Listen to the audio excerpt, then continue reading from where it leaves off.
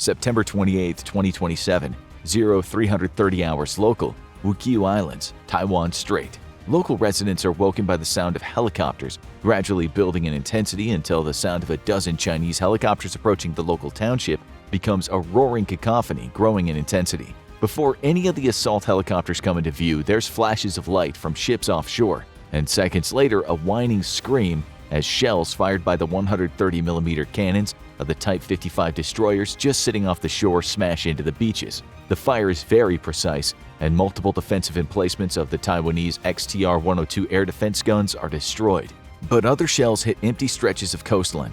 The small garrison of Taiwanese Navy personnel responsible for defending the island have already moved them to new positions, leaving dummy guns made out of metal and plywood behind for the Chinese to destroy. The invasion was inevitable. Since the early summer, China had begun building up a massive invasion fleet, an effort taking months to coordinate as the People's Liberation Army Navy gathered the resources necessary for a cross-strait invasion. Hundreds of civilian vessels of all sizes had been pressed into military service to shore up the plan's amphibious capabilities. If an invasion of Taiwan was going to succeed, it needed to happen fast, and every ship that could hold a tank or armored vehicle was soon finding itself under temporary new management. The rain of shells continues as the first wave of the assault aircraft nears the beaches. Chinese Z-10 attack helicopters are the tip of the incoming aerial spear. Their job is to sniff out Taiwanese resistance and destroy it, providing protection for the incoming transport helicopters. Overhead, Chinese flying sharks are providing air defense from any Taiwanese Air Force incursions, though none are expected. The two Wukyu Islands are many times further from Taiwan's shores than China's. By the time the Taiwanese planes would reach them, the fighting would be over. From positions obscured by camouflage netting, a steady stream of tracers fires up into the sky and at the Chinese helicopters. The surviving XTR-102 guns have been hidden from Chinese visual and thermal recon by netting interwoven with materials designed to defeat infrared detection. Now the guns glow as hot as the sun as they send steady streams of cannon fire up to the attack helicopters. But it doesn't matter anymore. The time for deception is over. Two Z-10s are smashed out of the sky by the withering fire of the remotely operated weapons. Knowing they'll be outmatched by a superior Chinese force, Taiwan has looked to automation to shore up its defensive capabilities. The computer-controlled sentry guns have been given the freedom to pick their own targets and use a variety of sensors to lock on the attack helicopters. The other Z-10s peel away and go up to gain altitude as the pilots scan for the sources of incoming fire. Twisting down into a steep dive, the choppers unleash a barrage of cannon and rocket fire at the automated guns below. Two more Chinese choppers are shot out of the sky, but eventually the automated guns go silent. The path for the dozen Z-20s, each carrying 15 troops, is open, and minutes later the first of the air assault choppers cross the surf line at just a few feet over the watertop height. The helicopters are met by a wall of ground-to-air missiles fired by the Taiwanese defenders on the ground. But under withering fire, the air assault is over in less than an hour. China has seized both Wukyu Islands in an opening gambit for forced reunification of Taiwan. September 28, 1700 hours local, Washington, D.C. That son of a bitch is daring us. The American president scowled at the TV screen, currently tuned into network news and showing a pre-recorded speech by Xi Jinping, president for life of China. The Chinese president is declaring the start of reunification procedures with the breakaway province of Taiwan. He is purposefully ambiguous about the scope and methods of which China will use to reunify Taiwan, but has declared that in response to the launching of anti-ship missiles from the Wukyu Islands by Taiwanese forces, his military was forced to defend itself by seizing the islands and neutralizing the threat. It's a fait accompli attack, no different than the same type of attack NATO feared Russia would launch against one of its Baltic neighbors. That scenario, Russia was projected to take a small, meaningless chunk of a Baltic nation and then immediately heavily fortify it, daring NATO to respond. If the alliance didn't invoke Article 5 immediately, then its credibility would be ruined, splintering the unifying principle of NATO. But would every member of NATO agree to World War III over some insignificant Lithuanian village? Taiwan enjoyed no such formal treaty. This was easier for China than it would have ever been for Russia. The US had been carefully preparing for a full-blown invasion of Taiwan ever since the buildup of naval forces around the strait at the start of the summer. But would the US go to war with the second most powerful nation on Earth over two islands with a total population of 400? The American president rubbed his temples vigorously. He picked up his direct line connecting him to the chairman of Joint Chiefs of Staff. The words he spoke into that phone would have repercussions for the entire planet. September 28th, 0645 hours local, Fleet Base West, Australia. The sleek Virginia-class submarine spun up to full power as the harbor tugs pulled away. The HMAS Crawford was one of two nuclear-powered submarines built by the Americans and gifted to Australia to tide the nation over until its own nuclear submarine program reached maturity in the mid-2030s. 5 minutes later, the black hull was slipping beneath the waves as she steamed away from friendly shores and into harm's way. She carried only conventional weapons, 12 Tomahawk cruise missiles in her 2 vertical launch systems located about halfway down her spine, and 25 Mark 48 80 CAP torpedoes to launch from her forward tubes. Just one of those torpedoes had a good chance of crippling a Chinese cruiser, 2 would sink it. Her course was due north, where she'd join a wolf pack of American attack submarines north of the Philippines. Her captain and the crew hoped this was merely posturing, but all feared the worst. October 2nd, 1735 hours local, Ronald Reagan Carrier Strike Group West Pacific, classified. The captain of the Ronald Reagan watched the navigation display like a hawk, scarcely taking his eyes off the blue lozenge-shaped digital marker that represented the Reagan and her accompanying escort warships. The American supercarrier represented one of the greatest concentrations of military power on Earth. There were 2 others like it already in theater. The USS Nimitz was on patrol just east of the Philippines, and the George H.W. Bush had been reassigned to Pacific Command the moment that China began to draw up forces for a projected invasion of Taiwan, and its escorts loitered off the Japanese coast on the other side of the Japanese mainland from the USS America. 3 carrier strike groups and 1 expeditionary strike group. Washington was sending a very strong message to Beijing. As the captain watched the blue digital icon of the Reagan approach an elliptical boundary superimposed onto the navigation display, he figured it was time for the Chinese to send their own response. Pixel by pixel, the blue lozenge on the screen slowly neared the brown elliptical boundary that cut across the screen, zooming the display in so that it now showed the Reagan's position in terms of individual kilometers instead of tens of them. He held his breath as the icon neared the brown boundary at a snail's pace, and then crossed it. Despite himself, he let out a heavy sigh, slightly embarrassed at the noise it caused in the packed CIC. Sure, everyone had been holding their breath, but he was the captain. He was supposed to remain steadfast, not sound like a relieved schoolgirl that, "Sir, we're getting priority flash from Eglin. They've got thermal plumes from multiple sites near Alexazuoki." The junior officer working the ship's highly sophisticated communications gear looked as pale as a ghost. So, China had responded. The captain only hoped he looked a little more composed than his subordinate. He took a moment to compose himself before speaking. This was a shooting war now. "Anything from the Hummers?" "Negative, sir. It's probably not us, but keep them looking. Flank speed, yeoman." The helmsman, a yeoman 3rd class, eyed her confirmation to his order. Despite the massive size of the ship, he swore he could feel it lurch a little bit as the reactor output was increased dramatically, and the supercarrier picked up appreciable speed. The top speed of a U.S. supercarrier was classified, and the Reagan was now hitting those speeds. Despite being a fraction of her tonnage, the escort vessels would struggle to keep up. The ship would go in a zigzag pattern at flank speed, with her escorts doing their best to catch up and remain in formation. The maneuver was meant to throw off incoming ballistic missiles, China's famous carrier killers. But to kill a carrier far out at sea, China needed to be able to detect it first, identify, and then track her. Over-the-horizon radar was good for detecting large ships like the Reagan, and China had come a long way in this capacity in the last 20 years. However, they offered too little in terms of identifying or tracking vessels. The IDing was up to satellites in space, who would easily image the big carrier in both visual and thermal spectrum. Satellites whizzed by too fast for a good track, though, especially given the missile's long flight time from launch to impact. That's why the Chinese had to use other methods to track the Reagan this far out at sea, and the only possible solution was a low-observable long-range drone. Here, too, China had made great strides. If they didn't find that drone and kill it, the world would finally see just how good the escort's SM-6 Fleet Ballistic Defense Missile really were. His combat air patrol was already on the hunt, assisted by 2 Hummers, E-2 Hawkeyes airborne early warning aircraft. Their powerful radar swept the skies in 360 degrees for hundreds of kilometers around the carrier, able to detect conventional aircraft long before they could even come within range of firing standoff weapons. Low observable or stealthy aircraft, however, were a different matter altogether. The Reagan had been prepared for this possibility and had sent up 2 combat air patrols, one northwest and one southwest of the carrier.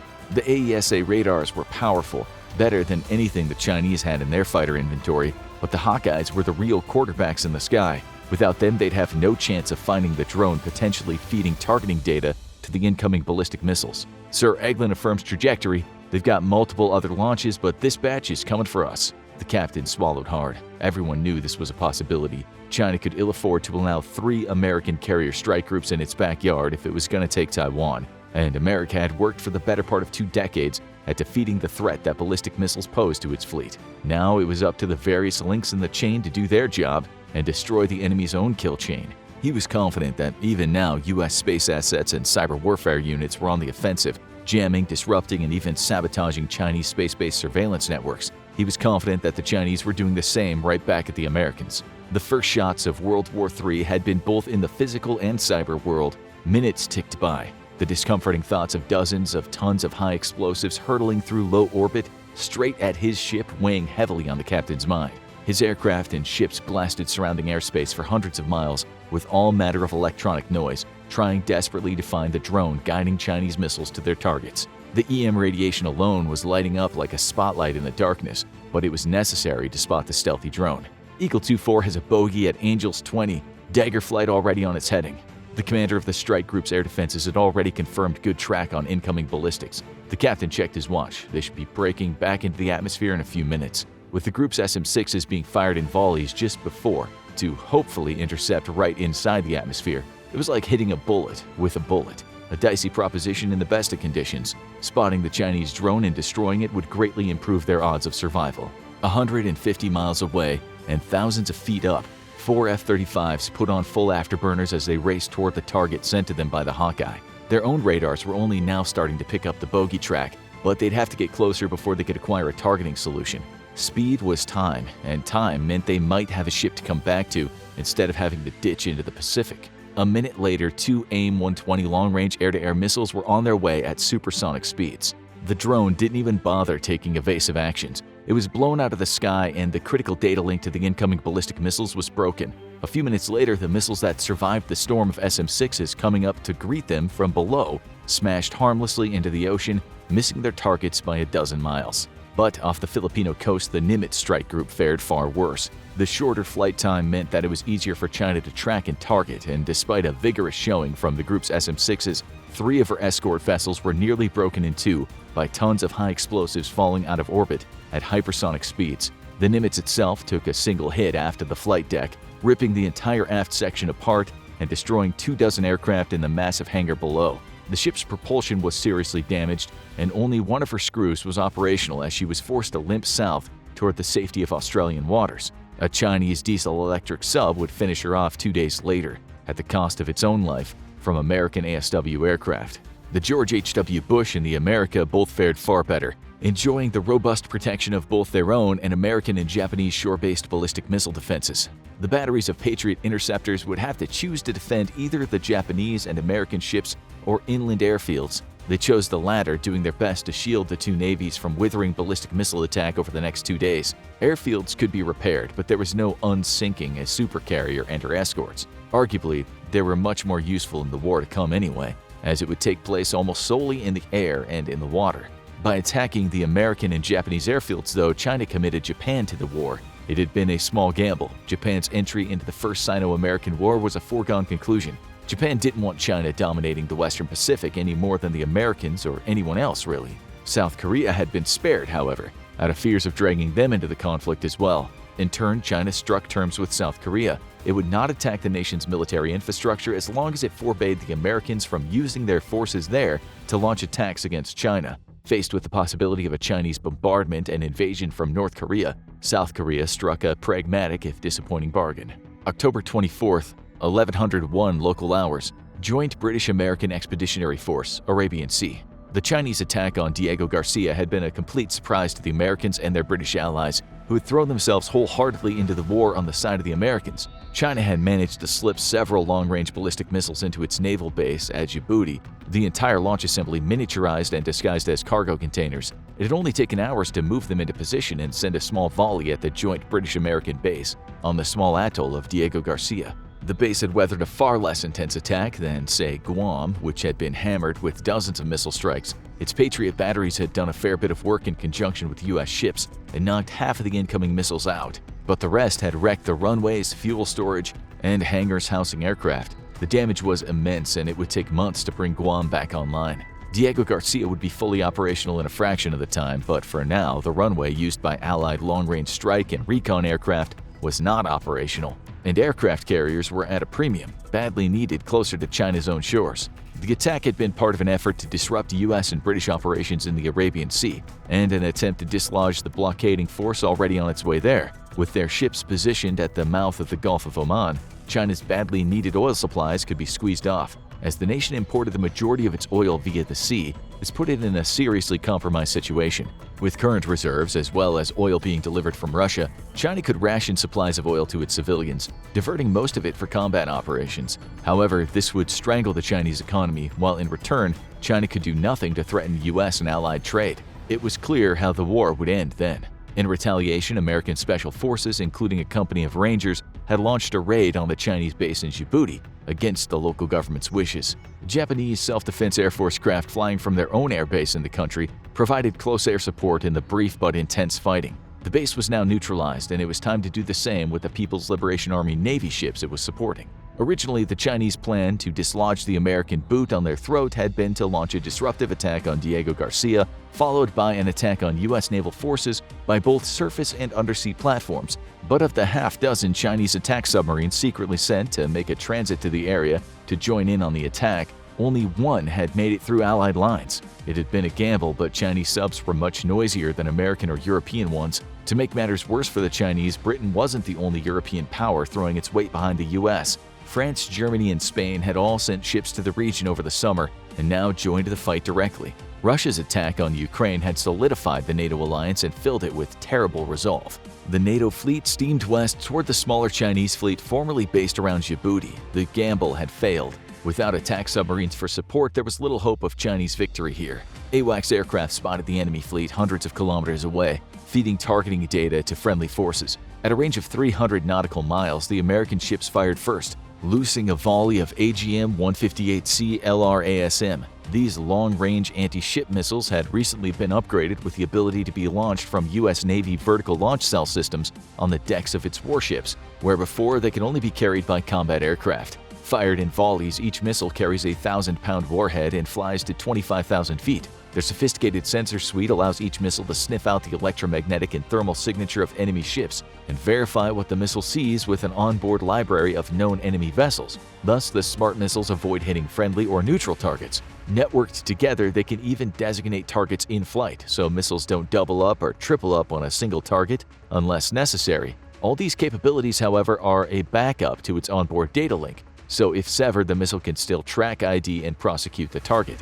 Once within 100 miles of their target, the volley of LRASMs plunge toward the ocean, skimming over the top of the waves. This allows them to slip under the defensive radars until they get to within a few dozen miles of their target. The harpoons used by the rest of the U.S. ships and their allies would have been spotted on Chinese radar long ago, but the LRASM stealth quality allow it to get within 24 miles before air defense radars sniff them out. Immediately, the Chinese vessels fire off waves of interceptors, but fire control radars have difficulty locking on to the jet-black American missiles. The first wave of interceptors miss their targets and auto-detonate harmlessly over the ocean. The second volley of interceptors managed to destroy a few of the incoming missiles. There isn't time for a third volley. Perhaps if the Chinese enjoyed the support of an AWACS platform, they could have detected the American missiles earlier and had more engagement time with more accurate tracking. But without it, the ships are forced to rely on their own systems, limited by radar horizons and minimum tracking altitudes. Chinese Sea Whiz cannons roar to life as the air fills with thousands of supersonic tungsten rounds.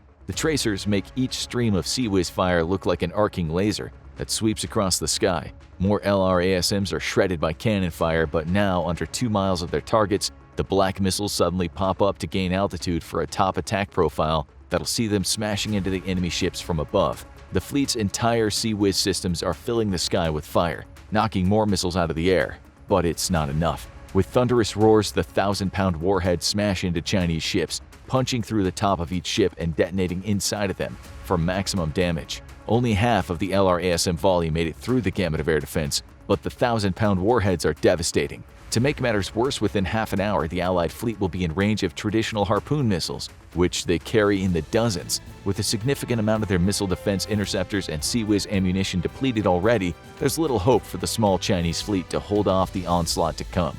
And even less hope that China can maintain its vital trade artery to the Middle Eastern oil. In the end, it'll matter little if Chinese forces manage to successfully land on Taiwan, an ongoing campaign that has already seen Chinese casualties in the thousands. The island has been turned into a veritable fortress with one goal in mind: hang on long enough for the Allied fleets to starve China into submission. With the Gulf of Oman plugged, Allied air power will now work to destroy the People's Liberation Army Air Force and sweep it from the skies of Taiwan, while submarines whittle away the planned ships. Taiwan will bear a heavy cost, but in the end, strangled off from its badly needed oil imports, World War III only ends one way. With Russia hogging all the negative press lately, you might have missed Chinese President Xi Jinping's adamant proclamation that Taiwan will be reunited with the mainland. And he is not ruling out military force to accomplish this goal. But with the vast majority of Taiwanese citizens wanting nothing to do with mainland communist China and American President Joe Biden promising that the U.S. would come to Taiwan's aid, World War III is looking more likely, and it won't be starting in Europe. How is China going to defeat the U.S. and its allies? And more importantly, why does Taiwan matter so much that the U.S. is willing to fight to keep it free and independent? China wants Taiwan, and the U.S. wants Taiwan to remain free. Both sides have their various reasons, but there are some significant overlaps. For China, Taiwan is both a matter of national prestige and a national defense priority. The island is home to the Chinese nationalists who fled after losing the war against the communists after World War II. And given the difficulty of an invasion plus the support of the United States, reunifying this breakaway province by force has not been an option for China. It's only recently, with China's vast modernization of its military and steadily expanding amphibious assault capabilities, that the dream of taking over Taiwan is approaching fruition. But as long as Taiwan remains fiercely independent and refuses to bow to Beijing, China cannot be taken seriously as a global military power. After all, why should anyone fear your military when it can't even pacify an island sitting right off your own shores?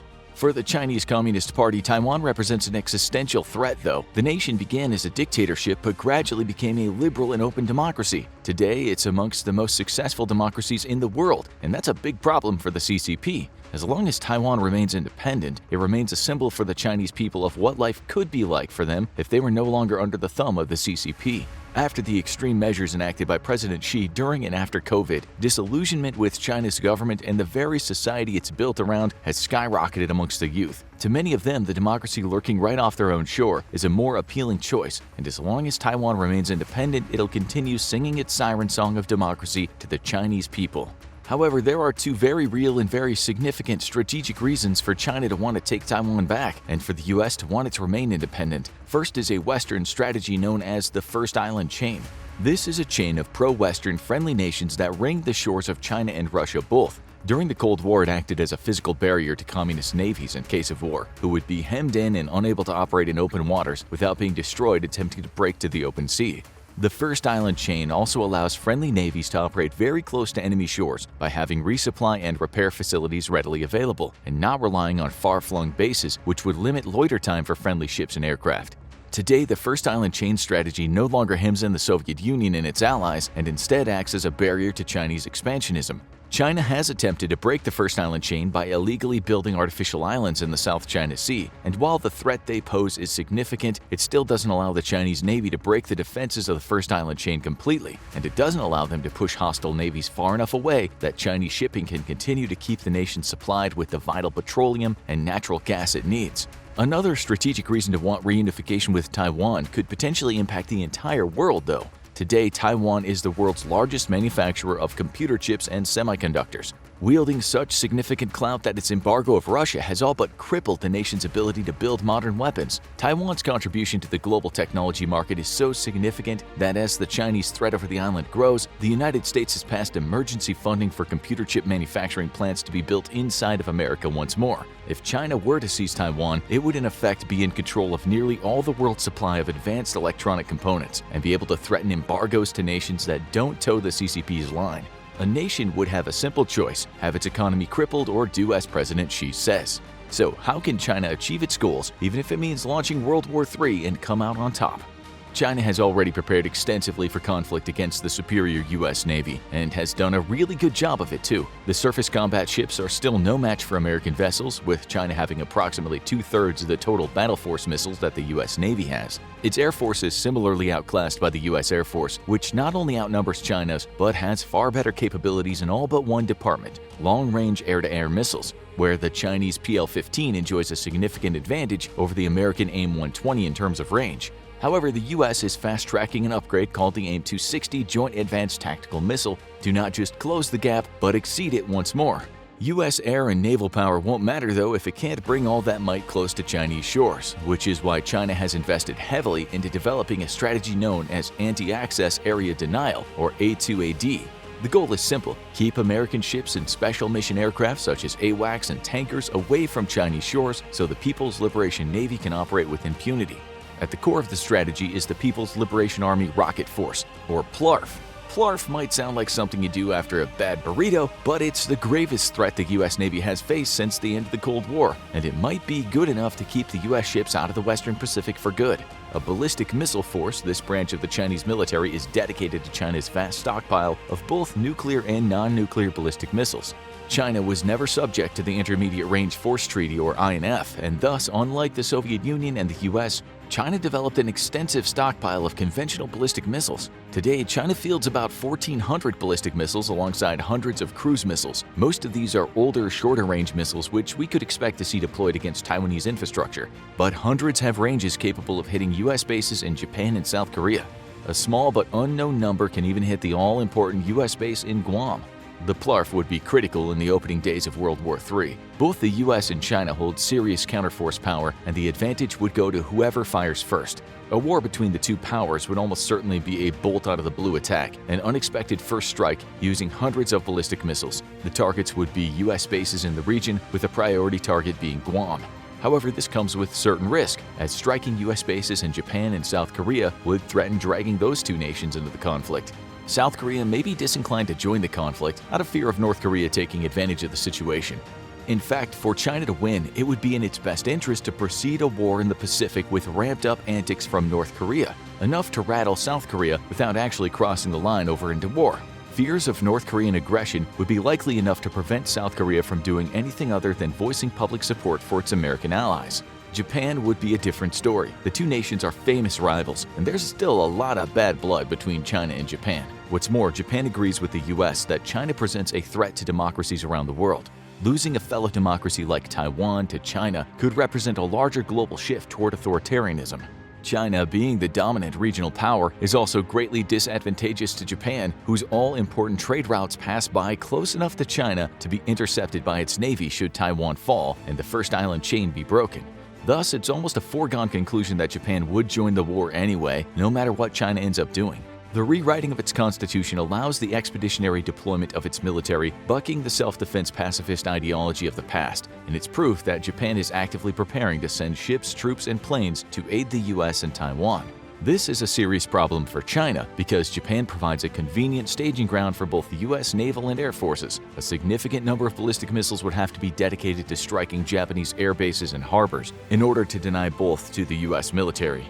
Chinese military doctrine states that the PLARF is to be used in a swift, precise, and overwhelming strike against an enemy force. This means eliminating the greatest threat to Chinese ambitions in the region, the United States Navy. It's not enough to shut down U.S. bases and airfields. America has a huge expeditionary capability and lots of friends from where they could stage ships and planes. Winning the war in the Pacific means beating the U.S. Navy black and blue.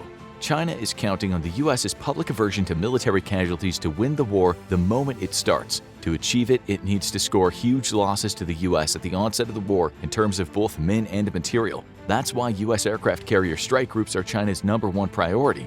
Not only do American supercarriers threaten all Chinese naval shipping, but the loss of even a single carrier would result in the death of thousands of American sailors. This is something China hopes it can use to shock and awe the American public into not supporting a protracted war. Because China cannot win a long-term conflict against the U.S., it simply lacks the material and ability to protect its trade overseas, while it can do nothing to threaten American global trade. With U.S. carriers kept at bay with ballistic missiles and friendly airfields destroyed, China would have a week or two to achieve its objective of capturing Taiwan. However, China faces 3 critical problems with its war plans. The first is that any invasion of Taiwan would take weeks to coordinate. Ships would have to be restationed to nearby harbors. Hundreds of thousands of troops would have to be moved from various military districts to the eastern one in preparation of boarding. Supplies like food, water, and medicine would have to be gathered in the millions of tons and prepared for shipping across the strait. Hundreds of aircraft would have to be moved to nearby airfields. Basically, an invasion of Taiwan would be anything but a bolt out of the blue. It would be a very publicly broadcast event that would have months of warning. The United States would use this time to gather global support for either painful political and economic measures against China or to build a national military coalition like it did in Desert Storm. In an unprecedented move, European NATO partners have been sending ships to the South Pacific in the last 6 months. These routine patrols are meant to signal one thing to China: Europe stands with the US and against an invasion of Taiwan. Invading Taiwan would mean taking on an international coalition. And there's no ready answer to this daunting problem for China, who enjoys few meaningful alliances and zero who would support it in war against what would in effect be a global force. The second problem China faces is that though its ballistic missile force is a deadly threat to U.S. forces, it might not be able to effectively deter U.S. naval operations the way China hopes it will. Hitting a stationary airbase with a ballistic missile from thousands of miles away is relatively easy. China has reduced the circular probability of error from 100 to just 5 or 10 meters for its modern missiles. However, hitting a fast-moving warship in the middle of the ocean is a different challenge altogether. Ballistic missiles and other standoff weapons need good tracking data to hit a moving target. This means that a ship must be first discovered, properly identified, and then finally fixed. China has greatly improved both its ground-based and satellite-based long-range radar capabilities, but this type of radar can only tell you a ship is out there with an approximate distance. Accuracy of satellites, however, is greater, though they provide only a temporary track as they orbit the Earth. In order to properly identify and then provide a good track, you need a much better sensor technology, and it's unknown if China can foot the bill there. A vast investment in drones and AWACS aircraft means that China potentially has the tools to get the job done, but these airborne assets have to face the threat of the most capable air force in the world. China does enjoy an advantage here because the US would have to operate aircraft at extremely long ranges. But a decided uptick in both the purchase of air and sea drones by the US military, as well as a new tanker drone, means that the reach of America's weapons is being steadily and greatly increased. Even if China can overcome the difficulties in hitting moving targets, there's still one Achilles heel it has no solution for, neither today nor in the projected future. China depends on overseas trade for the majority of its oil and natural gas imports. It does have 2 land-based connections to Russia, but one of these, the pipeline from Sakhalin, would make an easy target for a cruise missile strike via submarine. That would leave only one inflow of oil and natural gas in the far west out of U.S. reach. This would basically be a trickle compared to China's current fossil fuel supply, and within weeks the nation would run out of oil altogether. Its military could fight on for a few months at most due to the strategic reserves, but its economy would come crashing to a halt as the civilian sector becomes energy-starved. To add insult to injury, over 60% of Chinese trade comes via the ocean. Except it wouldn't in case of war, thanks to the U.S. Navy. Even if its ballistic missile forces are effective at keeping the U.S. Navy at bay, ballistic missiles can't stop the huge U.S. attack submarine fleet. Surface task forces could also easily choke off China at multiple traffic choke points for maritime trade, including the Malacca Straits, the Gulf of Oman, and the Panama Canal. China is attempting to secure ports and airfields outside of the country so it can base forces near these strategically important waterways, but so far has only succeeded in gaining the use of a small base at Djibouti, only miles from a much bigger American base. With the bulk of the world on the US's ideological side and the vast network of friends and partners the US can use to leverage pressure on anyone contemplating allowing China to build military bases on their territory, it's not predicted that China's forward-deployed military forces will grow in any significant amount. The Chinese Navy may be the largest in the world today, but most of these ships are smaller vessels meant to act as missile boats or harass the fishing vessels and oil-exploring ships of neighboring nations, not attempting to dislodge a U.S. carrier strike group from a vital trade artery. For all its planning, there's nothing China can do about this situation in the current or even long term, though it is steadily working at building a blue water navy capable of operations far from home shores. It still has a significant way to go to get there, however, and even the U.S. remains firmly in the lead. India has the bad luck of having 2 antagonistic neighbors sitting right on its borders. It also has the good luck of having the superior strategic position. This is how India will fight World War III. India's geography makes it, like the United States, in effect a fortress nation. Unlike the United States, though, who is protected by 2 vast oceans and a polar ice cap, India's fortress has one gap in its armor. To the north, India faces China, a nation that initially got along with it very well. Both India and China spurred the non-aligned movement, which sought to see their nations avoid being forced into either the American or Soviet camp during the Cold War. However, tensions over an unsettled border dispute in the north and China's drifting toward the Soviet Union soon frayed the relationship. When China invaded Tibet and annexed it in 1950, relations hit an all-time low. Since then, China and India have had 3 major conflicts, with a full-blown war in 1962, which China technically won. Two standoffs between Indian and Chinese troops occurred in 1967 and 1987, threatening to bring the two nations to war once more. However, in the new millennium, the relationship improved dramatically, until the 2010s, when a series of border disputes once more threatened the tenuous peace. These disputes have grown in intensity, with the most serious occurring in 2020, which left 20 Indian soldiers dead and an unknown number of Chinese dead. A U.S. congressional investigation found that China had planned in advance for the clash, including for the possibility of fatalities. The fact that China once more achieved its goals and pushed Indian control even further back in the region is proof that this was no accident. To the west, India faces its longtime rival Pakistan. The two nations have fought multiple wars over the last 70 years, with India typically coming out victorious over its smaller neighbor. However, Pakistan soon turned to directly funding and equipping terrorists to attack India asymmetrically, with many terror attacks in India directly linked to Pakistan's intelligence services. The two nuclear-armed nations remain at tenuous peace today, but Pakistan's realigning toward China has ended India's policy of non-alignment. Realizing it needs friends in this new and much more dangerous world, India has made some very historic moves in drawing closer ties to the United States. Russia has traditionally been India's closest partner from the two powers, but significant failures on Russia's part in developing joint weapon systems such as the Su-57, as well as its significantly reduced position on the world stage, and Russia's own growing ties to China, is working to fracture that relationship. Now, India is interested in potentially acquiring more American weapons and realigning itself closer to the US and its Western allies. India's northern border is thoroughly protected by the Himalayan mountains, which form a nearly impenetrable border against any possible Chinese incursion. China, realizing very early on that it sat on the low end of the strategic high ground, invaded Tibet to both prevent it being used as a staging ground for a potential Indian invasion against it and to secure the headwaters of multiple rivers that are vitally important for the Chinese nation. Since then, China has worked to push Indian control further and further back on its side of the Himalayas, all in a bid to prevent India from having the opportunity to seize plateaus and establish logistical bases from where it could fly in heavy equipment. While China has built its own, India has not, which means India is wholly incapable of using heavy equipment in any conflict against China. India's robust air defense capability also means that while China may have secured the high ground, a southern invasion of India is suicidally impossible. India has little to fear from a ground war with China, though China's forward position in the heights does mean it'll certainly lose what little control it has left over the Himalayan region. India's biggest concern is its western border with Pakistan. Pakistan has typically suffered great losses in its clashes with India over the years, and today India is an exponentially more capable military power than Pakistan. A modern conflict between the two nations would inevitably be to India's favor, and with such overwhelming military power, it could threaten the Pakistani national government itself. This is why Pakistan has flat out stated it would be willing to use nuclear weapons to defend itself in a future war, putting India in a very difficult position.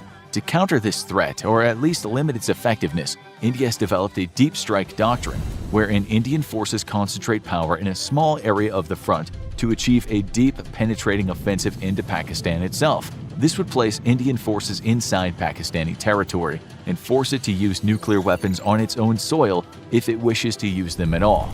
A bigger threat to India would be a conventional war between itself, China, and inevitably Pakistan, with the basing of Chinese troops in Pakistan itself. With no fear of invasion of its own territory, China is free to use its ground forces well outside of China, and with the Chinese military on the whole superior to India's own, India would face a significant threat if the two powers joined together for a major offensive. This is unlikely, though not impossible, and would inevitably draw in other powers such as the US on India's side. India's biggest problem is its lack of a native arms industry, as well as the hodgepodge nature of its current military hardware. As an unaligned state, India has been very opportunistic and chosen to arm itself with what it considered the weapons that suited its needs best, from both the West and the former Soviet Union, now Russia. However, this has left it in the unique position of not having particularly deep defensive ties to either of them. And it's the reason why India today is not a partner with any nation that fields modern fifth-generation fighters. If you're likely to deal with someone's potential rival, nobody's going to invite you to share their best hardware, except Russia, which was cash-strapped and turned to India to finance its Su-57. Unfortunately for both sides, India pulled out of joint development when it was clear the Su-57 would never meet its projected goals and would be far outclassed by American and even Chinese fifth-generation fighters. Without a native arms industry, India is naturally reliant on foreign suppliers, which is tricky when those suppliers end up at each other's throats. Today, India is taking steps to attempt to kickstart a native defense industry, but it's waking up to the reality that unless it picks a side, and fast, it's going to be left behind technologically. This is why India has been slowly shaking off its non-aligned status and moving closer to the United States, much to the chagrin of China. Famously, India's attempt to build a domestic tank, the Arjun, was not only decades behind schedule, but ended up forcing the Indian government to buy a small fleet of tanks in 2013. By 2015, almost the entire fleet was inoperable. India does not lack the intellectual capital or manufacturing capabilities, but it does lack the expertise and the highly specialized and often classified knowledge of renowned global arms manufacturers such as Russia, France, Germany, and the United States. Modern weapons are built on a foundation of decades of research and development, trial and experimentation, and direct battlefield observations, all of which India lacks and can't simply be kickstarted overnight. However, India has one significant strategic advantage over both Pakistan and China, specifically over China, and that's its navy.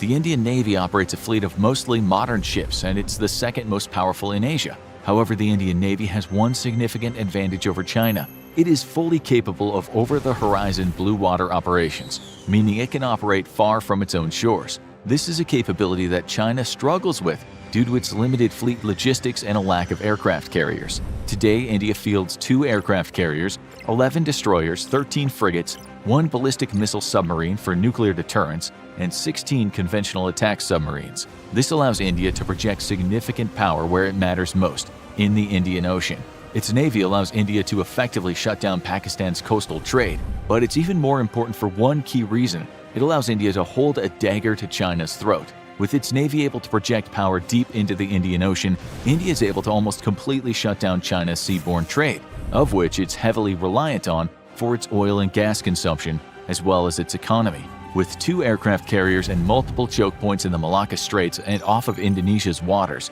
the Indian Navy can bring China's imports to an almost complete standstill. China recognizes this, which is why it's been quickly working to develop its own aircraft carriers. Inevitably, the balance of power will shift toward China, with its ability to field a much larger force and more modern weapons, but this is still decades away. Even then, India enjoys one advantage China does not, and that is its growing relationship with the United States. Many Indians favored continued non-alignment, preferring to keep India out of the world's conflicts. However, this is no longer a possibility, given China's rapid ascension and expansionist ambitions. As the world's largest democracy, India poses an existential threat to China's Communist Party, who is working to export its model of authoritarianism abroad in a bid for self-survival. China has already helped many regional despotic powers with tracking and surveillance technology, for instance, in a bid to keep tabs on their citizenry.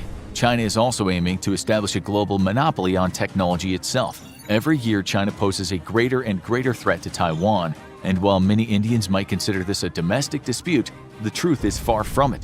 Taiwan is not just a friendly democracy sitting off the CCP's shores, but also the supplier of almost the world's entire demand for microelectronics. The Taiwan Semiconductor Manufacturing Company, or TSMC, supplies the world with nearly its entire supply of modern microchips, absolutely integral for any economy. Its 5mm manufacturing process produces the smallest, most advanced microchips in the world, without which modern weapons as well as modern consumer electronics are impossible. If China were to take Taiwan, it would do so along with its manufacturing and intellectual capabilities, leaving China with global hegemony over the microchip supply and holding it hostage to the CCP and its goals. Anyone who disagrees with the CCP might simply face an export ban, crippling their economy. This will give China incredible leverage over India that would take decades to overcome. While TSMC is building a modern manufacturing facility in America to help offset this massive strategic vulnerability, it's refusing to allow for construction of its new 3nm microchips anywhere outside of Taiwan. This is an insurance policy to help ensure that the global community remains vested in Taiwan's independence, but once more poses a significant vulnerability should China take Taiwan by force. If India is going to continue to thrive in the 21st century, its days of non-alignment have to end. Otherwise, it could simply find itself waging a losing Third World War against a technologically superior opponent or simply forced into submission by its regional rival China. Germany is one of the guarantors of European security, and yet the entire world questions if Germany's military is up to the task. Is Germany ready to fight a major conflict in Europe, and how would it perform? Russia's invasion of Ukraine was a wake-up call for a complacent, pacifist Europe. After the end of the Cold War, Europe had a reason to relax. But while everyone was taking siestas and sipping espressos at their favorite bistro, Russia was plotting. When Russia first invaded Ukraine in 2014, Europe hardly blinked because not only had it become complacent, but it had become extremely dependent on the energy supplied by the only challenge to their own national security. Nobody was more guilty of this than Germany, who foolishly believed it could sway Moscow via trade dependence. Instead, Germany handed Putin the very reins of its economy. The second invasion of Ukraine at last woke Europe up to the fact that it still had a belligerent, much bigger neighbor on its border. By then, though, the state of many European militaries was utterly abysmal, and few major European powers were in worse shape than Germany. During the Cold War, the readiness rate of the West German military hovered around 90%. Today, that figure is anywhere between 20 to 40%, meaning that only 20 to 40% of its personnel and equipment is ready for immediate action. For years, Germany couldn't even meet its NATO commitments to the Rapid Response Force established during the Obama presidency to counter sudden Russian aggression unless it first cannibalized other units for supplies and gear. In 2018, Jorge Benitez of the Atlantic Council think tank stated, "The readiness of the German military is abysmal. For years, German leaders have known that major elements of their armed forces, such as tanks, submarines, and fighter jets, are not fully operational and can't be used for actual military missions." Despite Germany's strong economy, its military was found to be one of the weakest on the continent. Famously, President Donald Trump considered Germany a freeloader, coasting on the might of the US and the rest of NATO as guarantors of its own security. At the same time, not a single one of Germany's submarines could take to sea. Only 4 of its 128 Eurofighter were prepared for combat, and the Army's vehicles were unprepared to meet NATO combat requirements. Its troops had no body armor, no night vision equipment, and even lacked cold weather clothing. How in the world could one of Europe's economic powerhouses have a military incapable of defending even its own borders? The answer is a strong pacifist streak amongst German policymakers, but also a willingness to sacrifice on security in order to stimulate its national economy. And when you've got one of the largest concentrations of American troops outside of the US borders in your territory, you probably feel pretty secure. Hiding under America's skirts, Germany instead preferred to spend its money on everything but defense, crippling its ability to fight even a light-intensity conflict. But German society is also deeply uncomfortable with military spending, and given its history in the first half of the 20th century, it is easy to see why. In a 2018 poll, 51% of those surveyed stated that they did not want their military budget to increase, despite a pledge to NATO in 2014 to finally hit 2% of GDP spending on its own defense. 13% wanted even further cuts. Time and again, Germany tried to push through some legislature to increase military spending, but inevitably it was either slashed or failed to pass into law, with the funds instead being diverted to social welfare programs. Despite this, in 2019, Germany led NATO's Very High Readiness Joint Task Force, designed to quickly deploy to hotspots in Eastern Europe. German defense documents leaked to the public by the Die Welt newspaper showed that the German contingent of this task force only had 9 of the 44 Leopard 2 tanks it needed operational, and only 3 of the 14 Marder armored personnel carriers. The German Air Force's readiness was even worse, needing partner support to even get a fraction of its air power to the skies. The security situation is critical thanks to a resurgent Russia, and German Chancellor Olaf Scholz declared an end to the decline of the German military by pledging a $104 billion increase in defense spending and to meet NATO's requirement of 2% of GDP. Yet already there are doubts that more than half of this money will actually end up being procured and spent on the military, and Germany's bold rearmament plans might be nothing but hot air. Europe's largest economy could once more end up coasting on the strength of its NATO partners, outsourcing its own defense while spending money elsewhere. For a long time, Germany's European partners were deeply uncomfortable with a military resurgence for Germany, for very obvious reasons. However, in recent years, opinion polls show that the rest of Europe is a lot more comfortable with the idea of a strong German military than in previous decades. In fact, much of the world sees it as a necessity for the stability of Western democracies, especially as Russia and China rise to challenge the world order with their own authoritarian models. Fears that NATO might fall apart, spurred on largely by the Donald Trump presidency, has even led people like France's Emmanuel Macron to push for Europe to guarantee its own security with a powerful EU military. Germany would necessarily be the centerpiece of such a military if it got its act together.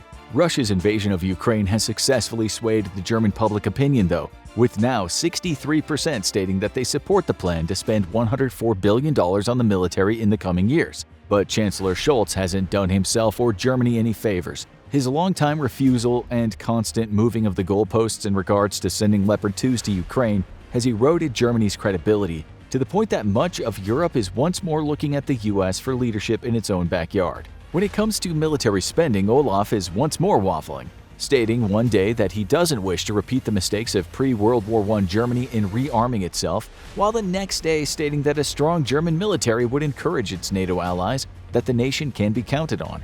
Scholz has done so much waffling since the invasion of Ukraine, the man practically runs his own Waffle House at this point, and it's hurting Germany's image abroad. The Polish people have developed a very low opinion of their neighbor, with Polish President Andrzej Duda stating, "The mood here is very critical. Germany's just not a credible power because it has been moving so slowly. The focus in Poland is so much about what the US and Great Britain are doing." So, is Germany ready for a third global war? No, it isn't. Readiness rates have not improved much since 2018, though we can expect to see this improve in the wake of the Russian invasion of Ukraine. The German Air Force still struggles to put planes in the air or give its pilots enough flight hours to remain qualified on their combat jets. To be prepared for a major power conflict, Germany needs to reverse course on decisions made as far back as 2008.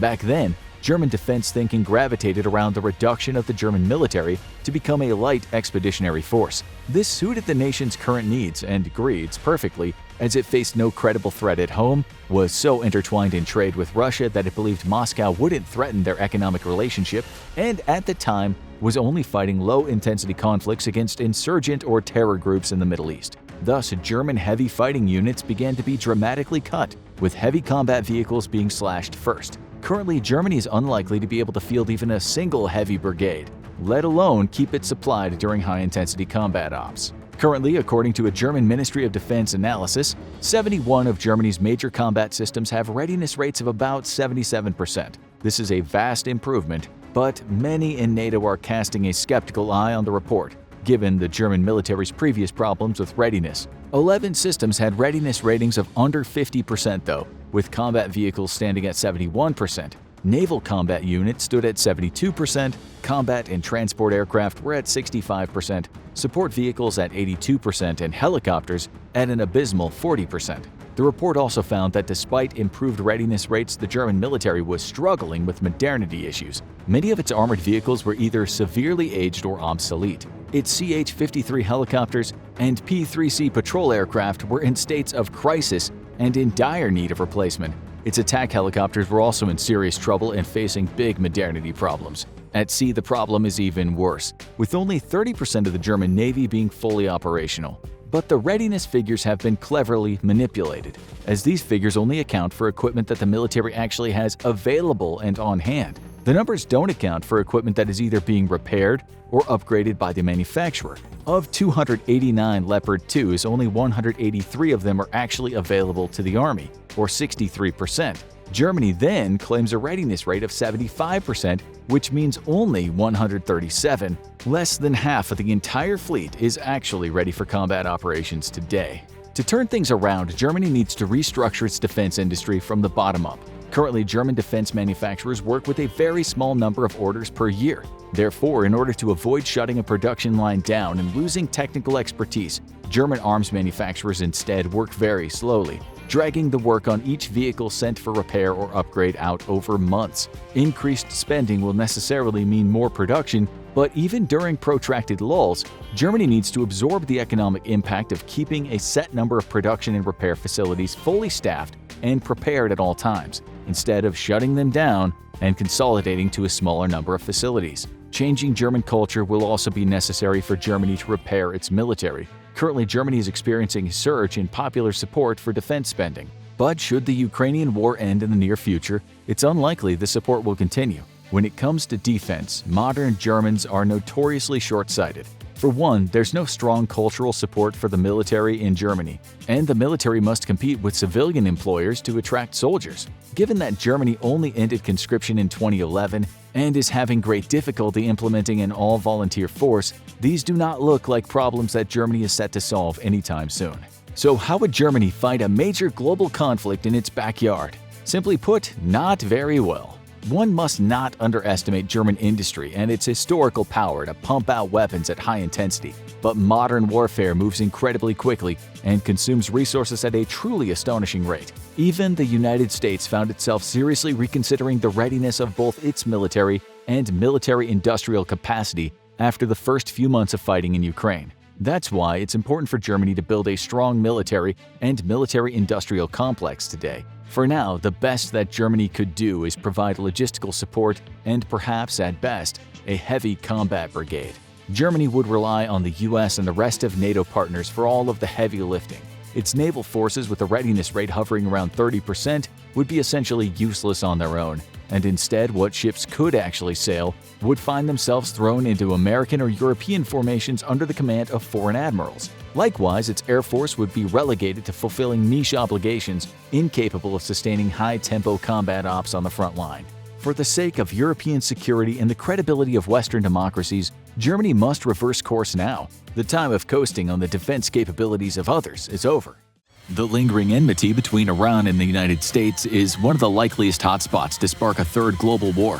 While Iran doesn't enjoy the type of full-fledged support from allies that other nations wrapped up in both previous world wars did, a confrontation in the Middle East comes with the threat of rapidly becoming hugely destabilizing, and multiple major powers all have a vested interest in how said conflict turns out. Some may even be willing to go to war against the obvious top dog in this matchup, the United States of America.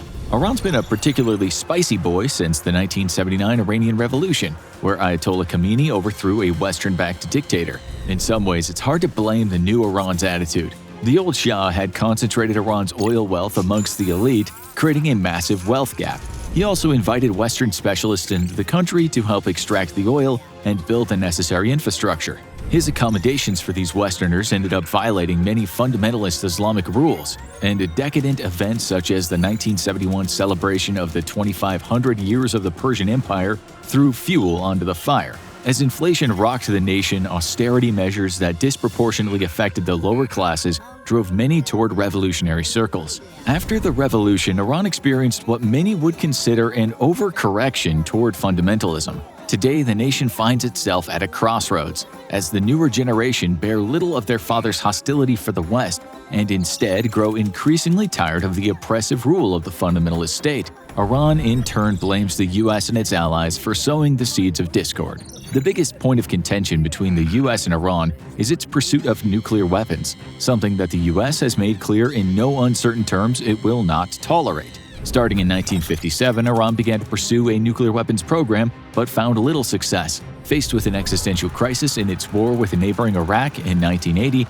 Iran decided that pursuing nuclear weapons was a matter of national survival. China and Russia were all too happy to assist Iran in developing what they termed peaceful development of nuclear power. However, all involved knew that the cooperation on nuclear development programs was easily re-engineered toward the development of nuclear weapons themselves. In the early 2000s, the US warned that Iran was reaching completion of the development of a functional nuclear weapon. Under incredible scrutiny and international pressure, Iran at last agreed to terminate its nuclear weapons program in 2003, though maintained that its centrifuges would remain and be only used to enrich uranium for use in civilian nuclear reactors. However, an International Atomic Energy Agency investigation revealed that Iran had secretly continued to pursue a nuclear weapons program, prompting the US, China, France, Germany, Russia, and the UK to put pressure on the country to cease its weapons program once and for all. In 2006, the UN Security Council agreed on a package of sanctions meant to punish Iran for its pursuit of nuclear weapons and encourage it to give up going down that path. This resulted in an immediate 20% rate of unemployment and significant loss of GDP. The economic pain was severe, and the Iranian people were growing increasingly unhappy. But Iran refused to give up its nuclear weapons program. With Hassan Rouhani elected in 2013, the US and Iran held a series of bilateral talks over the subsequent years, finally ending in the Joint Comprehensive Plan of Action in 2015. This agreement was aimed firmly at preventing Iran from getting weapons and came with key provisions. Iran would reduce its stockpile of enriched uranium by 98% for 15 years, remove 2/3 of its enrichment centrifuges for 10 years, and allow International Atomic Energy Agency inspectors access to any facility they requested within 24 days for surprise inspections. Upon Iran signing the agreement, the UN Security Council approved Resolution 2231, which officially opened up sanctions relief for Iran. On January 16, 2016, Iran received sanctions relief worth an estimated $100 billion. However, the JCPOA was not deemed suitable by incoming American President Donald J. Trump. With a cabinet full of hawks advising him to tear the agreement up and start over, Trump withdrew from the JCPOA in 2018. New sanctions were immediately reimposed on Iran as the U.S. offered terms for a new agreement, while Iran declined and issued its own terms for remaining within the JCPOA. President Trump further demanded that European allies cease their trade with Iran in order to further isolate the nation, but they refused, opting instead for the carrot rather than the stick. President Trump then promptly threatened unspecified consequences against the Europeans. The new sanctions on Iran have prompted the nation to move toward nuclear armament faster than ever, and emboldened hardliners within the country as the nation faces its worst economic crisis since the Iran-Iraq War. The nation has long supported extremist groups in the Middle East, but began to arm and train Shiite militants in force after the JCPOA agreement was terminated. Through its elite Quds force, Iran has provided high-tech drones to Hezbollah, trained and equipped over 100,000 Shiite fighters in Syria, supplied ballistic missiles and drones to Houthi fighters in Yemen, and helped Shiite militants in Iraq to develop long-range missiles. The U.S. has named Iran the forefront sponsor of terrorism and estimates it spends over $1 billion arming and training extremist forces every year. Between 140,000 and 185,000 Quds Force partner forces remain in Afghanistan, Gaza, Lebanon, Pakistan, Syria, and Yemen, giving Iran a significant proxy force to threaten Western interests with. Under President Joe Biden's first term, the U.S.'s top concerns with Iran include the continued development of ballistic missiles with ranges of up to 1,250 miles. These could be hurriedly loaded with nuclear warheads or biological or chemical agents. Iran is also selling armed drones to Russia in support of its war with Ukraine, along with sales to militants in Iraq, Lebanon, Palestine, Syria, and Yemen. At sea, Iran has seized multiple U.S. drones and regularly harasses U.S. vessels, while the nation launches cyber attacks against the U.S. and its interests. In retaliation for President Trump's 2020 assassination of Quds Force Commander General Qasem Soleimani, Iran has also hatched multiple plots to kill both current and former U.S. officials, though it's unknown if it's acted on any of them. President Biden has attempted to restart talks over the nuclear deal abandoned by Trump, but both sides have yet to come to an agreement. Now it's believed that thanks to the U.S. leaving the deal, Iran's accelerated work on developing nuclear weapons means it could be able to assemble one within a year or two. According to Israeli estimates, Iran has enough enriched uranium for at least 4 bombs. In response to the nuclear and asymmetrical threat posed by Iran, the U.S. and Israel have dramatically stepped up their military cooperation, engaging in a number of exercises together. Some of these have simulated flights of Israeli F-35s backed up by American F-15s penetrating deep into enemy airspace to carry out attacks highly insinuated to be attacks on Iranian nuclear facilities. The U.S. has even deployed its strategic bomber force of B-52s and B-1s into the area on multiple occasions, signaling a willingness to retaliate against Iran with either overwhelming conventional power or possibly even nuclear power. In January 2023, the largest ever joint American and Israeli exercise involving 6,400 American troops and 1,500 Israeli troops was carried out, signaling a commitment to respond with immediate force to a nuclear Iran. The U.S. has made it abundantly clear it will not tolerate a nuclear Iran, and this resolve is mirrored by Israel, who is most directly threatened by Iranian nuclear weapons. However, a nuclear Iran could spark an arms race in the region, with states like Saudi Arabia and Jordan feeling the pressure to develop their own nuclear weapons to ensure their own safety versus a nuclear Iran. This could spark a wave of proliferation that would be disastrous for the world in light of a near century of careful work to contain nuclear proliferation and thus limit the risk of a catastrophic nuclear exchange. There's little doubt then that the U.S. is prepared to use the full might of its military against Iran to prevent this nightmare scenario. But while Iran is significantly outmatched in every category, it isn't helpless. Iran's first move in a war against the West would be to block off the Strait of Hormuz. In fact, it's recently threatened to do just that in response to European lawmakers voting to label the Iranian Revolutionary Guard as a terrorist organization. This would be catastrophic for the global energy trade, as 1/5 of all global oil flows through the strait, and Iran is well situated to enact a blockade. While at its narrowest point the strait is 31 miles wide, the huge oil cargo ships that transit the strait are limited to a narrow channel through which they can pass. The real question then is, could Iran pull this off? Blocking the straits with traditional naval power is off the table. In the 1980s, the US and Iran went to war briefly over the collision of a US destroyer with an Iranian mine, and the results weren't pretty for the Iranian Navy. While Iran has grown an arsenal of anti-ship missiles based onshore batteries since then, US naval and air might is simply too much for Iran's navy of 7 frigates, 3 corvettes, 19 submarines, and 21 patrol vessels. Instead, Iran would rely on attacking merchant ships to blockade the strait physically. By sinking a massive oil tanker right at the strait's narrowest point, it could effectively blockade the strait for months, even longer if recovery efforts are undertaken under hostile fire. Modern tankers are certainly big enough for the job, but could Iran realistically sink one of the supertankers? Unlike during the 1980s tanker wars between Iran and Iraq, when both nations tried to sink each other's tankers, modern tankers are much larger and feature double hulls, which would be harder for even modern anti-ship missiles to do much fatal damage to. Then there's routine multinational escorts that patrol the waters, which Iran would have to contend with if it wished to attack any civilian ship. As hostilities mount and put the US and Iran on a collision course for war, these multinational groups would add to their capabilities, becoming formidable challenges for Iran to overcome in any attack against merchant shipping. Thus, blockading the strait is not an impossible task, simply a very improbable one. Though there is the question of if Iran would even do it, considering that over 70% of Asian oil transits the strait, and this move would immediately draw the deep ire of China. While China would love to see the US and Iran come to blows, or literally anyone willing to take on the US, it's not willing to see this happen at the cost of a significant amount of its own oil imports. The effect on the Chinese economy would be devastating at a point where it's already entering a period of deep fragility, and the Chinese might feel compelled to actually lend military aid to their own to ensure trade continued to flow. Iran's most likely move then would be to use its proxy forces to attack US, European, and Israeli interests in the region. With nearly 200,000 militants supplied and trained by Iran, this veritable army of militants is one of Iran's biggest insurance policies, as their reach expands across the entire region. Never one to shy away from terrorism, Iran's unleashing of these militant forces would inevitably lead to a dramatic uptick in terrorist attacks inside of Europe, with a lesser amount making it across the sea to the US. This massive proxy force could throw the entire region into chaos, threatening global energy supplies. However, other nations might not be willing to see the US dominate Iran and overthrow its government to install a pro-Western replacement. China, for one, would hate to see US influence grow even stronger in the region.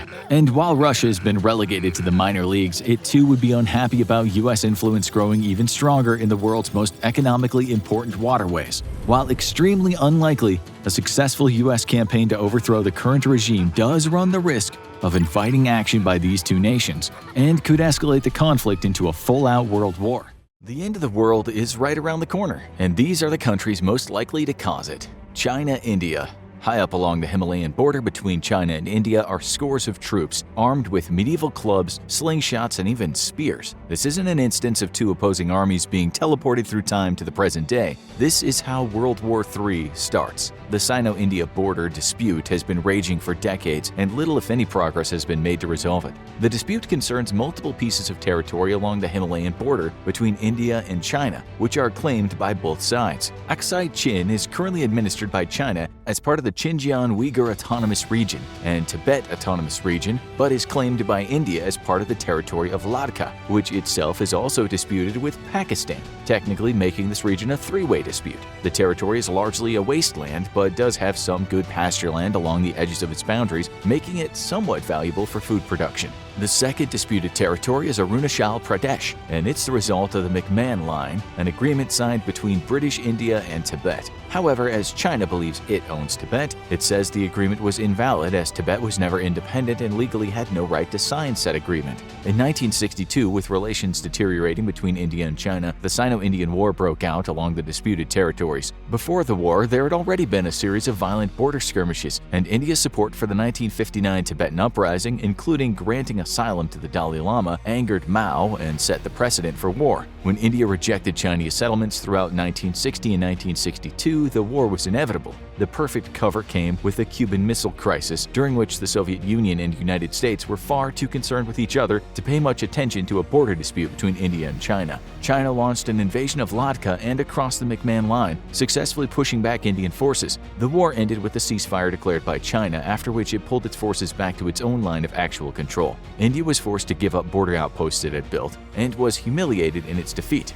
Border skirmishes would continue over the years until finally both sides agreed that in order to limit the possibility of war, their troops would be forbidden from using their rifles, machine guns, or explosives. This led to a very peculiar condition along the disputed border, with both sides arming their soldiers with weapons more reminiscent of the medieval ages than a modern military. Chinese soldiers have been equipped with bats covered in barbed wire and similar implements, while Indian troops often use iron police batons. However, there's plenty of improvisation amongst both sides' forces, and rock throwing is very popular for both sides. The skirmishes are so frequent that one source reported that the world is only aware of 1 to 2% of the brawls that break out with regularity amongst the border. In June of 2020, however, things heated up, as yet another massive brawl broke out, which saw casualties on both sides. India admitted to about 20 deaths, while China only admitted to 4, though it's certain there were more than that. The outbreak caused both sides' militaries to shift into high alert and had a surprising effect on the Indian military. For decades, India's military has languished from a lack of true modernity brought about by its refusal to pick sides between the Soviet Union and the US, with the end result being that the only military equipment they procured in large numbers was bottom-shelf Soviet stuff. Today, this leaves the Indian military woefully lacking versus China and prompted India to rethink its relationship with the West, specifically America, in hopes of securing more modern arms, the goal of which is simple: defeat China in a new war. India's refusal to join global sanctions against Russia and instead enrich itself with cheap Russian oil threatened its new relationship with the US, though, and access to state-of-the-art American weapons. Tensions have always been high between the two nuclear powers, but China added fuel to the fire by developing close ties with Pakistan, India's mortal enemy. Now China is attempting to pressure India by intimidating the Indian military along the disputed border and punish it for seeking to draw closer to the US. If another major brawl breaks out between the two sides, an escalation to full-blown war is very possible, and that could quickly lead to a third world war with devastating consequences. Neither side's military is powerful enough to completely destroy or even neutralize the others, and the terrain only makes for prosecuting a war between the two even more difficult. However, the real danger comes from the fact that India sits on China's trade jugular,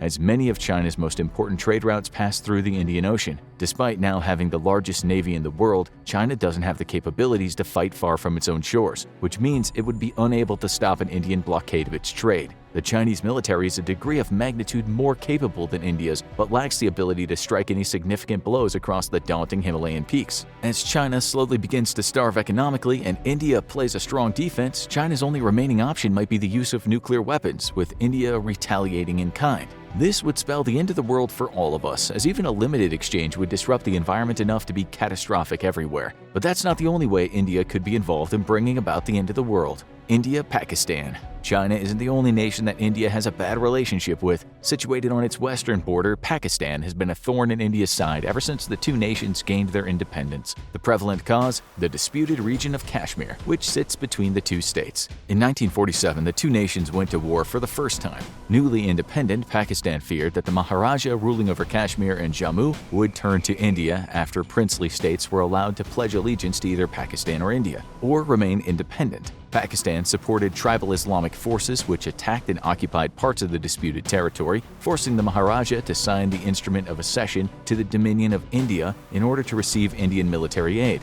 On January 1, 1949, a ceasefire was declared, with a line of control established and India in control of 2/3 of Kashmir and Pakistan in control of 1/3. In 1965, war broke out again after Pakistan infiltrated forces into Jammu and Kashmir in order to launch an insurgency against the Indians. In retaliation, India launched a full-scale military attack on West Pakistan, sparking a massive war that lasted almost 3 weeks. The engagement resulted in the largest tank battle since World War II, with India roundly defeating Pakistani forces. A diplomatic effort led by the US and Soviet Union led to a ceasefire and the pullout of Indian forces, giving Pakistan badly needed breathing room. In 1971, East Pakistan, now Bangladesh, declared independence from Pakistan. Pakistan responded with the largest genocide since World War II, killing up to 3 million natives and committing horrible atrocities on surviving civilians. India sent troops to intervene, and Pakistan retaliated with a full-scale air attack against India, prompting the Third Indo-Pakistani War. Despite having the initial upper hand, Pakistan was once more defeated by India, and Bangladesh was liberated, with territory taken by India in West Pakistan returned the next year as a gesture of goodwill.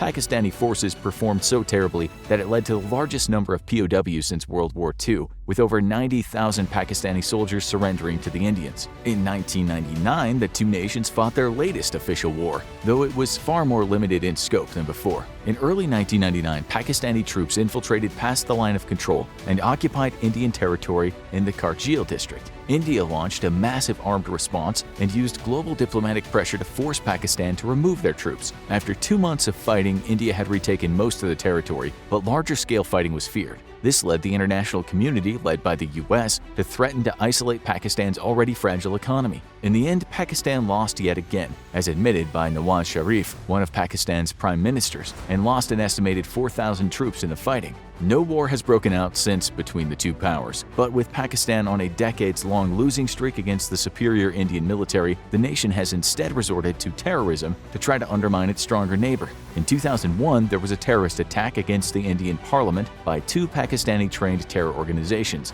Lashkar-e-Taiba and Jaish-e-Mohammed. This was followed by the 2008 Mumbai terror attacks, where 12 bombings and mass shootings were carried out by Pakistan-backed terrorists. Since then, India has taken a more proactive stance on targeting Pakistani terrorists and even launched attacks inside of Pakistani territory to eliminate terrorist training camps and targets of opportunity. Pakistan has for its part denied any support for terror organizations, but it's well known by the intelligence community that Pakistan's ISI has for decades helped arm, train, and even provide shelter and medical treatment for terror groups that target both Americans and Indians in the region. When Osama bin Laden was discovered to be hiding out in a Pakistani town known for housing the Pakistani military's top leadership, Pakistan feigned ignorance, but the world was hardly surprised. Since then, border skirmishes have intensified, as have Pakistani-backed terror attacks against Indian targets. Pakistan knows that it's inferior to India, and thus, in case of a new war, it's likely to rely on smaller tactical nuclear weapons to hold off India's forces. To counter the threat, India has developed a deep strike doctrine designed to pierce into the heart of the nation and force Pakistan to make a terrible choice: deploy nuclear weapons on its own soil or accept military defeat.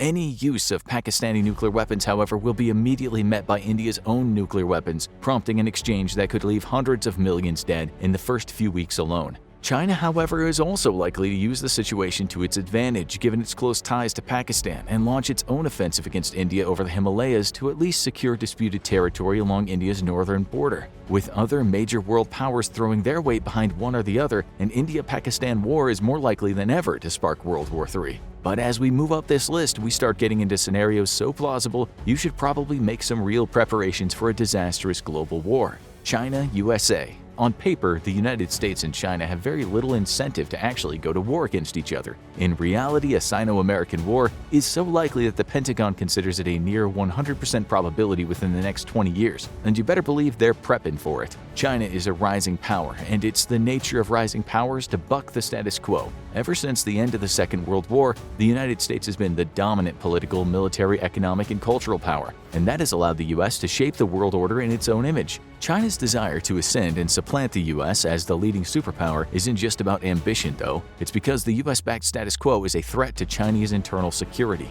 Under U.S. leadership, the world has shifted away from autocracy and embraced growing liberal democratic values. This is unacceptable to the autocratic Chinese Communist Party, who remain in power through a mix of coercion, intimidation, and vast amounts of suppression of their own people. As the world grows ever more interconnected and Chinese citizens are increasingly exposed to Western liberal values, China faces growing internal pressure for its own democratic revolution and the liberalization of Chinese society. This means the end of the Chinese Communist Party. To date, the CCP has kept large-scale desire for reform at bay through extensive censorship and the imprisonment of activists and protesters. However, if the CCP is to survive, it's not enough to police its own borders. It must exert its influence across the entire globe. The only way for the Chinese Communist Party to survive into the future is to ease domestic pressure by reshaping the global landscape in its own autocratic image and suppress liberal values such as freedom of expression, voting rights, and the right to assembly. There's only one nation that can prevent this, and that's the United States, as it's the only military, economic, and political power that might be able to resist China.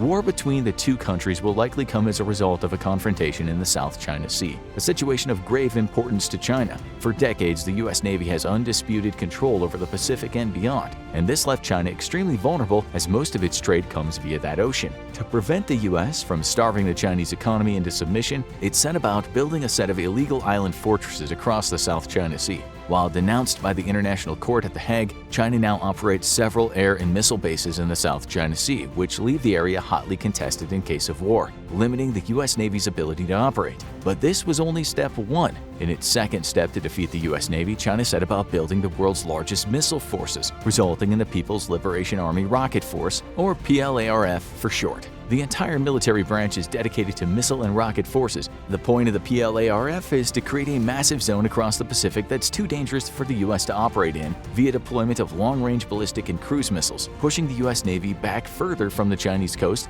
and leaving it free to influence its neighbors and bend them to its will.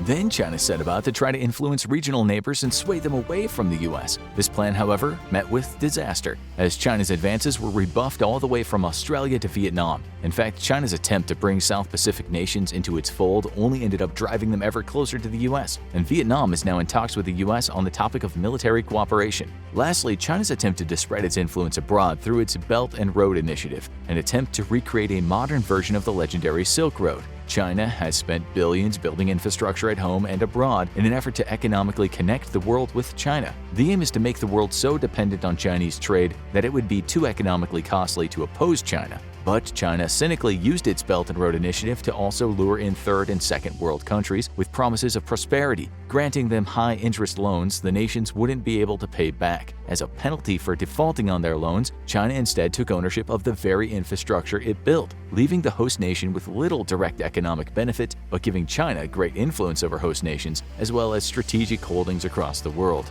But none of this will be the trigger for World War III. Instead, that will come from China's ambitions to take Taiwan. Today, Taiwan is an independent nation and has been ever since the Chinese nationalists fled from the victorious communists after World War II and established their own government on the island. Since then, the country has become a flourishing democracy, and quite a prosperous one at that. Seen as a stain on the honor of China, the Chinese Communist Party has vowed that the island nation will be reunited with the mainland, and China has attempted to infiltrate Taiwanese government and society to that end. Despite this, polls still show that an overwhelming number of Taiwanese have no desire to rejoin the mainland under leadership of the CCP, and they've seen from China's treatment of Hong Kong that promises of one country, two systems are hollow and empty. This leaves China with only one option: military force. Today, China lacks the amphibious assault capabilities to invade Taiwan, but that is rapidly changing within the next 5 years. China should have enough ships and aircraft across the Taiwan Strait in significant numbers. While the island nation will present a formidable challenge to the Chinese military, the U.S. has pledged to defend Taiwan will embroil America in repelling any attempt to seize the island by China. This will put the world's two most powerful nations on a collision course and a war that will be devastating for the South Pacific and the global economy.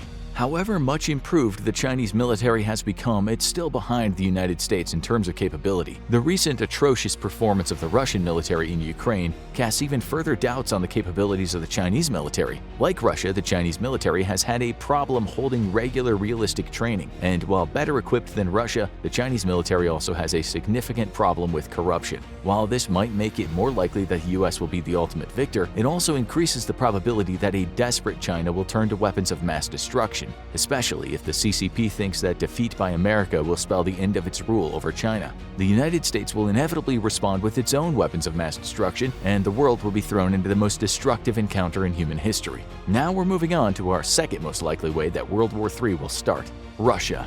The current invasion of Ukraine is a result of two things: Putin's ambition to re-establish the Soviet Union and crown himself as a new Stalin, and Russia's belief that the EU and NATO pose a direct national security threat. While on one hand, Russia has a history of suffering greatly at the hands of invaders, on the other, it's utterly preposterous to think that either NATO or the EU have or ever had any plans to invade Russia. Despite this, Putin has made Russia believe that they must engage in a zero-sum game versus the West, where there can only be one winner, and it must be Russia at any cost. While Putin feeds Russian citizens a steady diet of nationalism and paranoia about the West, for the most part, is largely concerned with the latest TikTok trend and who's really to blame for Will Smith slapping Chris Rock at the Oscars. That only makes the fact that Putin is even now planning how to dismantle the NATO alliance and risk a global war sadder. For the last few years, top US military leadership have warned of a fait accompli attack by Russia against NATO. Putin is not suicidal, however, and it's unlikely he would launch a full-scale invasion of any NATO country. However, it's feared that instead he'll launch a limited invasion of a Baltic state NATO member such as Lithuania, Estonia, or Latvia.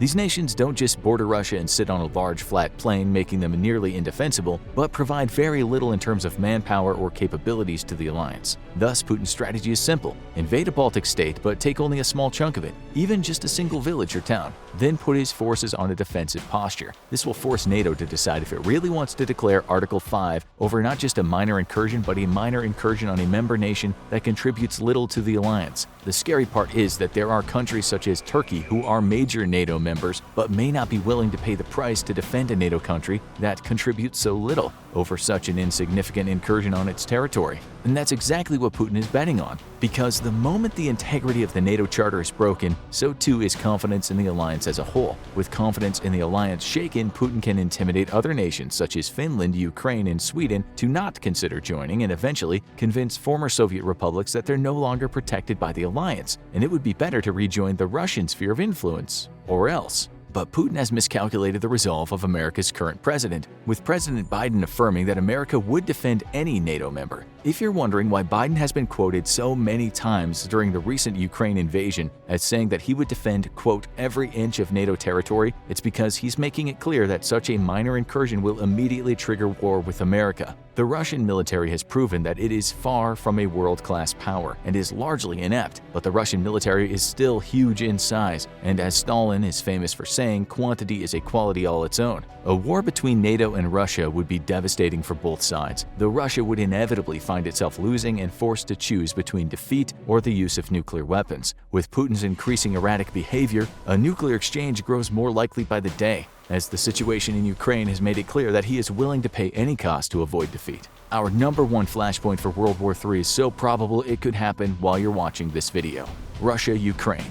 Russia has the dubious distinction of being featured twice in our video about countries that could start World War III, and has the possibility of a global war being launched due to Russian actions so likely that the US military is already preparing to fight it. On February 24, 2022, Vladimir Putin declared a special military operation to denazify Ukraine. Apparently, to denazify Ukraine, he had to destroy half of their cities. So his troops surged over the border and his air force launched an aerial bombardment across Ukraine. Over a month later, Russia is, as of the writing of this script, losing the war, taking horrendous losses and ceding territory it had occupied to Ukraine counterattacks. Ukraine has even launched attacks inside Russia itself, something no one predicted happening, as all assumed that the vastly superior Russian military would easily destroy Ukrainian resistance. However, as we've found out over the last month, the Russian military is nowhere near as formidable or capable as Russian propaganda has made it out to be over the last 20 years. That doesn't mean the risk of the Third World War isn't increasing by the day, though. As we've highlighted numerous times already in this video, the more desperate the situation becomes, the more dangerous a nation acts. With catastrophic losses estimated at a rate of 1,000 casualties a day, the Russian military cannot afford to continue operations in Ukraine for much longer. And yet, admitting defeat is also not an option for Vladimir Putin, especially such a humiliating defeat versus a nation of a fraction of its size and power. This is why Western intelligence has been warning of the possible use of weapons of mass destruction by Russia, and their claims are not unfounded. Russia has for a long time been claiming that Ukraine is operating bioweapons labs funded by the US inside its borders. This is a blatant lie, but just like Russia staged a series of false flag terrorist attacks against its own citizens to justify a second invasion of Chechnya, this is without a doubt an attempt to create the excuse needed for the Russian military to use weapons of mass destruction against Ukraine. Perhaps most troubling of all, though, is the recent discovery by Ukrainian forces of captured Russian POWs carrying gas masks and anti-nerve agent tablets, strong indications that Russia is seriously considering deploying WMDs against Ukrainian forces. President Biden has made it clear there would be serious repercussions if Putin were to use biological, chemical, or nuclear weapons in Ukraine, but what those consequences are is unknown. With growing support for military action against Russia, especially in light of the horrible atrocities committed by its military against Ukrainian civilians, it's extremely likely that if Russia deploys WMDs in Ukraine, it will lead to a declaration of war between itself and NATO. However, this isn't the only way Russia's invasion of Ukraine could prompt a third world war. The West has provided vast amounts of military assistance to Ukraine since the start of the war, with the US alone providing billions in lethal and humanitarian aid. Ukrainian forces have been armed with deadly US Javelin and British in-law anti-tank missiles, as well as American Switchblade suicide drones, to name a few of the weapons delivered so far. This military aid has proven decisive in the conflict and claimed hundreds of Russian vehicles and troops both. The threat of this military aid is so significant to Russia that it's warned it's willing to take military action against any supply convoy discovered entering Ukraine. This has prompted NATO to respond to any attack against a NATO convoy will result in the invoking of Article 5 of the alliance, prompting an immediate declaration of war against Russia. The Russian military is fundamentally weak and ineffective. If it has had this much trouble facing off against Ukraine's smaller, less capable forces, it has a snowball's chance in hell of standing up against the professional militaries of the West. However, this will only encourage Putin to use weapons of mass destruction to counter the West's conventional power overmatch. And even without resorting to WMDs, the Russian military is still capable of making this a costly war for the West. It's likely that nations across Eastern Europe would face devastating missile and airstrikes, and NATO would be hard-pressed to hold the line until the arrival of the bulk of the US military, which will take weeks to fully transition from mainland to Europe. If you live in one of these countries, prepare to get wrecked, because these places are going to get absolutely leveled in World War III. When people think World War III, they think of a full-blown nuclear exchange, but the truth is that in all likelihood a Third World War will remain conventional since no world leader has a full-blown death wish for the entire human race. That doesn't mean a conventional war won't be absolutely devastating. All one needs to do is look at the war in Ukraine, which has devastated large swaths of the landscape, turning it into a Mad Max post-apocalyptic film set. This type of destruction is something modern observers are unfamiliar with, largely thanks to the precision weapons employed by Western militaries, significantly reducing collateral damage. If the Ukraine war has shown anything, it's that the West expends a great deal of resources to limit collateral damage, though that's not pure altruism. Precision weapons simply work better. But unsophisticated militaries like Ukraine and Russia's rely on mass fires to achieve their objectives. Recently, Ukraine's been receiving greater and greater amounts of precision weapons, but the bulk of its long-range fires and ground attack capabilities is still dumb. Russia initially had a larger stockpile of precision weapons, but these were always in low numbers to begin with and only growing in scarcity. To make matters worse, Russia purposefully uses its precision weapons against civilian targets because for Russia, war crimes are just a part of war. And this isn't us simply slandering Russia, it's quite literally how the nation has fought and tried to win conflicts in the past. During both wars in Chechnya, Russia absolutely leveled the small breakaway republic, resorting to mass artillery fire to destroy stubbornly entrenched defenders. This is because the Russian military is fundamentally weak and incapable of the type of urban combat militaries like the US showed a high degree of proficiency in during the wars in Iraq and Afghanistan. Poor force structure, bad or non-existent training, and terrible doctrine all add up to create a military that's incapable of winning the door-to-door urban fighting of a war like in Chechnya, despite outnumbering the enemy by a truly staggering ratio. Russia's wanton and indiscriminate destruction is more than just making up for deficiencies in basic combat competency, it's also part of Russia's war-winning strategy. Civilians are fair target for Russian guns because dead civilians demoralize the still living ones. While the West makes an honest effort to limit civilian casualties, Russia's all too familiar with the terrorizing and demoralizing effect that mass slaughter of non-combatants causes in a resisting population. This is why Russia targeted hospitals in both Chechnya and Syria, and why it specifically chose to attack a theater in Ukraine sheltering families despite the word children being written in Russian outside of it. In the attack, it's estimated Russia could have killed as many as 600, many of them children. This isn't just a case of a rogue pilot, however, as the mass murder of Bucha showed.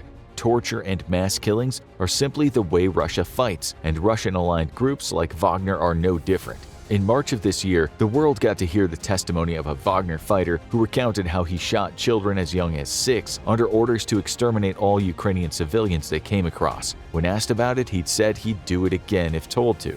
Given that Russia is going to be a potential adversary for a World War III scenario, that makes it really bad news for any of its neighbors, who can expect the same exact treatment. Russia would be criminally stupid to try to launch a war against NATO anytime soon, but criminal levels of stupidity have never really been an impediment to Russian decision-making. However, a more realistic scenario is one where a humiliated Russia is forced to retreat from Ukraine and lick its wounds. Much like Hitler's Germany during the pre-war years, Russia could bide its time and rebuild its military, and do it much faster than Germany did. Remember, to date, NATO has forbidden Ukraine from attacking Russia directly, which means that Russian manufacturing and logistics networks have been left completely intact. It would be easy to scoff and point out the terrible performance of the Russian military today, disregarding their potential to threaten tomorrow. After all, the West has proven it has better equipment and better doctrine, and severe sanctions have effectively crippled Russia's ability to build modern arms. That would be a dangerous dismissal of the threat Russia could still pose to the West. The one lesson both sides has learned from this conflict is the absolutely voracious rate modern combat equipment is used during a war between two industrial powers. Yes, the West has far better and more capable equipment, but in dangerously low supply and dwindling by the day.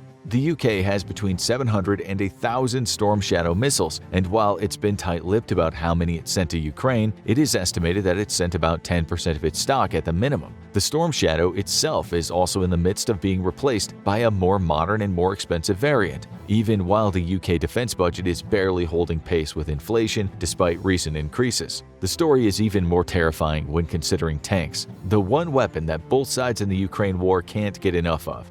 Britain has about 157 Challenger 2s, as confirmed by a defense paper which showed it had cannibalized a good portion of its fleet for replacement parts. Like the Storm Shadow missiles, the Challenger's being upgraded, but the UK expects that due to the added cost, its total Challenger fleet will remain unchanged and might even shrink. Yes, the West's weapons are far more capable, but when even a mid-range anti-tank missile can render an expensive Western tank inoperable, numbers suddenly matter a great deal. So while Russia might not be fielding T-14s anytime soon, it doesn't really need to, because even T-72s through sheer mass alone would be a force to be reckoned with for NATO militaries. While NATO currently is motivated to significantly increase its readiness, the story may not be the same a year or two after Ukraine has been fully liberated and Russia is beat back to its own borders. Europeans have historically been eager to cash in on peace dividends and extremely reluctant to invest in their own self-defense. This places NATO's most vulnerable members straight in the firing line, and we're talking about you, Latvia, Estonia, and Lithuania. The Baltic countries have historically always been extremely vulnerable to Russian aggression, and prior to the Ukraine war, many American military insiders feared that Putin would soon launch a fait accompli attack into one of the Baltic states.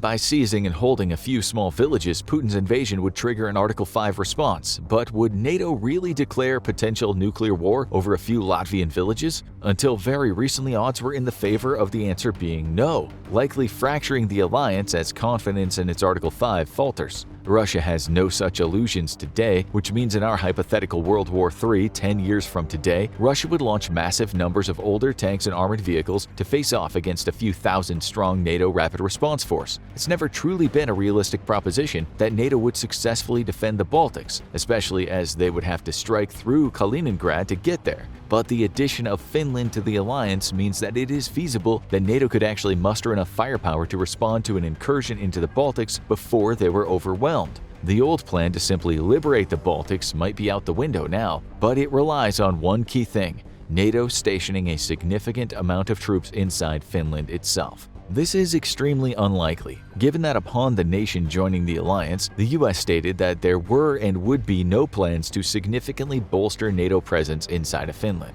This was a move to appease Russia, and it's unlikely NATO's stance on the matter will change even if there were signs of significant rearmament inside Russia. For all its strengths, NATO has one critical fault: it's a rational actor trying to deter a wholly irrational threat. Russia is not crazy, but it does act irrationally, and that is on purpose. Putin knows that he has leverage over NATO as long as he acts irrationally, forcing the international alliance to act, quote, responsibly. Responsible responses, however, have very little deterrent value, as evidenced by the complete lack of preparation for a Russian invasion of Ukraine, even despite the US sounding the alarm bell. Therefore, it is extremely plausible that a war 10 years from today would find NATO with its pants down again, putting the Baltics and Finland squarely in the crosshairs of massive amounts of Russian armor and artillery. If Ukraine's anything to go by, these nations would experience catastrophic levels of destruction. Even armed with lower quality weapons, Russia could still deliver a frightening amount of firepower to unprepared NATO defenses.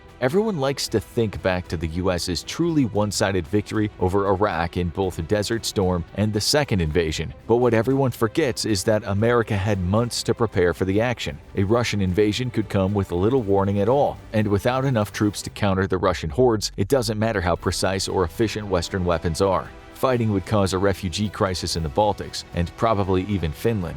This would further complicate NATO's response, as Russia is very good at weaponizing refugees. It did so in Syria, flooding Europe with refugees on purpose and channeling them toward rebel-held areas to sow confusion and chaos. With human life so cheap, Russia would give hordes of refugees one single choice: flee away from the oncoming Russians who murder civilians on purpose. Meanwhile, outnumbered NATO forces would struggle to coordinate an evacuation effort on top of their military response, only making things worse for defenders on the ground. Inevitably, the cavalry would arrive, and Russia stands no true chance against a combined NATO force, but the destruction it could cause in the opening stages of the conflict would be truly immense. And that is without the use of nuclear weapons, which would have such a global effect that discussing them in this video is largely pointless. Switching gears, the Pacific is actually the most likely place for World War III to start. While Russia is a significant threat, it's extremely unlikely that after losing the war in Ukraine, it'll be able to remain politically cohesive or even motivated enough to retaliate against NATO by biding its time. China, on the other hand, is prepared for war today. When we think of war in the Pacific, there's two obvious flashpoints: the Korean DMZ and Taiwan. Of the two, Taiwan is far more likely to spark the next global conflict than a North Korean invasion of the South. While North Korea loves to bluster, the truth is they are no fools to the reality before them. Not only are they facing the might of the US military, but South Korea itself is heavily militarized and an extremely capable military. They may not match North Korea's numbers, but their technological advantage is significant enough to offset it. Taiwan is the most likely flashpoint for war simply because China has warned us of this fact. For China, reunification with Taiwan is a matter of not just pride, but survival of the Chinese Communist Party, whose legitimacy might be dependent on bringing the breakaway province into the fold. President Xi Jinping has made it clear that Taiwan will reunite with the mainland, even if he has to use force to coerce it. And the Chinese military has long been preparing to do just that. With Taiwan defended by the United States, which recently broke its ambiguity over a defense of the island nation, China knows that it'll be facing off against the world's most powerful military power. A strategy of denying the US access to the South Pacific, however, is China's war-winning play, and it could end up working. Either way, Taiwan's going to get absolutely creamed. China may be a more ethical actor than Russia when it comes to waging war, but we really don't know. The last war the nation fought was against Vietnam in 1979, and this was only a brief affair. We do know that the nation appears to have invested much more heavily into precision weapons than Russia, and there is always the fact that, technically, the Taiwanese are also Chinese, which one would hope would limit genocidal urges from Chinese hardliners. Then again, the Russians often talked of the Ukrainians being their brothers, and that didn't stop them from shooting children in the street. Geography, though, is often cruel, and while it's Taiwan's greatest asset, it's also going to guarantee that civilian casualties are going to be monstrous. Taiwan is a mountainous island, and its cities are extremely densely packed. This makes it an absolute nightmare for a Chinese invader who will inevitably be forced to rely on large-scale ground attacks to achieve effect against entrenched defenders. And once the fighting starts, there's not going to be anywhere for the Taiwanese population to flee to. The same strength that makes Taiwan so difficult to conquer works against it when it comes to moving civilians to safety. Even the mighty U.S. Navy will likely take weeks, if not months, to safely operate near Taiwan's shores, forcing Taiwanese civilians to weather the fighting without rescue for half a year or more. It's possible China could agree to open humanitarian corridors, allowing Taiwanese civilians to flee to South Korea, Japan, or even the US. It is, after all, in its best interest. Limiting civilian casualties will help China's public image internationally after it's labeled an aggressive invader, and it also makes it easier for its troops to operate. However, Russia could have taken advantage of the same benefits, and it still chose to open fire on civilian evacuations, using the promise of humanitarian corridors to funnel civilians into a kill zone. Facing staggering losses in an invasion of Taiwan, there's simply no telling what a frustrated Chinese military might be capable of, especially when there is no track record to investigate. But Taiwan isn't the only place that's going to suffer over a war in the Pacific. The Philippines and Japan are both strong U.S. allies and places from where an allied response to an invasion of Taiwan would be staged. This puts them firmly in the crosshairs of everything from long-range Chinese missile attacks to special forces saboteur groups. The former is the greatest threat, with China holding some 1,500 long-range missiles, which it could use to strike at airfields and military facilities across these countries. In fact, the U.S. and its allies are betting on it. Inevitably, these strikes will cause significant collateral damage, and as the war progresses, China could make a gamble for victory. China's main concern in the Pacific is the United States. While the Japanese and South Korean militaries are formidable, on their own they're no match for the Chinese armed forces. And both South Korea and Japan lack the ability to truly threaten China anywhere other than right off their own shores. However, working in conjunction with the US, both nations suddenly become a significant threat. But the biggest threat comes from the US assets stationed in their territory. If the war goes poorly, China could gamble that if it starts attacking Filipino, Japanese, and South Korean civilians, they'll pull their support for the US, taking away America's biggest asset in the region, friendly ports and airfields to operate from. This might incentivize China to deliberately target civilian populations, causing as much collateral damage as possible while making it clear China will continue this terror campaign until US forces are no longer present. Borrowing a page from Russia's playbook, China could turn to war crimes as a war-winning strategy. How many dead civilians would it take for the Philippines to declare itself neutral and forbid the US from operating off its territory? South Korea in particular could suffer significantly in the case of war because China has one massive ace up its sleeve in any confrontation with the US, North Korea. Currently, about 50,000 US troops are stationed in South Korea to act as a deterrent versus the North. While the Republic of Korea is a very capable military power, the US is treaty-bound to defend it, and there's reservations about just how successful the ROK military would be on its own against the North. Prioritizing its air and naval forces in recent years means that the Army has received significant budget and personnel cuts, and no number of aircraft or ships are going to hold the line against a million-strong North Korean force, especially when South Korea only has 500,000 active-duty members, half of the North. China could exploit a conflict in the Korean Peninsula to consume American and Japanese resources, and it would be its greatest interest to do just that. For the South, this would be devastating. Thousands of North Korean artillery pieces are all within range of Seoul and its suburbs, making one of the most populated cities in the world a giant target. The destruction would be truly immense, with some estimates placing the initial barrage at hundreds of shells a minute, waning over time due to intense South Korean counter-battery fire. But the North is likely to use numerous tricks to deliberately target the South Korean population and its infrastructure. The Kim regime has made it clear civilians would be valid targets in the case of a war, and a war on the peninsula would doubtlessly be preceded by numerous chemical, biological, and possibly even nuclear acts of terrorism in the South. If you've followed our channel, you've seen the numerous ways we've dramatized these attacks being carried out in our fictional Korean War scenarios, and these dramatizations are based on real projected threats that the US military expects from the North. Acts of nuclear terrorism would be a more guaranteed way for the North to utilize its small nuclear arsenal. With US, South Korean, and Japanese ballistic missile defenses fully prepared to intercept a North Korean launch, it would be much more efficient to smuggle nuclear weapons into the South and detonate them directly at their targets. These targets would likely be the South's 5 most important harbors: Busan, Incheon, Donghai, Masan, and Gunsan. Shutting these down and irradiating them would cripple America's attempts to quickly send in reinforcements, forcing it to create makeshift port facilities elsewhere. It would also shut down South Korean trade, inflicting catastrophic damage on its economy and its people who rely on foreign food imports. Food and petroleum in South Korea are their biggest weaknesses, with the nation relying on imports of both. South Korea is one of the most food-insecure nations on Earth, with one of the lowest food self-sufficiency rates amongst developed nations. In 2020, South Korea's grain self-sufficiency rate was only at 19.3%. Self-sufficiency rates for the most important food items were so low that the government initiated a special plan in 2021 to tackle the nation's food security crisis. Shutting down South Korea's major ports would effectively starve the Korean population of food and the oil they need to drive their economy, creating significant misery and even famine. With port facilities irradiated, it could take weeks for global food relief to arrive, by which time tens of thousands might have already died from starvation alone.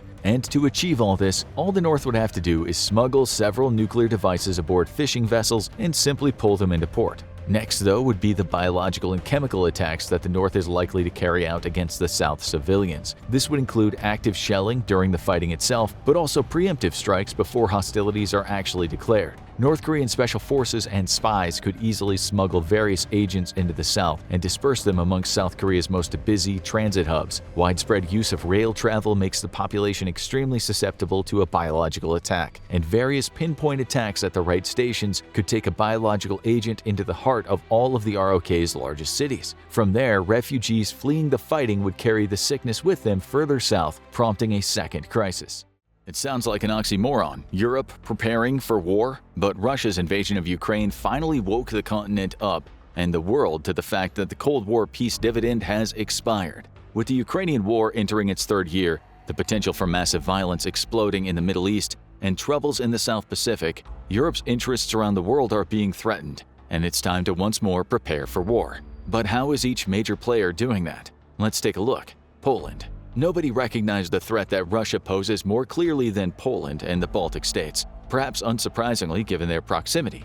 Immediately after Russia's invasion of Ukraine, Poland knew what Europe had been reluctant to face. It could either fight Russia in Ukraine today or Russia on its border tomorrow. To that end, the nation was not shy about providing equipment and supplies to Ukraine, and even despite ongoing disputes between Ukrainian and Polish farmers, the support remains strong. The United States has been the biggest contributor of aid to Ukraine since the start of the war, but for its size, no nation compares to what Poland has given. There's a lot of talk currently about whether Ukraine could survive without American aid, given its use of Ukrainian aid as a political football by American conservatives. But it's worth asking if Ukraine could afford to lose Polish aid. Back in September, Polish Prime Minister Mateusz Morawiecki announced that Poland would no longer transfer equipment to Ukraine. And given that it's estimated Poland could lose as much as half of its fighting capabilities if it continues donating equipment, it's an understandable conclusion. Polish support is valued at around 3 billion euros, which is well ahead of nations with far bigger economies like the Netherlands, Italy, and France. The truth is, Poland might not be the largest supplier of aid to Ukraine by its value, but it is without a doubt one of the most critical suppliers of aid. While American HIMARS and Patriots and British Storm Shadow missiles are widely credited as significantly changing the course of the Russian offensive, none would have been possible without Poland's contribution in Cold War armored vehicles and other equipment. Warsaw has handed over 300 T-72 and modernized T-72 variants known as PT-91 main battle tanks, which put to shame the paltry 100 or so combined Leopards and Abrams that Ukraine's received from major military powers across the continent and the US. Sure, those tanks are nowhere near as capable, but they were easily adopted by Ukrainian forces and able to be put to immediate use. Poland is also given 300 BWP-1 and KTO Rosomak infantry fighting vehicles. The BWP-1 is a BMP variant produced in Poland, while the KTO Rosomak is a Polish-built wheeled armored personnel carrier, licensed from Sweden. Currently 100 KTO Rosamaks have been delivered, but another 200 are being financed by the US and the EU. Poland has also either outright donated or sold Ukraine badly needed artillery. But it was Poland that broke the fighter plane taboo early in the war by donating 14 MiG-29s and 12 Mi-24 attack helicopters. The early deliveries of the MiG-29s were labeled as spare parts, with the aircraft delivered fully operational. It's not just pragmatism, though, as Poland has happily shed nearly half of its combat capabilities due to a revitalization of its military. All of that gear is being replaced by more modern equivalents, and Poland has made a commitment to be one of, if not the strongest European military. Currently, Poland has around 128,000 active soldiers, and a new defense law will raise that to a minimum of 300,000 by 2035. It's also aiming to upgrade its military spending to 3% of GDP, a full 1% more than required under NATO guidelines, which most partners are failing to meet. Poland has historically been Europe's punching bag. It enjoyed a brief spot in the sun centuries ago, and since then has been ground zero for pretty much every major European war. Understandably, the Poles are looking to ensure that history does not repeat itself as Russia becomes increasingly aggressive and desperate. Poland recognizes what much of Europe is loath to. Like many ancient empires, Russia is crumbling from within and requires conquest to delay its own collapse. By 2035, Poland is aiming to have become an incredibly hard target, and with the acquisition of up to 1,682 tanks, 3,074 IFVs and armored personnel carriers, 1,008 artillery systems, 648 MLRSs such as HIMARS, of which it has placed a major order for, and 160 combat aircraft, it's already entered into an agreement to purchase both South Korean and American tanks, with 366 Abrams and 180 K2 tanks ordered, and 14 Abrams and 28 K2s already in service. To dominate the skies, it purchased 32 F-35s, with more on the way, and 96 Apache helicopters. But this is just the tip of the iceberg, because Poland plans to buy another 820 Korean K2 tanks and over 600 additional artillery pieces of various types, while it has 20 U.S. HIMARS under contract, as well as 218 K239 Chunmoo rocket artillery. It's planning to buy 70 more K239s and a whopping 486 more HIMARS, which would give Poland even more HIMARS units than the United States of America. But can Poland really follow through on those massive purchases? It's doubtful it'll even receive all that equipment it's planning to buy, as few nations' long-term spending plans ever truly pan out as hoped. Poland's already canceled plans to buy additional Patriot batteries and a planned purchase of French helicopters. After losing out on a submarine deal to Australia with the AUKUS fallout, France is pretty upset about this latest cancellation of yet another military contract. Even if Poland only receives half of what it's planning to buy, it's already well on track to be the best prepared military in Europe for any major war. Already, America is calling Poland the most important partner in Europe, which must sting if you're German, considering Germany has been a central hub of U.S. military power in Europe and beyond since the end of the Second World War. Yet, with Germany's military atrophying and Britain in steep decline, Poland is set to be America's most important security partner on the continent. France. France is NATO's second most reluctant ally. But obstinate as it may be about, well, literally everything, France still operates Europe's second most credible military at the moment, directly behind Turkey. However, in the wake of the Ukrainian war, it's become obvious that France has a crippling problem, and it's not entirely clear that France itself has recognized that fact. While it may be outmuscled by Turkey, France likely has the best non-American fighting force on the continent at the moment. It's invested heavily into cutting-edge weapon systems, and unlike the rest of Europe, which was happy to either let America subsidize their security or look to lean heavily on partner nations, France has a largely independent capability, though it still relies heavily on the US for logistical support. This capability includes the continent's only ability to wield expeditionary firepower completely, or at least mostly, independent of the US. Again, it still requires logistical and intelligence support from its allies, but it can at least wage effective expeditionary campaigns, as evidenced by its interventions in Africa. But France has a quality over quantity problem, and it's not entirely clear if it's recognized that fact. While French weapons and combat systems are quite good and getting better, it has them in very few numbers. The nation has only about 170 tanks that are ready to go at any one time. And that's a very big problem, given that with its armored force, it can only last about 2 to 3 months in combat conditions similar to those in Ukraine.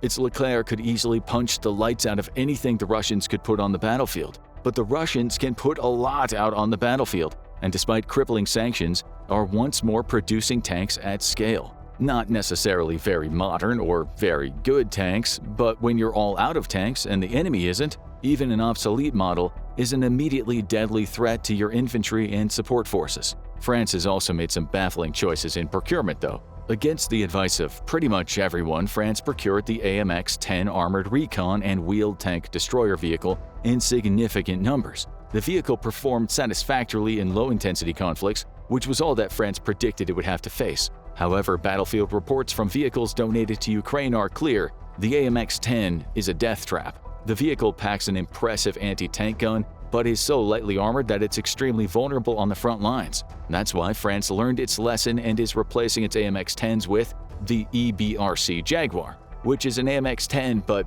kind of beefed up and smarter.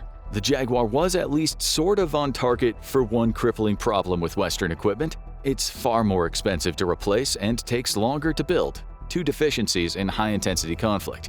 It features a commercial truck chassis and engine, which would make it very easy to produce these vehicles en masse. However, it also has a smaller gun than the AMX-10 it's replacing, and its armor is nowhere near as capable of protecting against the types of threats it'll need to face on the front lines. While it may protect from 155mm shell splinters, it's very vulnerable to enemy tanks and even IFVs.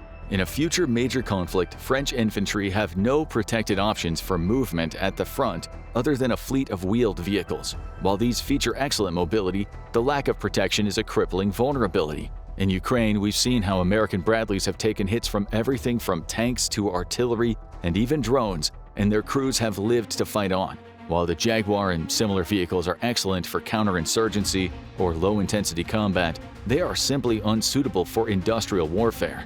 At least in the air, France is looking pretty healthy. Its standoff attack munitions have proven their worth in Ukraine, capable of penetrating even Russia's dense air defense networks and delivering crippling airstrikes. It plans to expand its fleet of Dassault Rafales from 100 to 185, though there are no plans to join the F-35 bandwagon due to a desire to focus on native defense industry. From an economics point of view, that makes perfect sense, but France is betting heavily on a joint partnership between itself, Spain, and Germany to develop a sixth-generation fighter. This leaves it with a lack of fifth-gen assets until its new generation fighter comes online around 2040. A serious problem given the tendency for weapons programs to experience significant delays, let alone multinational programs. There's no real indication France seems ready to chart a new course in military readiness, though. Instead, it's looking to continue prioritizing quality over quantity. During the Cold War, this was a winning strategy, as evidenced when the U.S. land-air battle was on full display against a far numerically superior Iraqi force equipped with almost entirely Soviet stock. U.S. and Allied weapons and capabilities were so far ahead of the Soviets that their quality easily won out over the Soviets' massive quantity. But that technological edge has not only eroded, emerging technologies are leveling the playing field across the board. The advent of weaponized drones alone has major military powers like America rethinking their need for a deep inventory of reserve equipment. In Ukraine alone, we have seen the apocalyptic losses inflicted on Russian inventory by drones, to the point that some old Soviet reserve depots are nearly tapped out. But France looks unwilling to change its doctrine, and this could place it at a significant disadvantage in the next major war, if not a war-losing one: Britain. In the course of a century, Britain has gone from a global empire to a nation that relies almost entirely on its nuclear arsenal to ensure its own safety. This has been a common criticism of the UK armed forces for years, but the war in Ukraine made it clear what its friends and allies had been saying all along: Britain can no longer defend even its home islands with conventional power. British weapon stocks were already insufficient for high-intensity conflict before the war in Ukraine, though that is a discovery that many modern nations are making.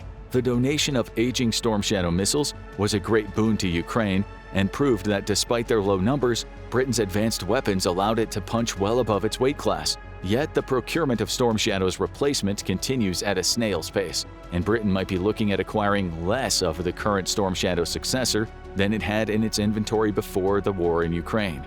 The British military has been on a slippery slope for about 2 decades. During the wars in Iraq and Afghanistan, British troops got the nickname the Borrowers due to their constant need to borrow support equipment. As Britain tried to change the course around 2015, that year's Strategic Defense and Security Review had to be revised in less than a year, when it was clear that the current plan to modernize its armed forces was simply unaffordable.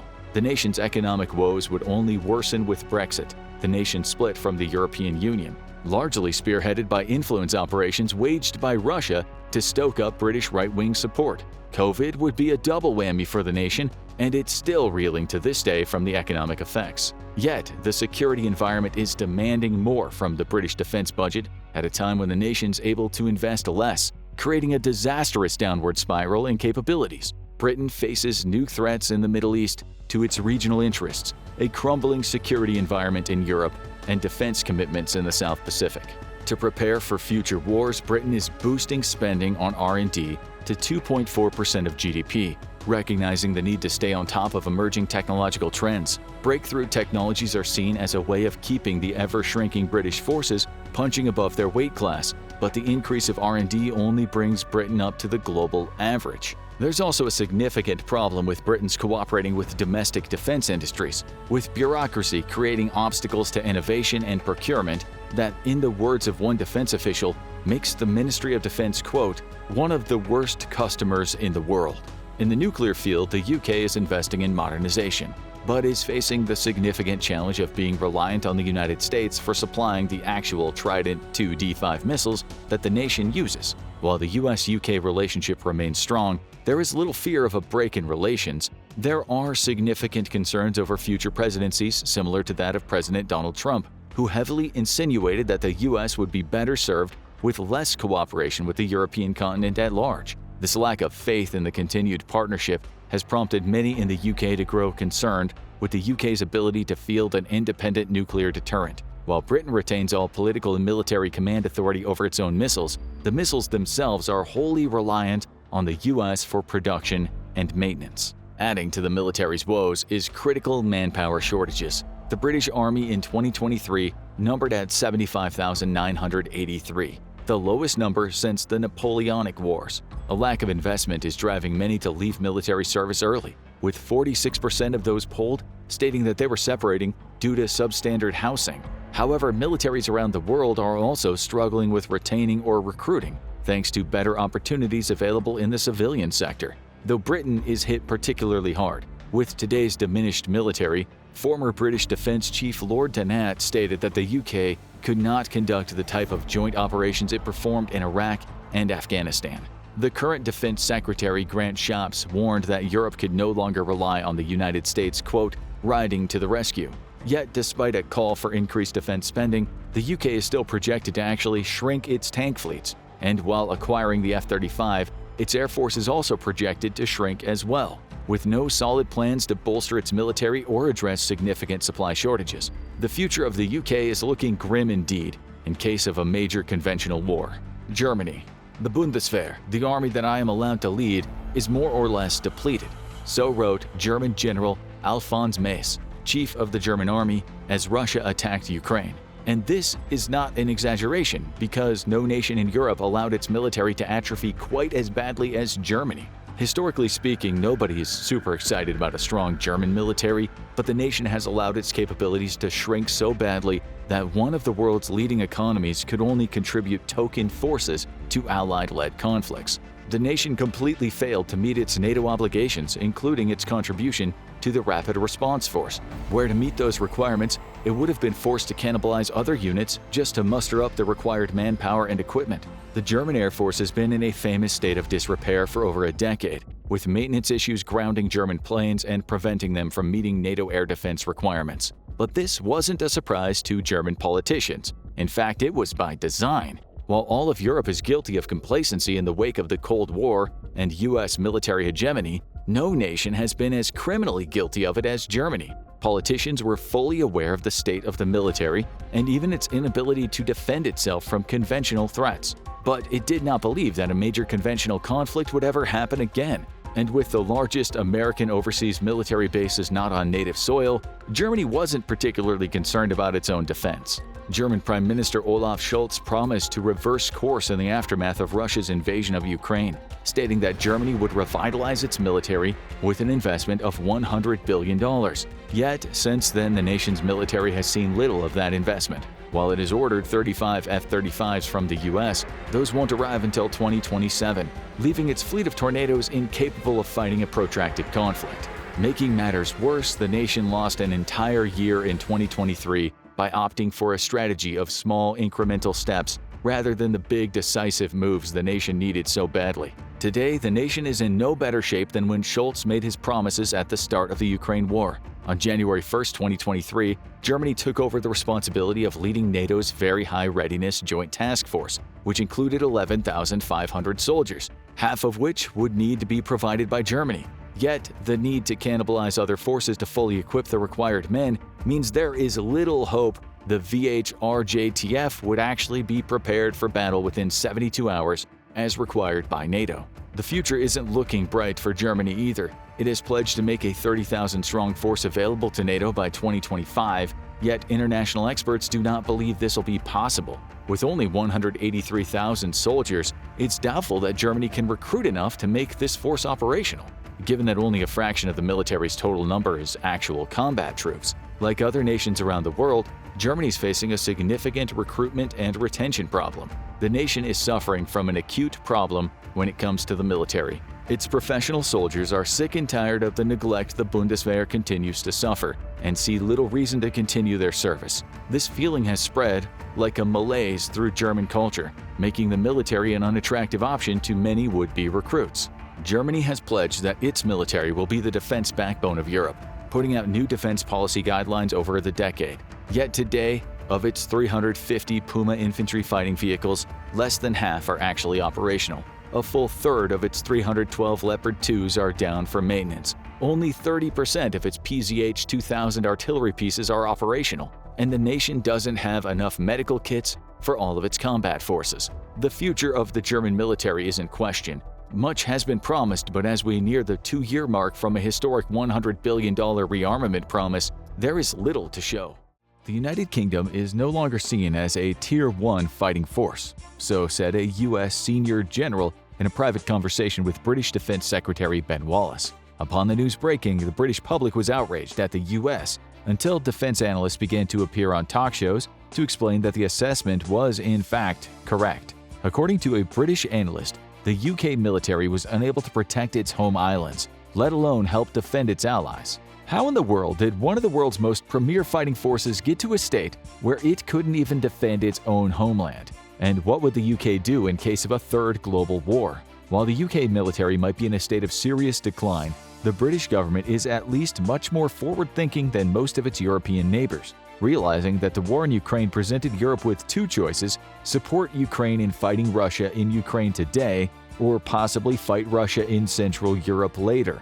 The UK opted for the former and opened up its armories to the Ukrainian military. Despite the military being in seriously short supply of air defense missiles and anti-tank weapons, the UK nonetheless started shipping them to Ukraine about as fast as it could load them onto the ships. Meanwhile, countries such as France, Germany, Spain, and Portugal have all been reluctant to provide large amounts of equipment of their own, stating that they need to be prepared to defend themselves in the future. And this begs the question of from what? With Russia struggling to hold on to East Ukraine, it's incredibly unlikely they'll be marching T-72s into Madrid anytime soon. But were the UK to find itself needing to fight Russia head-on, the end result is very much in question given the atrocious state of the modern British military. How did an elite fighting force, America's most capable Cold War partner, turn into what Allied soldiers in the Middle East would call the borrowers, for their propensity to never have all the kit they needed for a mission? Like most European powers, the UK fell prey to the Cold War peace dividend. With the fall of the Soviet Union, Europe assumed that the new Russia would renounce its historical ambitions for the empire, beat all their AK-47s into plowshares, and resolve all future conflicts with tactical hugs. Defense budgets dropped significantly, and research and development as well as procurement programs all but atrophied. Spending money on defense became a rude conversational topic and political suicide for any politician to even broach. War was best left to the Neanderthal Americans. Europe had established an impenetrable utopia defended almost entirely by good vibes that no weapon could pierce. On the one hand, it's hard to judge Europe for wanting to forget the absolute pants-browning terror of the Cold War taking place in their own backyards. Americans were always wary of World War III to the point of every other family building a fallout shelter, but Europeans had to worry about the horror of either nuclear or conventional war playing out in their very own living rooms. Europe was exhausted of war. Hard to blame the continent for wanting to reinvest massive and arguably non-sustainable defense budgets on other things. But getting to a point where Britain's own politicians have said that the country only has enough ammunition for a few days of fighting is downright criminal. And this is only the tip of the iceberg, because also by their own admission, the UK would be wholly incapable of defending itself from the type of air attacks taking place in Ukraine. And if the nation wanted to field a single division of 30,000 troops, it would take between 5 to 10 years to equip them with sufficient tanks, helicopters, and artillery. Of the tanks and infantry fighting vehicles it does have, most are between 3 to 6 decades old and have no replacement in the pipeline. And if the UK was called upon to support its NATO partners, 30% of its high readiness forces are reservists, who can never make NATO timelines for deployment, undermining the entire alliance. The first signs of trouble came with the British commitment to the wars in Iraq and Afghanistan, which many blame the US for dragging the UK into, but technically is just payback for previously dragging the US into scheming to protect British oil interests in Iran, and we all know how that's played out, so everyone's even Stevens as far as we're concerned. After the end of the Cold War, the British military began to ramp down and prepare for low-intensity operations. However, Iraq and Afghanistan proved to be higher-intensity conflicts than anticipated, and a military that had been put on course for a low-intensity fight was suddenly thrust into a conflict it wasn't fully prepared for. With operations in both countries, though, the UK quickly discovered it simply didn't have the resources to fight in two theaters simultaneously. By June 2010, the cost to the UK for both wars had risen to $31 billion, and this was in the wake of the 2008 global financial crisis. Even as the price tag kept increasing, the British government was discussing how to further reduce military spending, prompted by a new government which had inherited a budget deficit of about 12% of GDP. As Prime Minister Cameron's government came into power, they initiated an austerity plan to fix UK's finances. This made it impossible to realign and refocus British military priorities, and complicated resolving a £38 billion overhang in the military equipment budget alone. The military equipment wish list was heavily frowned upon and thought exorbitant, given that the military itself had shrunk significantly from 220,000 in 1998 to about 102,000 by 2010. Cameron's government unleashed the Strategic Defence and Security Review, which was in effect a severe cost-cutting plan to gut the UK military. Under its guidance, the British Army shrank from 102,000 to 82,000, a 20% drop, and had 40% of its Challenger 2 tank fleet scrapped. Self-propelled artillery, much more expensive to equip and maintain than towed artillery, also got the axe, with Britain scrapping 35% of its inventory. Another victim was the Royal Navy's HMS Ark Royale, decommissioned in April 2011, which eliminated its entire Naval Air Fleet arm. Its 72 Harriers were sold to the U.S. Marine Corps for the bargain price of $180 million, a hell of a deal, considering at the time of their acquisition the Harrier fleet would have cost the UK around $2 billion. With no carrier or maritime patrol capability of its own, Britain was forced to rely on its allies when it intervened in the First Libyan Civil War. Operation Ellamy was an attempt to prove that the UK was still a relevant European power, but it came at a severe cost as its military stockpile of precision weapons was seriously depleted, and to this day they have not been fully replaced. Despite this, the British military continued to experience cuts. Military leadership began to grow quite vocal with their discontent, appearing on primetime news shows to voice concern about the readiness of the UK military. In response, they were promised a 1% increase in equipment purchases from 2015 to 2020. The government also made plans to increase total defense spending by 5% between 2020 and 2021, and canceled a round of equipment cuts to Britain's tank and artillery fleets. There were also plans to bring back Britain's carrier capabilities to the Royal Navy. And then, Brexit happened, hurling the British economy into turmoil. Following hot on its heels, the global COVID pandemic did its best to further ruin Britain's military reinvestment plans by dragging the global economy into the ditch.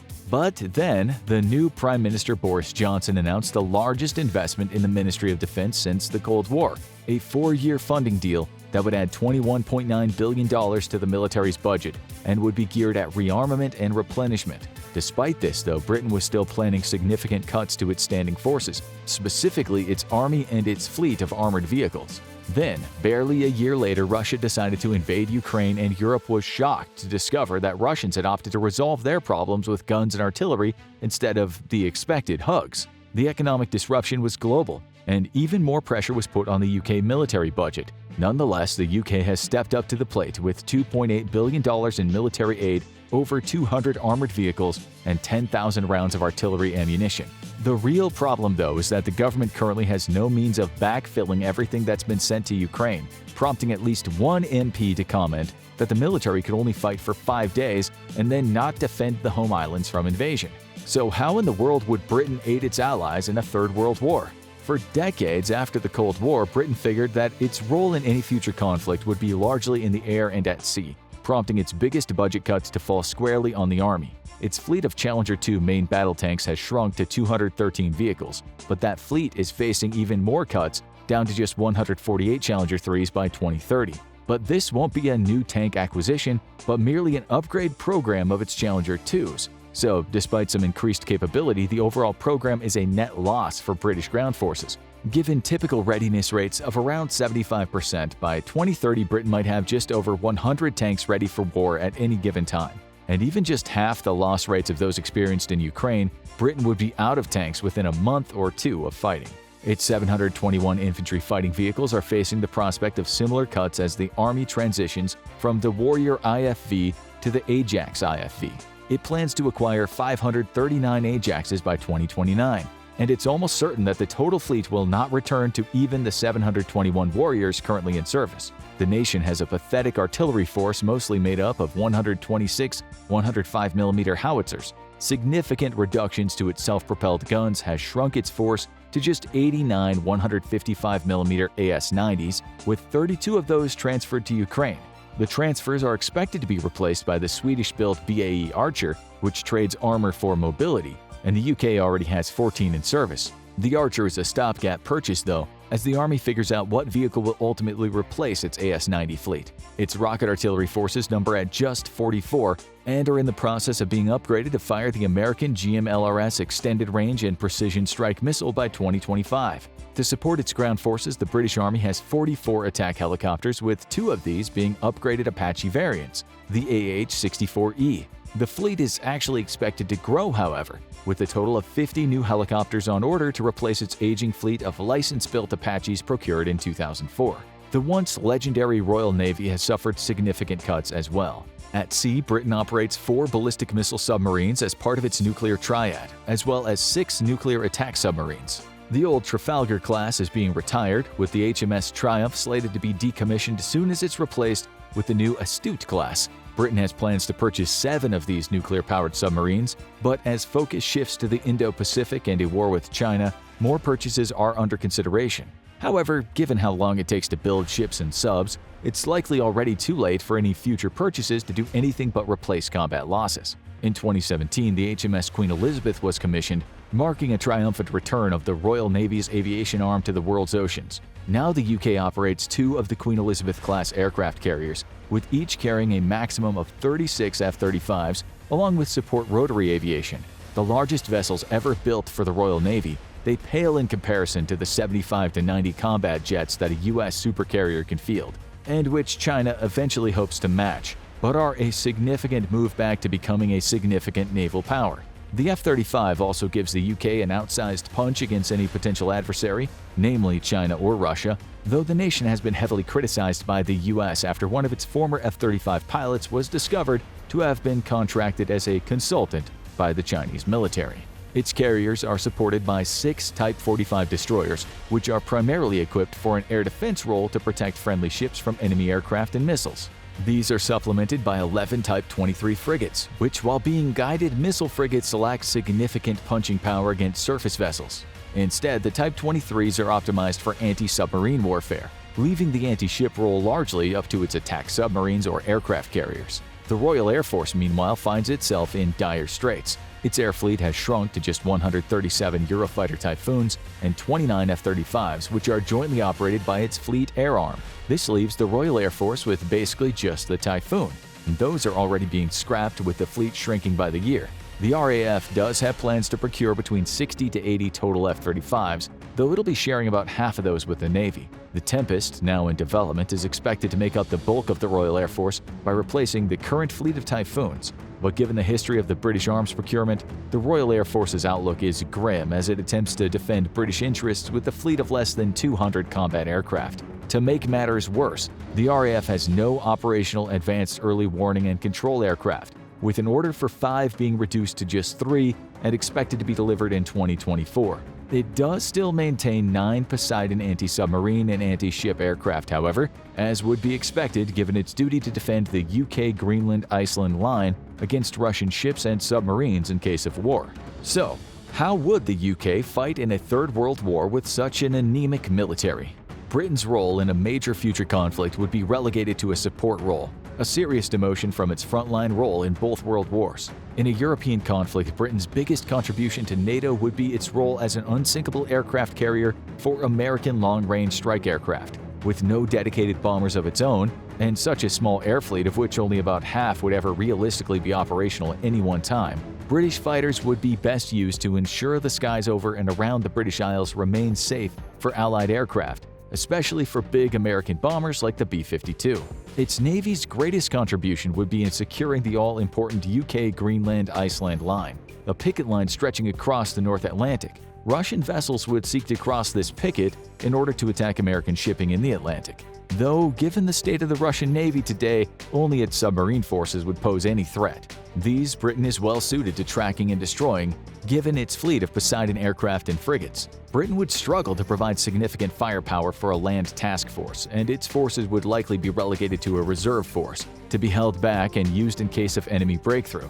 As it would take weeks for Britain to fully meet its NATO commitments, its army would be important in relieving combat exhausted or depleted NATO forces from other nations. But lacking significant firepower, Britain's days as a frontline force are well in the past. As the next major global conflict is likely to occur in the Pacific against an increasingly belligerent China, Britain would be ever more hard-pressed to seriously support its American and Australian allies. However, a 2023 UK-Japan defense agreement has greatly increased ties between the two nations and allows for the deployment of their militaries within each other's nations. While small, a UK air or ground commitment in Japan would still be significant given its modern capabilities. And in a war over Taiwan, one can never have enough combat jets or ground-based air defenses protecting Japanese airfields.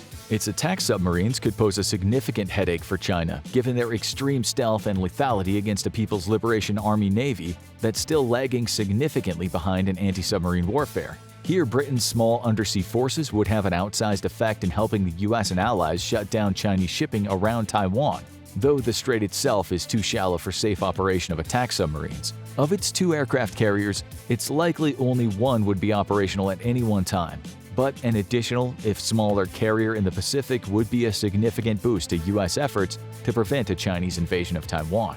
Its days as a global military power are firmly behind it, and its military is in a state of crisis, but Britain can still provide significant assistance to any Allied effort in the next major war. In the end, it's exactly these allies that are Britain's greatest strength, though the nation must ask itself if it hasn't been overly reliant on both its nuclear arsenal and the power of its allies to guarantee its own security. The power grid goes down from an EMP blast. You clutch your standard-issue XM5 rifle and make your way down to the deserted city street. Suddenly, from the shadows, you see a Mars robot emerge with its turret swiveling from side to side. You dive for cover as its automated targeting system sights you and unleashes a barrage of bullets. You cover your head and pray to God that someone will save you as the wall you're hiding behind explodes into debris and dust. A missile appears out of the sky, moving at hypersonic speed. You see the projectile before you hear it. The missile slams into the robot with deadly accuracy and detonates. You're safe for now. But what other deadly weapons wait for you on the battlefields of World War III? Let's find out. World War III will be truly a world war. There will be no place on the planet that's safe from the weapons used in the conflict. Militaries have developed long-range capabilities for missiles, vehicles, and aircraft. Safe havens or refuges from war are a thing of the past. The war will be all-consuming, and everyone will need to choose a side. World War III will also be a war that's not just fought on Earth, but in the heavens as well. Control of space and the orbit around the planet will likely play a crucial role in World War III. But there's another and perhaps even more important battlefield, and that is in the ones and zeros that make up the digital realm. Many of the weapons used in World War III will use computerized targeting and guidance systems. Entire military strategies will be communicated through satellite data. Control of the internet and the digital world will likely determine who will come out on top. As we examine the weapons that will define World War III, we're going to assume that the countries with nuclear capabilities are keeping that option off the table. If nuclear war breaks out and consumes our planet in fire and radiation, the rest of the weaponry really doesn't matter. But if war is fought in order to eliminate an enemy without causing a nuclear winter, then there are some key weapons that will allow victory for whoever wields them. The battlefields of World War III will likely have just as many robots as soldiers. This is because robots can sustain more damage while also being more lethal and accurate. Machines like the Modular Advanced Armed Robotic System, or MARS for short, will be deployed across the world. This deadly robot runs on tracks, so it can handle any terrain. Even though it can't move as fast as foot soldiers, it doesn't necessarily have to. Imagine a Mars robot airdropped onto an enemy military compound during World War III. As soldiers step out of their barracks and ready themselves for combat, they'd be greeted by a deadly robot firing its high-powered machine gun directly at them. Its targeting system would give it a 360-degree view of everything around it, while also shooting with pinpoint accuracy. The Mars wouldn't need to seek out cover, as the thick armor plating would protect it from small arms fire. Anything short of a grenade would just ricochet off its armor. The Mars would tear through enemy soldiers, and once it ran out of ammo, it would continue scouting the area and relaying vital information to HQ. When its mission was complete, the Mars would drive away to a designated pickup location, where it would be secured and re-equipped for another mission. Robots like this will likely play an important role in World War III, as they're versatile and effective in any environment. There are plenty of military robots being deployed, each one deadlier than the last. So in the battles of World War III, it'll not be surprising to find robots fighting alongside soldiers. Entire battles might even be fought just between robots controlled by opposing sides. But the Mars and smaller robotic military assets have nothing on this next weapon that'll dominate the battlefields of World War III. The Black Knight sounds like something out of a superhero movie or medieval times. However, it's actually the tank of the future. What is unique about this tank isn't its state-of-the-art weapons or its ability to be easily airlifted by military transport aircraft. It's the fact that it can be controlled 100% remotely. The Black Knight is a remote-controlled tank that can deliver massive amounts of destruction without putting a single soldier at risk. This tank is equipped with a turret-mounted 30mm gun and a 7.62mm coaxial machine gun, both of which are deadly accurate. The Black Knight also has a 300 horsepower engine that allows it to travel quickly from one objective to the next. In World War III, the last thing you want to come up against on the battlefield as an infantry soldier is the Black Knight. Even if you were behind cover, the turret would tear apart whatever building you were hiding in, and then the tank would mow you down with its automated machine gun. Like the Mars, the Black Knight reaffirms that the future of combat will likely be conducted by machines, while the actual soldiers control the battle from the safety of a faraway base. But no matter how deadly a ground vehicle is, one robotic craft will be feared by anyone fighting in World War III, regardless of whether you're on the front lines or supposedly safely hidden away in a bunker. The MQ-9 Reaper and other deadly military drones will absolutely be key in World War III. These aircraft make sure no one is safe. They can be flown a world away and still destroy targets with destructive missile strikes. Their precision and ability to fly almost completely undetected through enemy territory will make drones very effective in World War III.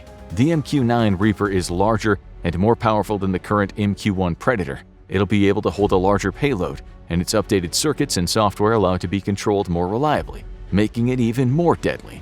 The drone's ability to carry out maneuvers that a fighter jet couldn't make not only makes it a reliable asset for bombing and missile strikes, but deadly in the sky as well. An MQ-9 Reaper is only constrained by the abilities of its remote operator. It can fly higher and bank harder than a jet with a pilot in it, and with zero chance of the controller passing out from the high Gs. The Reaper and other drones can be thought of as an aerial ninja of World War III. They approach their target silently with radio jamming technology. The enemy has no idea they're being hunted from thousands of feet in the sky. The controller uses satellite imagery along with ground reconnaissance to create a complete picture of where their target is and which weapon will be utilized to take it out.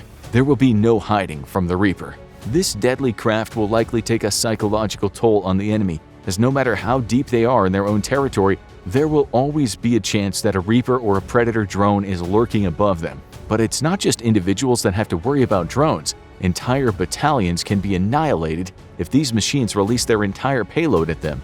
Even more scary is the thought of a fleet of drones circling overhead, each with its own set of missiles armed and ready to demolish any target they sight. Make no mistake, the future of warfare is not stronger and better soldiers. It's who has the best unmanned aircraft and vehicles that can deliver decisive blows to an enemy without putting any soldiers at risk. That being said, with all of the robotic and remote-controlled combat vehicles fighting in World War III, there are a set of weapons that will be especially handy for each side. World War III will not just be fought by soldiers, it'll also be fought by coders and hackers. A drone doesn't do the military any good if it's hijacked by the enemy and turned against them. This is why one of the most important tactics that will be used during World War III will have to do with cyber warfare. The ability to shut down an enemy's operation and lock them out of their own systems will be invaluable to either side. There will be a lot of different aspects of cyber warfare that will manifest themselves in World War III. Computer viruses will undoubtedly play a pivotal role. Hackers will be able to sneak lines of code into military systems and wait for the opportune moment to release their virus and wreak havoc in the middle of a raging battle. If generals can't send orders to their troops due to a communications blackout caused by a virus, the tide of battle could quickly shift. Sensitive information will need to be stored in highly protective servers that have a number of fail-safes to keep hackers out. If they get past the first firewall, there will need to be backups to keep hackers from stealing valuable intel. If cyber attacks become as bad as many military strategists predict, some of the most important documents may never be digitized, as this is the only real way to keep them safe from hackers. But there is a much scarier side to cyber warfare that could manifest itself during World War III. With everything being highly automated and weapons such as high-powered long-range missiles being controlled by computers, there's a chance that hackers could infiltrate key systems and detonate missiles in their silos. One of the deadliest and most powerful weapons of World War III will not be explosives but lines of code. However, there is a simple way to stop remote vehicles, guidance systems, and hackers all at the same time, which is why this next weapon will almost certainly be used during World War III. E-bombs deliver an EMP blast like a nuclear bomb would, except without the mass destruction that goes with it. E-bombs will be used during World War III to stop entire remote tank battalions in their tracks. They can be launched into space to disrupt satellite communication. The only problem with E-bombs is that they don't discriminate against what technology they fry. EMP weapons will need to be used strategically, but if deployed in the right circumstance, they could completely disrupt an enemy force, especially if it's made up of a lot of high-tech gadgets. E-bombs might also be dropped on enemy command centers to disrupt their communications and ability to fire or control any weapons that require a remote signal. The great thing about E-bombs is that they will disrupt pretty much all electronics and high-tech weapons, but will not destroy buildings or cause civilian casualties. In World War III, E-bombs might be used to disable military assets in a city while causing minimal harm to the people living there. In the future, it'll be hard to find a weapon that doesn't contain at least some kind of electronic component. This means after an EMP blast, the only reliable weapon might be a good old-fashioned gun. E-bombs can also allow for the capture of enemy tech. If a remote-controlled tank such as the Black Knight encounters an EMP blast, its systems will be shut down. However, this means that if enemy engineers are nearby, they may be able to repurpose the vehicle for their own use by switching out the fried enemy circuitry with some of their own. An anti-EMP tech will probably be developed at some point out of necessity, but it'd be impossible to equip every vehicle with it in such a short amount of time. Therefore, any robotic vehicles caught in an EMP blast will be sitting ducks for scavengers and enemy capture. Even though high-tech weapons will play a major role in World War III, some classic military assets will be just as important. Currently, there are 24 aircraft carriers in service, with around 10 more being constructed. These floating fortresses will definitely play an important role in World War III.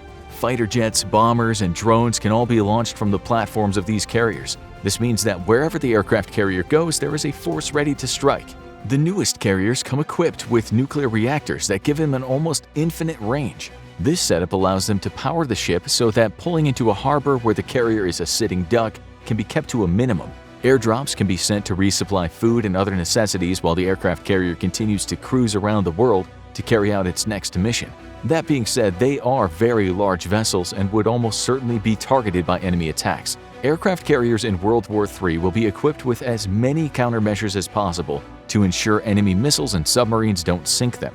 Nuclear subs will also play a major role, especially when it comes to the deployment of ballistic missiles. New subs are being equipped with dampening technology that allows them to remain hidden from sonar and radar. The fact that they also use nuclear reactors means the subs can stay hidden underwater almost indefinitely. However, the major threat to both aircraft carriers and subs will likely not come from the water but from the sky. Most military strategists agree that the future of long-range warfare is hypersonic missiles. These are projectiles that travel faster than Mach 5, or 3,800 miles per hour. Needless to say, they are fast and they are deadly. The bad news for people rooting for the United States to win World War III is that they are pretty far behind in the hypersonic missile technology race. Both Russia and China have working hypersonic missiles, although they still need to perfect their designs to make them more accurate. The United States, on the other hand, has yet to develop a reliable hypersonic missile that doesn't explode mid-air. Hypersonic missiles will be vital in World War III because there are currently no countermeasures to stop them. The speed at which these missiles move makes it impossible to shoot them out of the sky, unless you are incredibly lucky and hit them by accident. The moment a hypersonic missile shows up on radar, it is too late. The missile would hit its target long before an evacuation could even begin. Also, these insanely fast missiles can cause immense damage. Even if the missile isn't designed to carry a large bomb, the sheer force with which it'll impact its target will essentially vaporize anything in the immediate vicinity. Long-range missiles in general will likely play a major role and define the way World War III is fought. However, hypersonic technology takes things to the next level. Ballistic missiles can be slow to launch and allow time for countermeasures to be deployed while it's en route. This brings us to the furthest frontiers of World War III. Battles will take place on the ground, in the air, and outside the atmosphere. The problem with fighting in space is that if there's ever an infantry space battle, a new type of weapon will need to be invented. If soldiers fire conventional firearms in space, there will be all sorts of problems. The main one is that as the bullet accelerates out of the barrel of the gun, an equal but opposite force will push the space soldier in the opposite direction. This means there could be rogue bullets flying through space one way while soldiers are flung through space the opposite. This obviously wouldn't be great tactically and could lead to a draw in the space part of World War III. However, missiles would still work well and could destroy satellites and entire space stations. As of right now, there are no weapons dedicated solely for space fighting, but that doesn't mean other weapons couldn't be repurposed. For example, the Boeing Laser Avenger is an infrared laser system that shoots a high-powered beam at explosive targets and causes them to detonate. If this weapon was equipped to a spacecraft, it could theoretically be used to ignite the fuel of an enemy spaceship. If the intensity of the laser was high enough, it could even cook an enemy space soldier from the inside. Lasers are a great weapon in space because they don't generate much recoil and therefore won't send soldiers and spacecraft hurling through space in the opposite direction from where they're fired. Weapons like the Laser Avenger might be able to detonate missiles in mid-air if it can be aimed with precision. In World War III, lasers and missiles will be both used to destroy satellites that the enemies deployed for surveillance and communications. Even if an all-out space war doesn't commence above the Earth, any weapons that can reach orbit will be used to remove enemy satellites. It's unlikely that entire space stations will be built during the conflicts of World War III, but perhaps the International Space Station will become highly contested, and warring nations will send space soldiers to secure the ISS for their own use. This brings us to the foot soldiers of World War III. No matter how many robots, missiles, or computer viruses are deployed, there's nothing like having boots on the ground. So what guns will the soldiers fighting in World War III be using? Like everything else in World War III, infantry combat will often take place from afar. Snipers will be equipped with weapons like the XM-2010. The weapons of World War III will need to be operated in any condition because there is no knowing where the next battlefield will be located. One day a soldier might be fighting in the Siberian Arctic, the next they could be deployed to the arid deserts of the Middle East. Therefore, soldiers will need to be equipped with a weapon that'll be effective in any environment. The XM-2010 is designed to work in particularly harsh environmental conditions as it's built from corrosion-resistant materials and easily repaired. The weapons of World War III might also be equipped with smart bullets that can change direction in mid-air.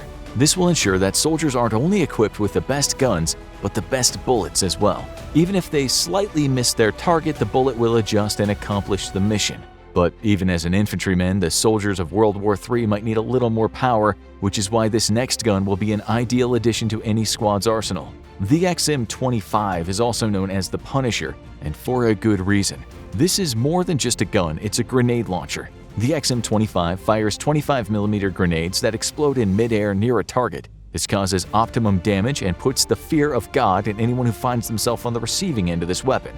The XM-25 will be incredibly valuable in World War III when trying to take out enemy robots or tanks that just shrug off normal bullets. The grenades that the XM-25 launches can be modified to contain high explosives that will allow infantry to quickly dispatch a remote-operated vehicle and move on to the next target. World War III will likely have minimal infantry-to-infantry combat. However, while repelling an invasion force or engaging in urban warfare, weapons like the XM25 will make all the difference. The grenades it fires are just as effective against enemy soldiers as they are against enemy robots. Then again, you can't destroy what you can't see.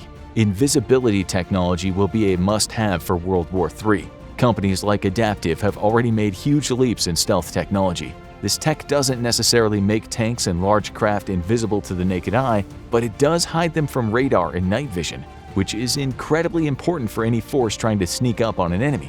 For many of the weapons that have been used during World War III, by the time the enemy sees them, it'll be too late. Even more so if the vehicles can get into an optimal position to sight and target the enemy while remaining hidden from detection.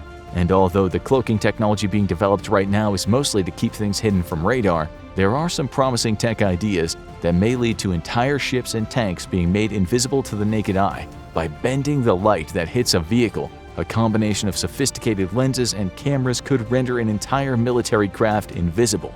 With all these high-tech options, you would think no single weapon could trump all the others. However, that is not the case. The single greatest weapon that will define World War III is strategic diplomacy. Through negotiations and peace talks, World War III might not only end before it destroys the planet, but it could be prevented altogether. Throughout human history, we've always been at war with one another. Perhaps the greatest weapon right now is the ability to talk to one another across the planet, to sit down and find common ground that unifies us all. The United States is the world's premier military power, fielding advanced equipment and superior doctrine that no other nation can hope to match. But if World War III kicked off today, the U.S. would be out of combat equipment within months. This is the lesson that the Department of Defense has learned from Russia's invasion of Ukraine. Our stockpiles aren't big enough, and all that high-tech equipment turns into a massive liability very quickly in a prolonged conflict. Both Russia and Ukraine are feeling the squeeze after half a year of high-tempo combat operations. Russia has lost hundreds of vehicles, and it's estimated that it'll take 10 years just to replace the losses in heavy equipment it's suffered so far. Ukraine is burning through 3,000 artillery shells a day, with Russia using up to an estimated 20,000 shells a day. Both sides have already burned through their initial supply stocks. Ukraine has had 500,000 shells provided by NATO countries to supplement their stockpiles. Meanwhile, Russia has had to dip into its reserves not allocated or expected to be used in this conflict, putting it into a perilous position and forcing it to turn to North Korea for resupply. But the Hermit Kingdom is unlikely to supply much past a few weeks' worth of ammunition, as it too has a great need for vast reserves of artillery, the only weapon with which it can effectively threaten South Korea and its American allies. Modern war consumes hardware and ammunition at truly frightening rates, especially when peer or near-peer adversaries are facing off against each other. In the 1973 Yom Kippur War, Israel lost 400 of its 1,700 tank stockpile, losing an average of 1.1% of its entire tank force every single day of the combat. The Arab forces faced far worse, losing up to 2,300 tanks, or a whopping 63% of their tank force in just 20 days of fighting. During the Battle of Kursk in World War II, Germany lost 14% of its tank forces every single day over 2 weeks, forcing it to call in reserves and ultimately losing 10% over the initial force. On the American side, the average infantry battalion lost 2.6% of its men every day, requiring intense and continued resupply. But in a modern global war, replacing manpower is infinitely cheaper than replacing hardware. The United States today fields 11 armored brigade combat teams, each with approximately 87 Abrams, most of them upgraded to the latest variant. Assuming a loss of just 1% per day, 9.57 Abrams would be destroyed, abandoned, receive enough battle damage to require repair back home, or captured by the enemy. By the second month of high-intensity combat ops, the U.S. Army would be down to half of its original tank forces, requiring it to dip into its reserve of 2,300 Abrams. That might sound like a significant number that should see the U.S. through a lengthy engagement, but most of these tanks are very old models, hailing back from the late Cold War. With smaller cannons, antiquated fire control, and less capable armor, these Abrams would not have the capability of modern variants. The only bright side is that the enemy would likely be seeing severe attrition as well. Thus, those old Abrams would likely be facing equally old threats, such as the T-72s, leveling the playing field a bit. Currently, the U.S. Army only has plans to produce 22 brand new tanks in the fiscal year of 2023, with 30 being produced in 24 and 53 in 2025. The reason for these dismal figures is twofold. First, the U.S. Army is still busy upgrading active Abrams to the latest SEP package. Secondly, The Army is having to make some hard choices on production of new hardware versus funding new technologies needed to maintain America's unparalleled edge in combat. The rate of technology acquisition is vastly outstripping our ability to manufacture hardware, and when it comes to modern war, there's nothing worse than showing up to today's fight in yesterday's tank. Just ask the Russians, who are now being forced to show up not in yesterday's tank but last month's tank. But it's not just the swiftly evolving nature of technology that's a problem, it's that all that tech is incredibly expensive. Adjusted for inflation, an M48 Patton, America's first-generation main battle tank, cost $2.8 million to produce back in World War II. Meanwhile, a fully modern Abrams cost nearly 4 times as much at $9 million. In the Second World War, it would take $252 million to fully equip a modern equivalent armored brigade combat team, while today, it takes $810 million. Even the U.S.'s massive defense budget can't support that type of spending for a long time. And this is only tanks because the U.S. Army has a plethora of other big-ticket items needed for it to maintain its unchallenged domination of the battlefield. The vaunted Apache attack helicopter costs over $30 million a unit, and even the average infantry soldier is now equipped with anywhere between $10,000 and $18,000 worth of high-tech gear. If the Army wants to continue being the most technologically advanced force in the world, it needs to make sacrifices in order to fund new technologies, and that means dramatically slashing the physical production of hardware in favor of research and development costs for tomorrow's war. But that leaves the United States in serious risk of not having enough equipment to fight today's war. The Department of Defense predicts it can ramp up production on modern Abrams to about 20 a month if it needed to, which is a great improvement over today's dismal annual figures. However, that means it can only replace about 2 days' worth of combat losses every single month. It doesn't take long to figure out that after 3 to 4 months of hard fighting, the primary vehicle of the U.S. Army is not going to be the tank, but rather much cheaper to produce gun trucks and the like.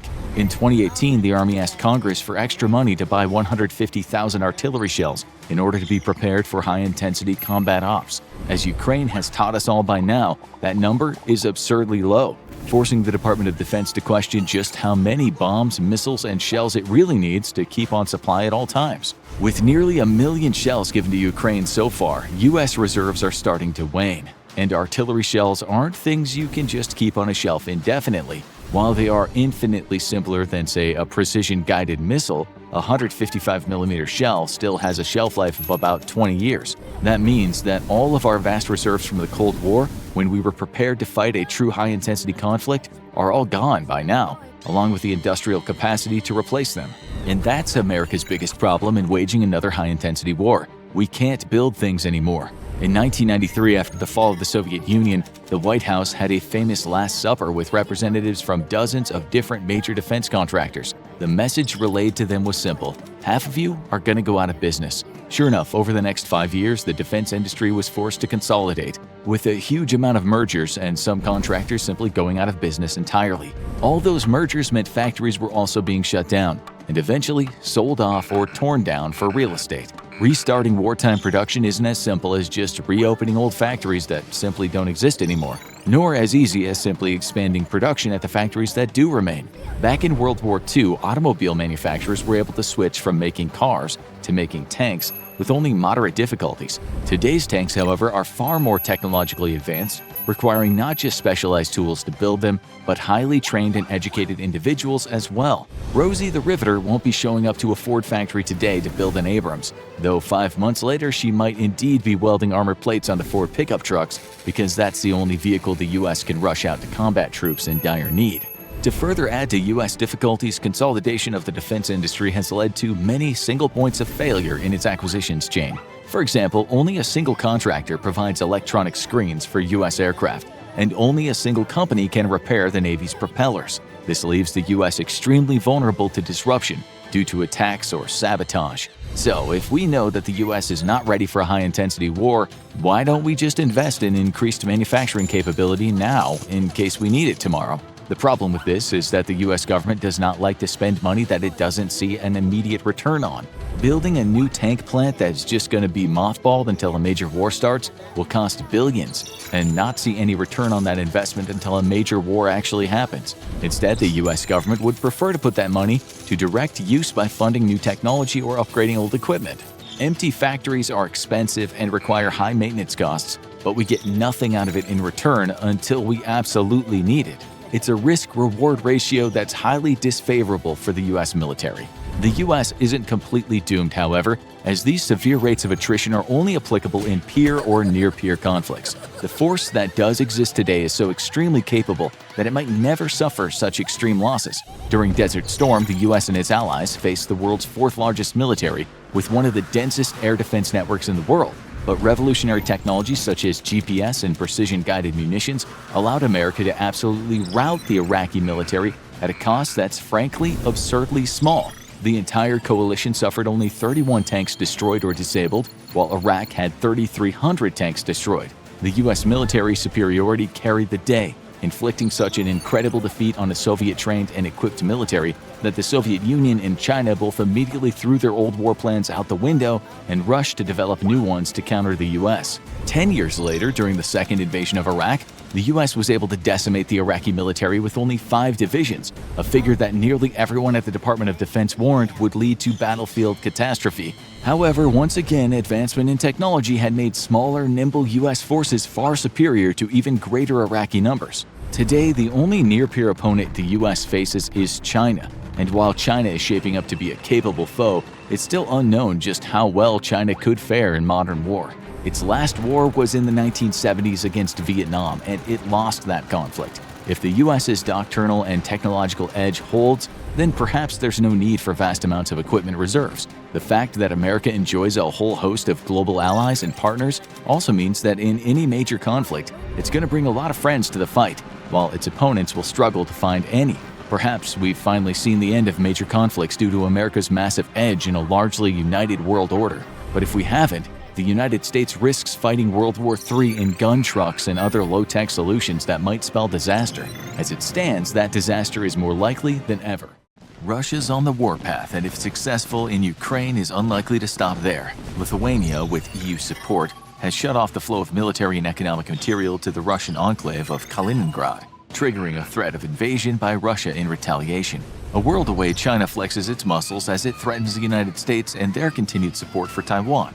Fears of World War III are growing by the day, and the United States is taking them very, very seriously. Before we discuss how the U.S. is preparing for the Third World War, first we need to know what its potential enemies are doing. China has long been preparing for a confrontation with the U.S. as it seeks to become the world's dominant superpower. Currently, China falls short of the qualifications for a global superpower, qualifications which only the U.S. fills at the moment. But with its dizzying economic and military growth, it might be less than a decade before the Chinese Communist Party can project power all over the world. China's preparations for a showdown with the West include dislodging the United States as the most important economic power in the world. It also has safeguards to its own economic interests in the wake of economic warfare versus the U.S., and to achieve this aim in 2013, it launched the Belt and Road Initiative. This massively ambitious plan included building new land and sea trade routes all over the world to connect China economically with nations all the way from Europe to Africa. To achieve this, the nation has not just invested in its own infrastructure, but in building trade infrastructure in other nations as well. However, China's partnership with host nations is more often than not extremely predatory. They offer economic loans to build massive projects that promise economic prosperity, like seaports and rail yards. However, the terms of those loans often dictate that Chinese companies must be hired to do the construction, leaving few jobs for locals. Interest rates on the debt traps is often so high that a poor third world nation is guaranteed to default. Included in the penalties for defaulting are clauses such as China owning exclusive rights to the infrastructure it builds for terms as long as a century. It is in effect a modern version of soft colonialism. China's plan is to have heavy influence in the trade of goods throughout Asia, the Middle East, and Africa, putting it in a very strong position to dictate geopolitics in its ever-growing sphere of influence. China's next preparation for war with the U.S. includes securing its vulnerable trade routes through the South China Sea and the very valuable oil and natural gas deposits in the region, as well as the remaining rich fishing grounds. This effort began with the construction of artificial islands in 2013, which continued unopposed despite an international ruling by the World Court in The Hague that such island building and claims to economic exclusion zones around them were illegal. Foreign pressure also failed to stop China from stealing claims to oil supplies by neighbors such as Vietnam, or of using its coast guard to bully and intimidate the merchant and fishing fleets of other nations out of their own territorial waters. These islands have now become heavily fortified military installations, which include modern missile defenses, runways long enough for long-range attack aircraft, and an ever-growing network of surveillance assets, all geared for one purpose: detect, track, and destroy the U.S. Navy. Further preparations have included the addition of dozens of new ships to the People's Liberation Navy, which is now officially the largest in the world. Recently, China's second aircraft carrier came online, and in a few years will be ready for battle, greatly enhancing the CCP's reach in all the important sea and air domains. With Russia's increased belligerence in Europe, there's a serious concern that the two nations might partner up in an attempt to turn the current US-led world order on its head. Despite China's increasing capabilities, it still does not have the power to defeat the US in a one-on-one confrontation, and it might hope to split the US attention by partnering with Russia, thus forcing America to choose fighting between China in the Pacific or Russia in Europe. For decades, the United States maintained a policy of fielding a powerful enough military to fight and win two simultaneous wars against near-peer adversaries. However, with China's rapid ascension, this has become officially impossible without bankrupting the US, and thus America has been forced to accept that it may only be able to defeat one near-peer adversary at a time. The question is, how is the US preparing to do that, given the increasing likelihood of China and Russia starting a third world war? First, the situation in the Pacific might seem dire with China's numerically superior navy, but the real measure of naval power is not the number of vessels, but in the number of battle force missiles. These are the number of missiles that both navies can bring to bear against each other. The US maintains around 10,000 missiles versus the PLAN's estimated 2,000. Though those numbers have changed and will continue to change as China fields larger vessels and both navies shift in composition. It's estimated that by 2030, China might have closed the gap in battle force missiles to two-thirds of US capabilities. The US's first line of defense against China is the place that's likely to be ground zero for World War III, Taiwan. The small island democracy broke away from the mainland after the nationalists were expelled by the communists in the aftermath of World War II. Since then, the former dictatorship has become a vibrant democracy that has refused to reunify and put themselves under control of the Chinese Communist Party. Securing Taiwan is not just important for the ever-intensifying global clash between authoritarianism and democracy, but also for very important political and economic reasons. Firstly, Taiwan produces around 50% of the world's semiconductors after US companies ceased production at home due to expense. Semiconductors are important for every single gadget in your life. The global economy quite literally runs on them, and they've become as valuable as a commodity as gas and oil. China itself produces between 25 and 30% of the world's semiconductor supply. So if China were to take Taiwan, it would now be in control of 3/4 of the global semiconductor supply. This would allow China to effectively shut down the economy of any nation that disagrees with it by simply barring the sale of semiconductors to it, giving China incredible power to further control global affairs and reducing the West's ability to oppose its authoritarianism. Taiwan is also politically important, as it makes up part of what's known as the First Island Chain. This is a chain of islands that extends from Japan to the Philippines and acts as a very physical barrier to the expansion of Chinese influence in the Pacific. If China were to take Taiwan, it would not just break this carefully orchestrated containment strategy, but allow China to effectively neuter Japan's ability to resist it. With aircraft and ships stationed off Taiwan, China could target Japan's lines of communication and trade routes that cross the Pacific and hem the nation in, forcing it into subservience under threat of economic starvation. If China takes Taiwan, the U.S. commitments to defend the Philippines and Japan would be made much more difficult, if not impossible. To defend Taiwan, the U.S. has inked several deals, selling the nation advanced weapon systems ranging from fighter aircraft to air and missile defenses. U.S. military advisors have worked closely with the Taiwanese counterparts for years to prepare the nation for invasion. Despite threats from China, the flow of U.S. arms to Taiwan continues unabated, and recently U.S. President Joe Biden publicly voiced for the first time an unacknowledged truth in American politics. The United States will come to the defense of Taiwan in case of invasion. This greatly angered China, and the White House press corps was quick to walk the statement back. But what seemed like a political guffaw was likely yet another bit of intrigue meant to further the American strategy of keeping China guessing as to how the U.S. might react to an invasion. If China cannot accurately predict what America will do should it invade Taiwan, it serves to create confusion and doubt amongst Chinese leadership. Should China prepare its economy for a flurry of global sanctions like Russia received after its invasion of Ukraine, or should China expect American F-18s to swarm the skies over Taiwan and sink their invasion fleet? Strategic ambiguity is a powerful tool, and political theater is an excellent method for creating it. But the US is not planning on fighting a war against China alone. To this end, it has helped increase the capabilities of allies such as Japan and most notably Australia, who recently signed a military cooperation pact between itself, the United States, and the United Kingdom. The pact will not just provide security cooperation between the countries, but also help arm Australia with a fleet of nuclear attack submarines. This is of grave concern to the Chinese, who recently attempted to charm Australia away from its relationship with the US, a tactic which ultimately failed. In 10 years' time, China might not have to face off just against the US and British submarines, but Australian submarines also, putting the People's Liberation Navy as well as its all-important sea trade routes at increased risk. China imports most of its oil and gas over its seaborne trade routes, and this is exactly what the US is preparing to target in case of war, in order to strangle the Chinese economy. Recently, security meetings between Japan, India, the US, and Australia were revived after a pause during President Trump's term. The Quad, as it's informally known, aims to tackle global problems such as global warming, cybersecurity, and ensuring a free and open trade environment in the Pacific. This is a veiled implication of the Quad's discussions on how to best handle China's expansion in the South Pacific. Currently, the Quad has no military commitment to each other, but that might change in the future as President Joe Biden makes the South Pacific and confronting China an area of pressing concern for the U.S. India is the only nation in the Quad without a formal security agreement with the U.S., and it has historically refused to sign on to any security partnerships with any nation.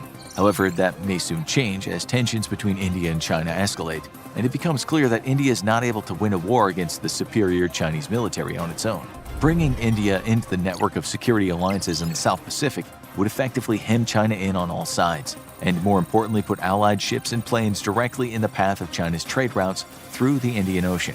But the United States is also taking very material steps to confronting China. War with China would be waged at sea and in the skies, with very little of any action between the People's Liberation Army and the U.S. Army. This will be a war of ships and planes, not of tanks and artillery, and the U.S. is preparing accordingly. In an attempt to prepare for a confrontation with China in the skies, the U.S. has accelerated the procurement of F-35s and made getting squadrons of the fifth-generation fighter into operational status a top priority.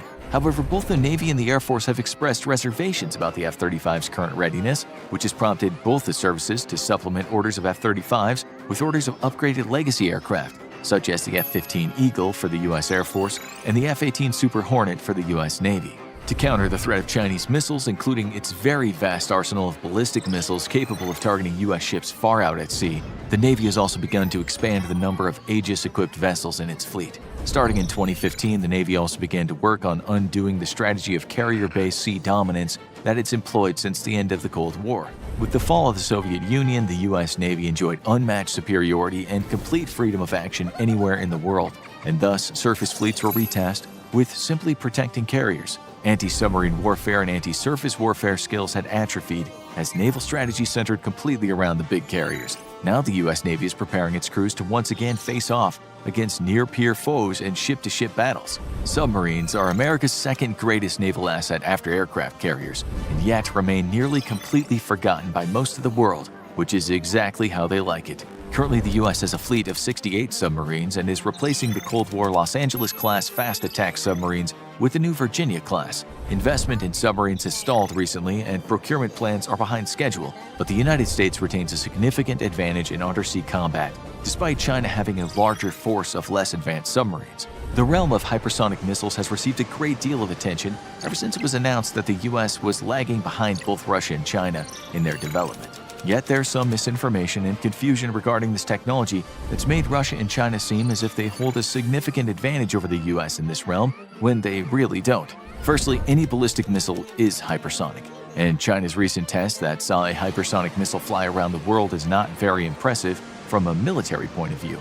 Technically speaking, this simply doesn't add any additional capability that didn't already exist. The real threat from hypersonic missiles comes from maneuverable hypersonics. These are missiles that can not only fly at hypersonic speeds but can also maneuver while doing so, making them incredibly difficult to defend against. In this area, all three nations are still struggling to field fully operational missiles, but the US has made great strides in recent tests. One area where the US may in fact be coming up short is the development of advanced long-range air-to-air missiles. Recent photos of Chinese jets show that China has begun to field advanced beyond visual range missiles, while the US is still largely equipped with the AIM-120, an extremely capable and combat-proven air-to-air missile that nevertheless is only effective at medium ranges. However, the Pentagon's F-3R program aims to improve the capabilities of American air-to-air missiles by not just greatly expanding their range, but also improving efficiency in an electronically contested environment. A new generation of American missiles will feature two-way data links, GPS-enhanced inertial measurement units,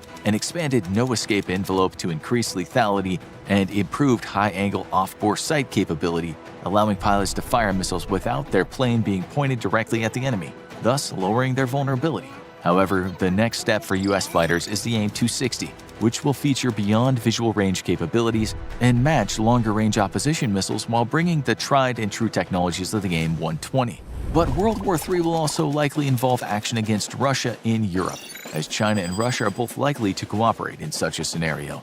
This will be a partnership of opportunity, however, not of choice, as relations between the nations are difficult at best, and Russia grows increasingly frustrated at its status as the junior partner. With Russia's invasion of Ukraine, the Russian military has proven itself incompetent, corrupt, and inept at executing a modern 21st century war. Despite vastly superior firepower, the Russian offensive in Ukraine has all but stalled out. And this is with Russian forces facing a foe that has a fraction the capabilities of the US military. Simply put, the only real threat Russia can bring to a global war scenario is their nuclear power. With the bulk of the US Army not taking part in operations in the Pacific, Russia would be easily contained by current US ground firepower, while NATO would be short on critical air assets. These are capability gaps easily filled in by NATO air forces. 4 months ago, we would have spent an additional 10 minutes explaining to you how the US is preparing to counter Russia. Today, after seeing what the Russian military is capable of, we honestly don't have to. While victory would come at a cost, NATO would most likely win a resounding victory over the Russian armed forces. The only real threat Russia would pose would be in the first few weeks as the bulk of American firepower is being shipped across the Atlantic and prepared for battle. This leaves the Baltics and Poland vulnerable, but the deployment of NATO rapid response forces would likely be enough to slow down an initial Russian offensive and greatly limit its gains until NATO's European partners can fully mobilize their own armies. U.S. strategy to counter Russian aggression in the next World War is thus based around preparing European partners to better defend their own continent and not be so reliant on the U.S. military, as the conflict against China will consume the bulk of U.S. sea and air power. The Pacific is where the real war will play out, and after its stunning losses in Ukraine, it's unlikely Russia would willingly engage NATO in a third world war anyway. With Russia hogging all the negative press lately, you might have missed Chinese President Xi Jinping's adamant proclamation that Taiwan will be reunited with the mainland. And he is not ruling out military force to accomplish this goal. But with the vast majority of Taiwanese citizens wanting nothing to do with mainland communist China and American President Joe Biden promising that the U.S. would come to Taiwan's aid, World War III is looking more likely, and it won't be starting in Europe. How is China going to defeat the U.S. and its allies? And more importantly, why does Taiwan matter so much that the U.S. is willing to fight to keep it free and independent? China wants Taiwan, and the U.S. wants Taiwan to remain free. Both sides have their various reasons, but there are some significant overlaps. For China, Taiwan is both a matter of national prestige and a national defense priority. The island is home to the Chinese nationalists who fled after losing the war against the communists after World War II. And given the difficulty of an invasion plus the support of the United States, reunifying this breakaway province by force has not been an option for China. It's only recently, with China's vast modernization of its military and steadily expanding amphibious assault capabilities, that the dream of taking over Taiwan is approaching fruition. But as long as Taiwan remains fiercely independent and refuses to bow to Beijing, China cannot be taken seriously as a global military power. After all, why should anyone fear your military when it can't even pacify an island sitting right off your own shores? For the Chinese Communist Party, Taiwan represents an existential threat, though. The nation began as a dictatorship but gradually became a liberal and open democracy. Today, it's amongst the most successful democracies in the world, and that's a big problem for the CCP. As long as Taiwan remains independent, it remains a symbol for the Chinese people of what life could be like for them if they were no longer under the thumb of the CCP. After the extreme measures enacted by President Xi during and after COVID, disillusionment with China's government and the very society it's built around has skyrocketed amongst the youth. To many of them, the democracy lurking right off their own shore is a more appealing choice, and as long as Taiwan remains independent, it'll continue singing its siren song of democracy to the Chinese people. However, there are two very real and very significant strategic reasons for China to want to take Taiwan back and for the U.S. to want it to remain independent. First is a Western strategy known as the First Island Chain. This is a chain of pro-Western friendly nations that ring the shores of China and Russia both. During the Cold War, it acted as a physical barrier to communist navies in case of war, who would be hemmed in and unable to operate in open waters without being destroyed attempting to break to the open sea. The first island chain also allows friendly navies to operate very close to enemy shores by having resupply and repair facilities readily available and not relying on far-flung bases, which would limit loiter time for friendly ships and aircraft.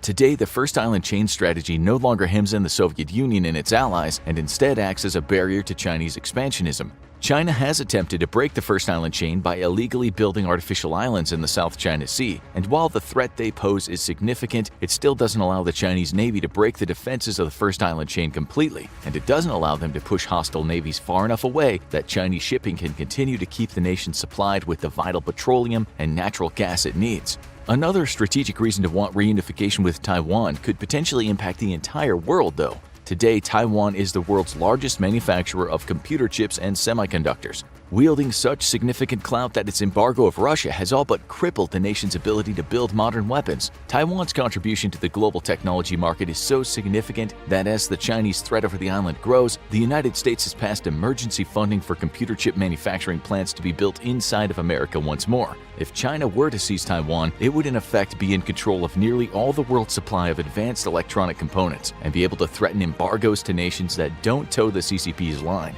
A nation would have a simple choice: have its economy crippled or do as President Xi says. So how can China achieve its goals, even if it means launching World War III, and come out on top?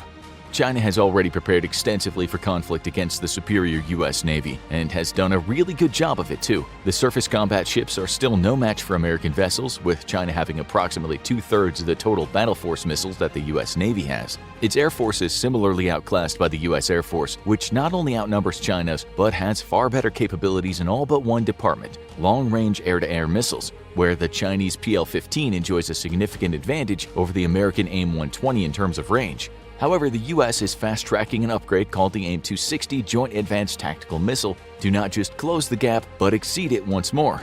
U.S. air and naval power won't matter, though, if it can't bring all that might close to Chinese shores, which is why China has invested heavily into developing a strategy known as Anti-Access Area Denial, or A2AD. The goal is simple: keep American ships and special mission aircraft such as AWACS and tankers away from Chinese shores so the People's Liberation Navy can operate with impunity. At the core of the strategy is the People's Liberation Army Rocket Force, or PLARF. PLARF might sound like something you do after a bad burrito, but it's the gravest threat the U.S. Navy has faced since the end of the Cold War, and it might be good enough to keep the U.S. ships out of the Western Pacific for good. A ballistic missile force, this branch of the Chinese military is dedicated to China's vast stockpile of both nuclear and non-nuclear ballistic missiles. China was never subject to the Intermediate Range Force Treaty, or INF, and thus, unlike the Soviet Union and the U.S., China developed an extensive stockpile of conventional ballistic missiles. Today, China fields about 1,400 ballistic missiles alongside hundreds of cruise missiles. Most of these are older, shorter-range missiles which we could expect to see deployed against Taiwanese infrastructure, but hundreds have ranges capable of hitting U.S. bases in Japan and South Korea. A small but unknown number can even hit the all-important U.S. base in Guam. The PLARF would be critical in the opening days of World War III. Both the US and China hold serious counterforce power, and the advantage would go to whoever fires first. A war between the two powers would almost certainly be a bolt-out-of-the-blue attack, an unexpected first strike using hundreds of ballistic missiles. The targets would be US bases in the region, with a priority target being Guam. However, this comes with certain risk, as striking US bases in Japan and South Korea would threaten dragging those two nations into the conflict. South Korea may be disinclined to join the conflict out of fear of North Korea taking advantage of the situation. In fact, for China to win, it would be in its best interest to precede a war in the Pacific with ramped-up antics from North Korea, enough to rattle South Korea without actually crossing the line over into war. Fears of North Korean aggression would be likely enough to prevent South Korea from doing anything other than voicing public support for its American allies. Japan would be a different story. The two nations are famous rivals, and there's still a lot of bad blood between China and Japan. What's more, Japan agrees with the US that China presents a threat to democracies around the world. Losing a fellow democracy like Taiwan to China could represent a larger global shift toward authoritarianism. China, being the dominant regional power, is also greatly disadvantageous to Japan, whose all-important trade routes pass by close enough to China to be intercepted by its navy should Taiwan fall and the first island chain be broken. Thus, it's almost a foregone conclusion that Japan would join the war anyway, no matter what China ends up doing. The rewriting of its constitution allows the expeditionary deployment of its military, bucking the self-defense pacifist ideology of the past, and it's proof that Japan is actively preparing to send ships, troops, and planes to aid the US and Taiwan. This is a serious problem for China because Japan provides a convenient staging ground for both the US naval and air forces. A significant number of ballistic missiles would have to be dedicated to striking Japanese air bases and harbors in order to deny both to the US military. Chinese military doctrine states that the PLARF is to be used in a swift, precise, and overwhelming strike against an enemy force. This means eliminating the greatest threat to Chinese ambitions in the region, the United States Navy. It's not enough to shut down U.S. bases and airfields. America has a huge expeditionary capability and lots of friends from where they could stage ships and planes. Winning the war in the Pacific means beating the U.S. Navy black and blue. China is counting on the U.S.'s public aversion to military casualties to win the war the moment it starts. To achieve it, it needs to score huge losses to the U.S. at the onset of the war in terms of both men and material. That's why U.S. aircraft carrier strike groups are China's #1 priority. Not only do American supercarriers threaten all Chinese naval shipping, but the loss of even a single carrier would result in the death of thousands of American sailors. This is something China hopes it can use to shock and awe the American public into not supporting a protracted war. Because China cannot win a long-term conflict against the US, it simply lacks the material and ability to protect its trade overseas, while it can do nothing to threaten American global trade. With U.S. carriers kept at bay with ballistic missiles and friendly airfields destroyed, China would have a week or two to achieve its objective of capturing Taiwan. However, China faces 3 critical problems with its war plans. The first is that any invasion of Taiwan would take weeks to coordinate. Ships would have to be restationed to nearby harbors. Hundreds of thousands of troops would have to be moved from various military districts to the eastern one in preparation of boarding. Supplies like food, water, and medicine would have to be gathered in the millions of tons and prepared for shipping across the strait. Hundreds of aircraft would have to be moved to nearby airfields.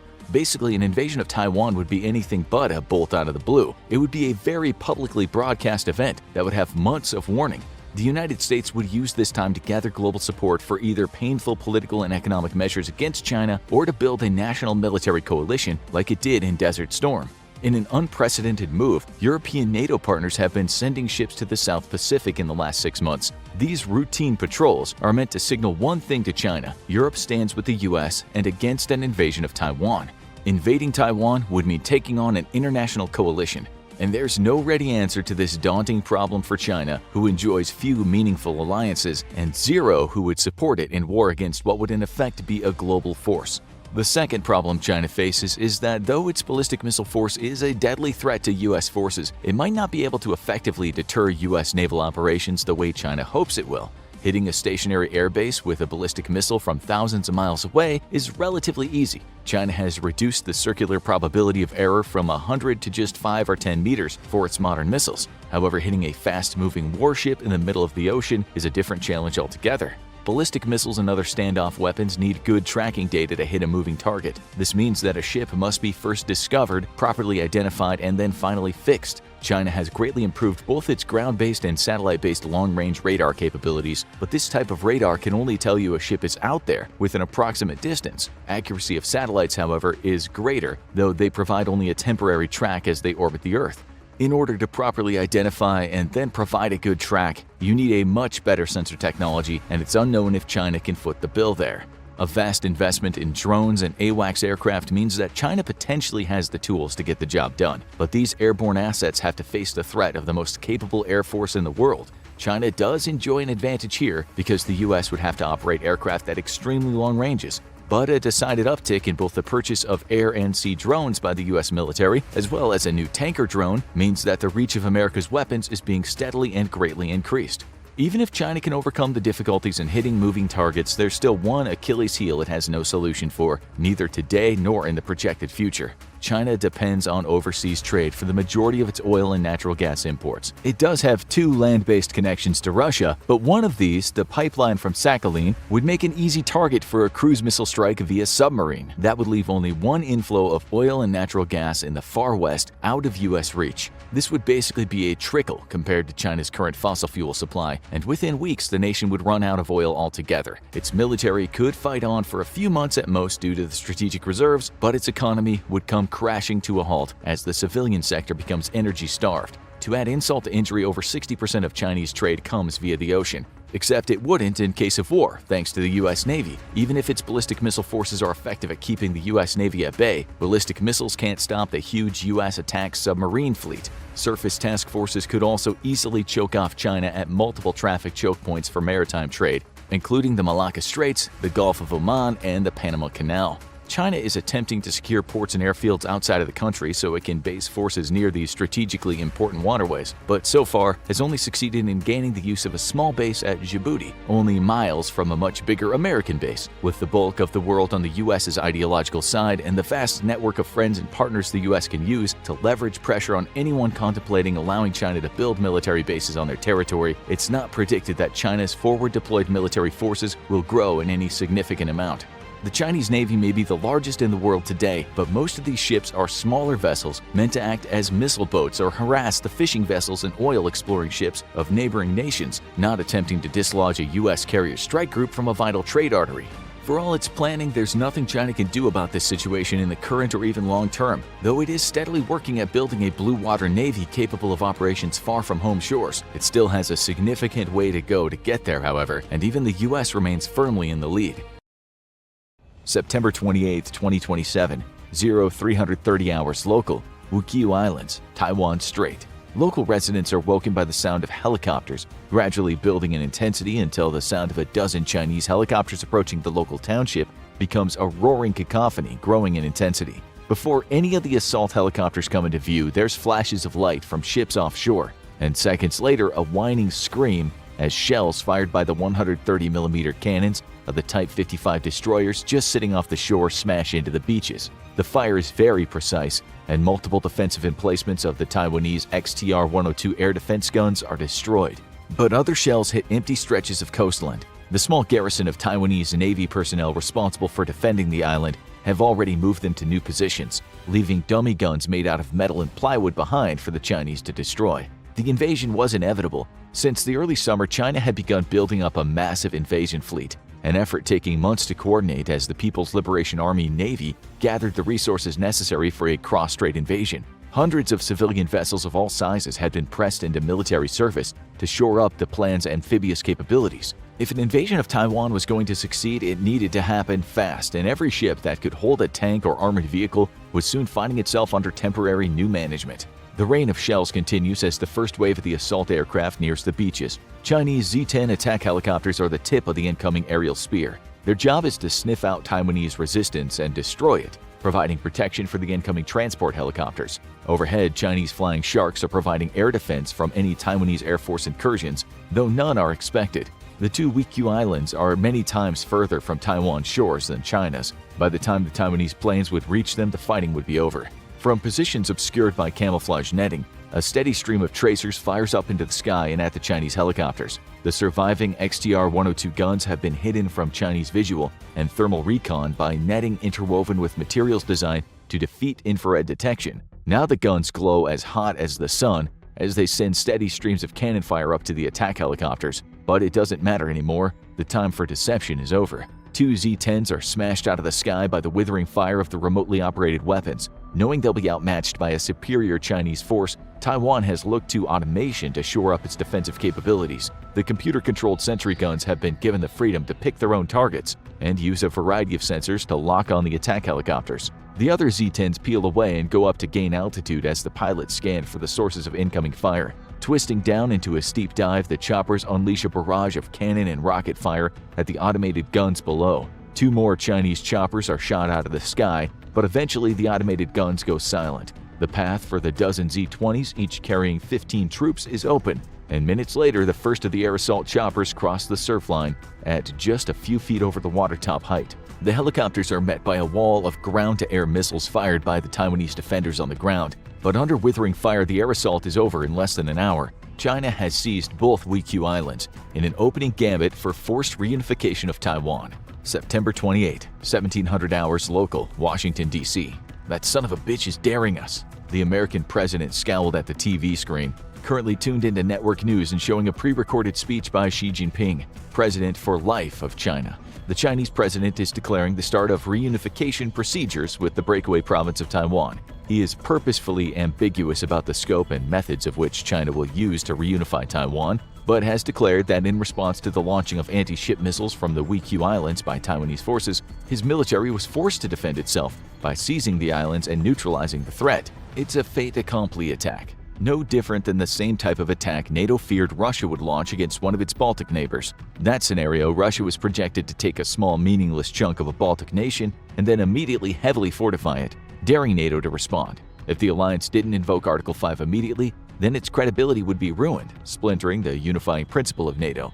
But would every member of NATO agree to World War III over some insignificant Lithuanian village? Taiwan enjoyed no such formal treaty. This was easier for China than it would have ever been for Russia. The US had been carefully preparing for a full-blown invasion of Taiwan ever since the buildup of naval forces around the strait at the start of the summer. But would the US go to war with the second most powerful nation on Earth over two islands with a total population of 400?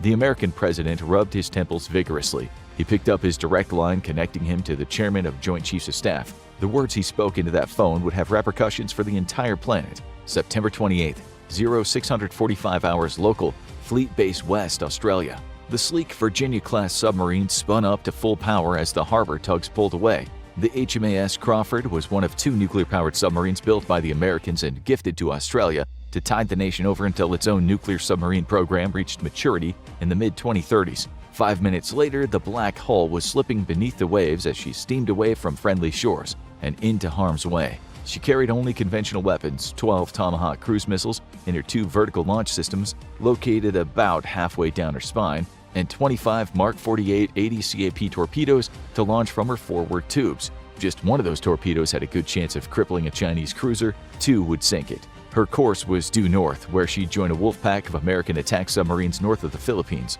Her captain and the crew hoped this was merely posturing, but all feared the worst. October 2nd, 1735 hours local, Ronald Reagan Carrier Strike Group West Pacific, classified. The captain of the Ronald Reagan watched the navigation display like a hawk, scarcely taking his eyes off the blue lozenge-shaped digital marker that represented the Reagan and her accompanying escort warships. The American supercarrier represented one of the greatest concentrations of military power on Earth. There were two others like it already in theater. The USS Nimitz was on patrol just east of the Philippines, and the George H.W. Bush had been reassigned to Pacific Command the moment that China began to draw up forces for a projected invasion of Taiwan. And its escorts loitered off the Japanese coast on the other side of the Japanese mainland from the USS America. 3 carrier strike groups and 1 expeditionary strike group.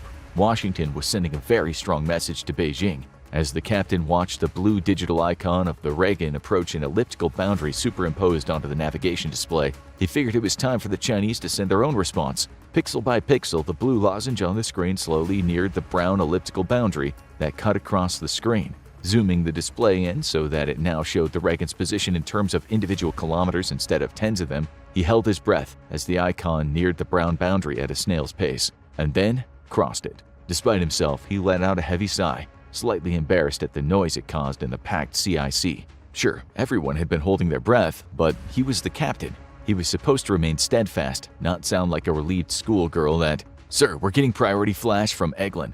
They've got thermal plumes from multiple sites near Alexazuoki." The junior officer working the ship's highly sophisticated communications gear looked as pale as a ghost. So, China had responded. The captain only hoped he looked a little more composed than his subordinate. He took a moment to compose himself before speaking.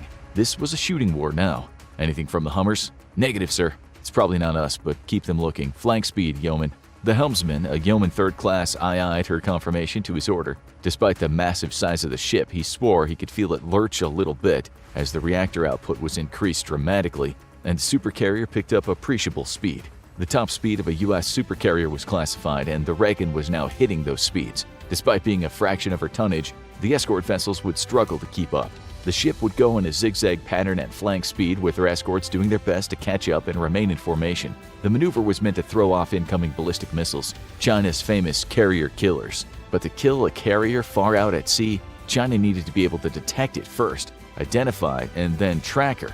Over-the-horizon radar was good for detecting large ships like the Reagan, and China had come a long way in this capacity in the last 20 years. However, they offered too little in terms of identifying or tracking vessels. The IDing was up to satellites in space, who would easily image the big carrier in both visual and thermal spectrum. Satellites whizzed by too fast for a good track, though, especially given the missile's long flight time from launch to impact. That's why the Chinese had to use other methods to track the Reagan this far out at sea. and the only possible solution was a low observable long-range drone. Here too, China had made great strides. If they didn't find that drone and kill it, the world would finally see just how good the escort's SM-6 Fleet Ballistic Defense Missile really were. His combat air patrol was already on the hunt, assisted by 2 Hummers, E-2 Hawkeyes airborne early warning aircraft. Their powerful radar swept the skies in 360 degrees for hundreds of kilometers around the carrier, able to detect conventional aircraft long before they could even come within range of firing standoff weapons. Low observable or stealthy aircraft, however, were a different matter altogether. The Reagan had been prepared for this possibility and had sent up 2 combat air patrols, one northwest and one southwest of the carrier. The AESA radars were powerful, better than anything the Chinese had in their fighter inventory, but the Hawkeyes were the real quarterbacks in the sky. Without them, they'd have no chance of finding the drone potentially feeding targeting data to the incoming ballistic missiles. Sir Eglin affirms trajectory. They've got multiple other launches, but this batch is coming for us. The captain swallowed hard. Everyone knew this was a possibility. China could ill afford to allow 3 American carrier strike groups in its backyard if it was going to take Taiwan. And America had worked for the better part of 2 decades at defeating the threat that ballistic missiles posed to its fleet. Now it was up to the various links in the chain to do their job and destroy the enemy's own kill chain. He was confident that even now U.S. space assets and cyber warfare units were on the offensive, jamming, disrupting, and even sabotaging Chinese space-based surveillance networks. He was confident that the Chinese were doing the same right back at the Americans. The first shots of World War III had been both in the physical and cyber world. Minutes ticked by. The discomforting thoughts of dozens of tons of high explosives hurtling through low orbit straight at his ship weighing heavily on the captain's mind. His aircraft and ships blasted surrounding airspace for hundreds of miles with all manner of electronic noise, trying desperately to find the drone guiding Chinese missiles to their targets. The EM radiation alone was lighting up like a spotlight in the darkness, but it was necessary to spot the stealthy drone. Eagle 2-4 has a bogey at Angels 20, Dagger flight already on its heading. The commander of the strike group's air defenses had already confirmed good track on incoming ballistics. The captain checked his watch. They should be breaking back into the atmosphere in a few minutes, with the group's SM-6s being fired in volleys just before to hopefully intercept right inside the atmosphere. It was like hitting a bullet with a bullet. A dicey proposition in the best of conditions. Spotting the Chinese drone and destroying it would greatly improve their odds of survival. 150 miles away and thousands of feet up, 4 F-35s put on full afterburners as they raced toward the target sent to them by the Hawkeye. Their own radars were only now starting to pick up the bogey track, but they'd have to get closer before they could acquire a targeting solution. Speed was time, and time meant they might have a ship to come back to instead of having to ditch into the Pacific. A minute later, 2 AIM-120 long-range air-to-air missiles were on their way at supersonic speeds. The drone didn't even bother taking evasive actions. It was blown out of the sky, and the critical data link to the incoming ballistic missiles was broken. A few minutes later, the missiles that survived the storm of SM-6s coming up to greet them from below smashed harmlessly into the ocean, missing their targets by a dozen miles. But off the Filipino coast, the Nimitz strike group fared far worse. The shorter flight time meant that it was easier for China to track and target, and despite a vigorous showing from the group's SM-6s, 3 of her escort vessels were nearly broken in 2 by tons of high explosives falling out of orbit at hypersonic speeds. The Nimitz itself took a single hit after the flight deck, ripping the entire aft section apart and destroying 24 aircraft in the massive hangar below. The ship's propulsion was seriously damaged, and only one of her screws was operational as she was forced to limp south toward the safety of Australian waters. A Chinese diesel-electric sub would finish her off 2 days later, at the cost of its own life, from American ASW aircraft. The George H.W. Bush and the America both fared far better, enjoying the robust protection of both their own and American and Japanese shore-based ballistic missile defenses. The batteries of Patriot interceptors would have to choose to defend either the Japanese and American ships or inland airfields. They chose the latter, doing their best to shield the 2 navies from withering ballistic missile attack over the next 2 days. Airfields could be repaired, but there was no unsinking a supercarrier and her escorts. Arguably, they were much more useful in the war to come anyway, as it would take place almost solely in the air and in the water. By attacking the American and Japanese airfields, though, China committed Japan to the war. It had been a small gamble. Japan's entry into the First Sino-American War was a foregone conclusion. Japan didn't want China dominating the Western Pacific any more than the Americans or anyone else, really. South Korea had been spared, however, out of fears of dragging them into the conflict as well. In turn, China struck terms with South Korea. It would not attack the nation's military infrastructure as long as it forbade the Americans from using their forces there to launch attacks against China. Faced with the possibility of a Chinese bombardment and invasion from North Korea, South Korea struck a pragmatic if disappointing bargain. October 24th, 1101 local hours, Joint British-American Expeditionary Force, Arabian Sea. The Chinese attack on Diego Garcia had been a complete surprise to the Americans and their British allies, who had thrown themselves wholeheartedly into the war on the side of the Americans. China had managed to slip several long-range ballistic missiles into its naval base at Djibouti, the entire launch assembly miniaturized and disguised as cargo containers. It had only taken hours to move them into position and send a small volley at the joint British-American base on the small atoll of Diego Garcia. The base had weathered a far less intense attack than, say, Guam, which had been hammered with dozens of missile strikes. Its Patriot batteries had done a fair bit of work in conjunction with U.S. ships and knocked half of the incoming missiles out, but the rest had wrecked the runways, fuel storage, and hangars housing aircraft. The damage was immense, and it would take months to bring Guam back online. Diego Garcia would be fully operational in a fraction of the time, but for now, the runway used by Allied long-range strike and recon aircraft was not operational, and aircraft carriers were at a premium, badly needed closer to China's own shores.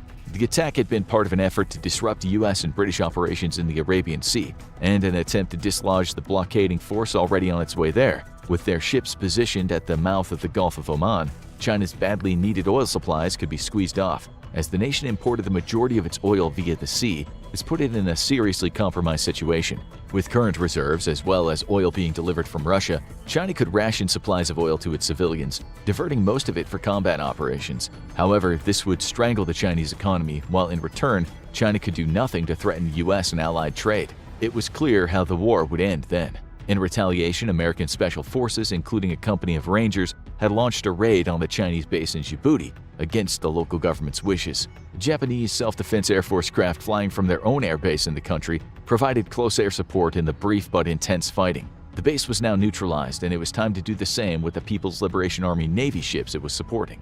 Originally, the Chinese plan to dislodge the American boot on their throat had been to launch a disruptive attack on Diego Garcia, followed by an attack on U.S. naval forces by both surface and undersea platforms. But of the half-dozen Chinese attack submarines secretly sent to make a transit to the area to join in on the attack, only one had made it through Allied lines. It had been a gamble, but Chinese subs were much noisier than American or European ones. To make matters worse for the Chinese, Britain wasn't the only European power throwing its weight behind the U.S. France, Germany, and Spain had all sent ships to the region over the summer and now joined the fight directly. Russia's attack on Ukraine had solidified the NATO alliance and filled it with terrible resolve. The NATO fleet steamed west toward the smaller Chinese fleet formerly based around Djibouti. The gamble had failed. Without attack submarines for support, there was little hope of Chinese victory here. AWACS aircraft spotted the enemy fleet hundreds of kilometers away, feeding targeting data to friendly forces. At a range of 300 nautical miles, the American ships fired first, loosing a volley of AGM-158C LRASM. These long-range anti-ship missiles had recently been upgraded with the ability to be launched from U.S. Navy vertical launch cell systems on the decks of its warships, where before they could only be carried by combat aircraft. Fired in volleys, each missile carries a 1,000-pound warhead and flies to 25,000 feet. Their sophisticated sensor suite allows each missile to sniff out the electromagnetic and thermal signature of enemy ships and verify what the missile sees with an onboard library of known enemy vessels. Thus, the smart missiles avoid hitting friendly or neutral targets. Networked together, they can even designate targets in flight, so missiles don't double up or triple up on a single target unless necessary. All these capabilities, however, are a backup to its onboard data link, so if severed, the missile can still track ID and prosecute the target. Once within 100 miles of their target, the volley of LRASMs plunge toward the ocean, skimming over the top of the waves. This allows them to slip under the defensive radars until they get to within a few dozen miles of their target. The harpoons used by the rest of the U.S. ships and their allies would have been spotted on Chinese radar long ago, but the LRASM stealth quality allow it to get within 24 miles before air defense radars sniff them out. Immediately, the Chinese vessels fire off waves of interceptors, but fire control radars have difficulty locking on to the jet-black American missiles. The first wave of interceptors miss their targets and auto-detonate harmlessly over the ocean. The second volley of interceptors managed to destroy a few of the incoming missiles. There isn't time for a third volley. Perhaps if the Chinese enjoyed the support of an AWACS platform, they could have detected the American missiles earlier and had more engagement time with more accurate tracking. But without it, the ships are forced to rely on their own systems, limited by radar horizons and minimum tracking altitudes. Chinese Sea Whiz cannons roar to life as the air fills with thousands of supersonic tungsten rounds. The tracers make each stream of Sea Whiz fire look like an arcing laser that sweeps across the sky. More LRASMs are shredded by cannon fire, but now, under 2 miles of their targets, the black missiles suddenly pop up to gain altitude for a top attack profile that'll see them smashing into the enemy ships from above. The fleet's entire Sea Whiz systems are filling the sky with fire, knocking more missiles out of the air. But it's not enough. With thunderous roars, the 1,000-pound warheads smash into Chinese ships, punching through the top of each ship and detonating inside of them for maximum damage. Only half of the LRASM volley made it through the gamut of air defense, but the 1,000-pound warheads are devastating. To make matters worse, within half an hour, the Allied fleet will be in range of traditional Harpoon missiles, which they carry in the dozens. With a significant amount of their missile defense interceptors and Sea Whiz ammunition depleted already, there's little hope for the small Chinese fleet to hold off the onslaught to come. And even less hope that China can maintain its vital trade artery to the Middle Eastern oil. In the end, it'll matter little if Chinese forces manage to successfully land on Taiwan, an ongoing campaign that has already seen Chinese casualties in the thousands. The island has been turned into a veritable fortress with one goal in mind: hang on long enough for the Allied fleets to starve China into submission. With the Gulf of Oman plugged, Allied air power will now work to destroy the People's Liberation Army Air Force and sweep it from the skies of Taiwan, while submarines whittle away the planned ships. Taiwan will bear a heavy cost, but in the end, strangled off from its badly needed oil imports, World War III only ends one way. Papua New Guinea, a wild and rugged place. Since it gained its independence from Australia, crime and civil unrest swept the state. Now this nation has a new friend, a buddy with plenty of money who's pledged to eradicate these problems. Its name is China, and its recent moves in the Pacific make Americans and Australians very nervous. There's talk on the street of World War III.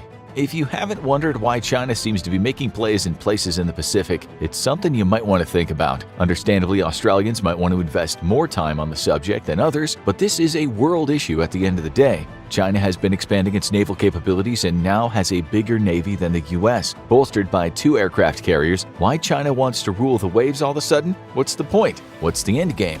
At least you have us, your faithful informants, to try to help you make sense of what's happening. Before we get into the aircraft carriers and what's happening in Papua New Guinea, aka PNG, let's look at some other matters that are related to China's rising influence in Southeast Asia. What's happened in the South China Sea over the last few years has elicited concern from countries that see China as a threat to the world order, namely the US. As you might have seen in some of our other videos, China's been busy building up their power base in that region, which militarily is a strategically important part of the world, home to shipping lanes worth many billions, even trillions of dollars. China's had to make some friends to secure its presence in the region, and if making friends wasn't an option, China found another way. But China's cast its net further afield, with the Pacific becoming the new area where the country is throwing bundles of money at nations that need help with their infrastructure and economy. One of those nations is the Solomon Islands, a country that not long ago said there'd never be a Chinese naval base on its turf. What's happened there lately has made Australian politicians more than a little bit upset. Not long before we started making this video, Reuters reported that the Solomon Islands Prime Minister's office had handed Chinese government cash to 39 out of 50 members of parliament on 2 occasions last year. The payments, adding up to a few $1,000,000, were said to have been given to the PM with the message, "Do what you want with it." The lawmakers on the receiving end were made up. And it seems the PM, who is very friendly with China, will remain in the country's pocket. Watching this from afar was the United States, who along with Australia and some other Pacific countries was none too pleased. The Solomon Islands' new cozy relationship with China is deemed quite a big threat. They see it as China destabilizing what has been peace in the Pacific since the end of World War II. The country has 6 major islands and about 900 smaller islands, some of which have recently experienced large development projects. The previous crumbling infrastructure has been brought back to life over the last few years, and if you look at the multi-million-dollar projects there today, there's something you'll often see: a Chinese flag. Make no mistake, when locals walk past these snazzy new developments, they really know who's funding them. This is serious business, especially if you come from Australia or New Zealand, who shudder at the thought of Chinese officials cutting more ribbons in the Solomon Islands. They're especially unhappy about a security agreement that China and the Solomon Islands recently signed. What does it matter, you might think, if China helps a country to build roads and stadiums and make the internet better? The critics say it's not about fancy stadiums or Solomon Islanders getting to watch YouTube without the videos always buffering. They say this is a power play. Conversely, China's saying it's just happy to splash the cash and help folks that most need it. As you watch this video, one of the construction projects worth a whopping $50 million of Chinese cash has signs all around it that read, "For Shared Future." It's a slogan the locals hear a lot these days. China's President Xi Jinping recently echoed it at a meeting, saying China is working with Pacific Island nations to build a community with a shared future. It sounds nice, but the Australians and the Americans realize the hidden message behind the slogan. Not long ago, China didn't give a damn about this 700,000-person nation. It only created diplomatic ties with the Solomon Islands in 2019. Now you can see China's influence is everywhere, which local people might actually welcome.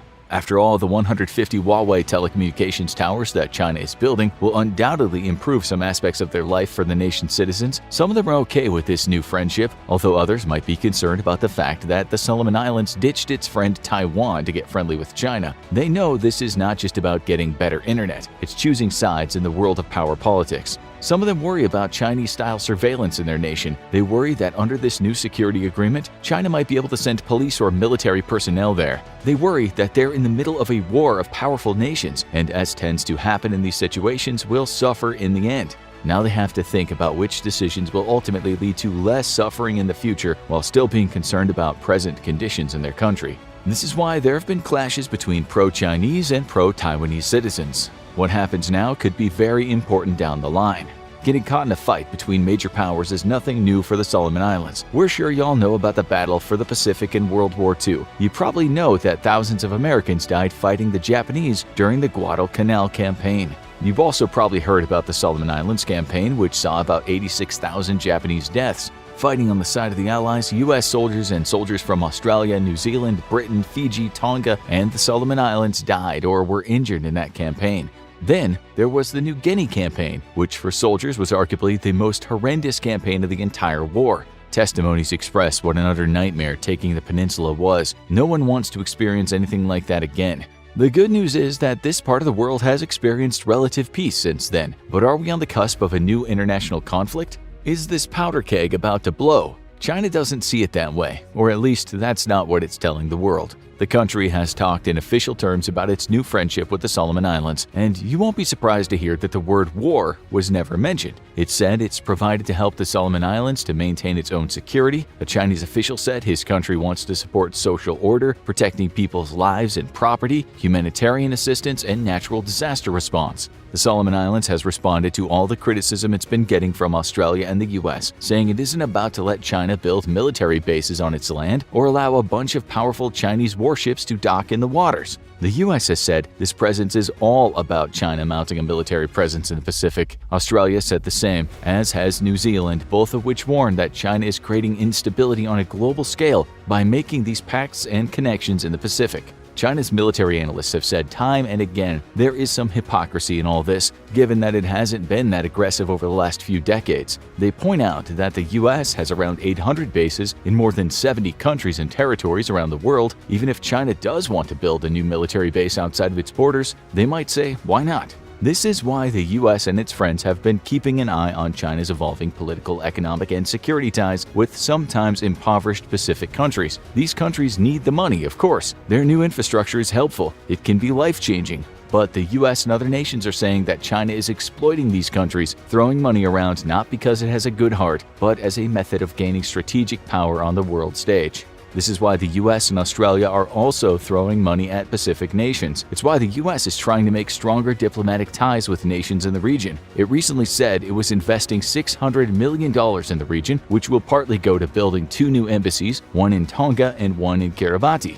The US also wants to reopen its embassy in the Solomon Islands. This is not strictly about helping the people, but maintaining power in the region. Its direct opposition to China's new presence in the region is a godsend to Australians who understand the threat of having missiles pointed at their country from those islands. Australia, too, has suddenly become much friendlier with these nations, or has at least been trying to. U.S. analysts say that China's looking for politicians in the region that can be turned against Australia. It seems they've found their man in the Solomon Islands. But there are other places in the Pacific where China has been increasing its influence. Such politicians like to say things such as friend to all and enemy to none, and they say that accepting China into their warm embrace doesn't mean they're going to allow China to make their nation a strategic military base. Being a friend to all could certainly pay off for now, but as we said, things could get disastrous if World War III kicks off. Same goes for Vanuatu, which has also been forming a quite cozy relationship with China. The Australian media said in 2018 that China was trying to establish a permanent military presence there, although Vanuatu shot back and said that wouldn't happen.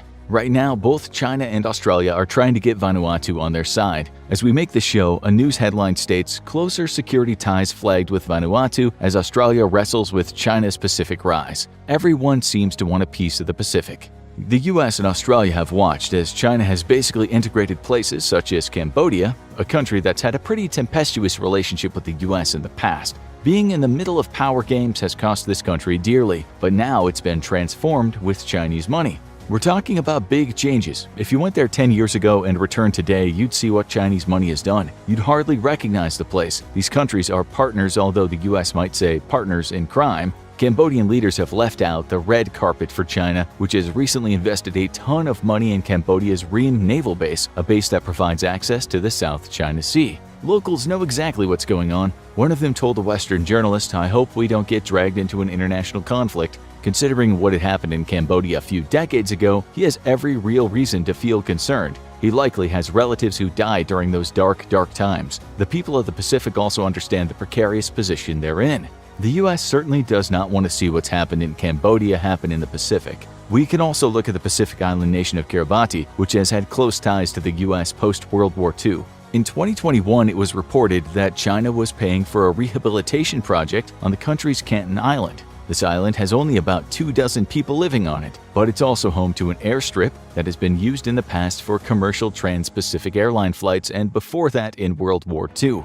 You might well wonder why China suddenly wants to pump a load of money into this island and its airstrip. This only happened because in 2019, Kiribati cut off diplomatic ties with Taiwan. The Kiribati president, Taneti Maamau, was said to have won the election on a pro-China platform. He said, "Come in, sure, build your new airstrip." China said thanks, and of course we will, and by the way, it's not a military airstrip.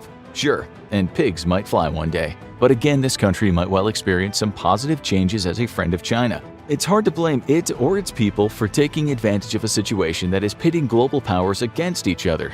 China hasn't built a military base in the Pacific yet, but having a presence and a friend in the region makes that very possible in the future.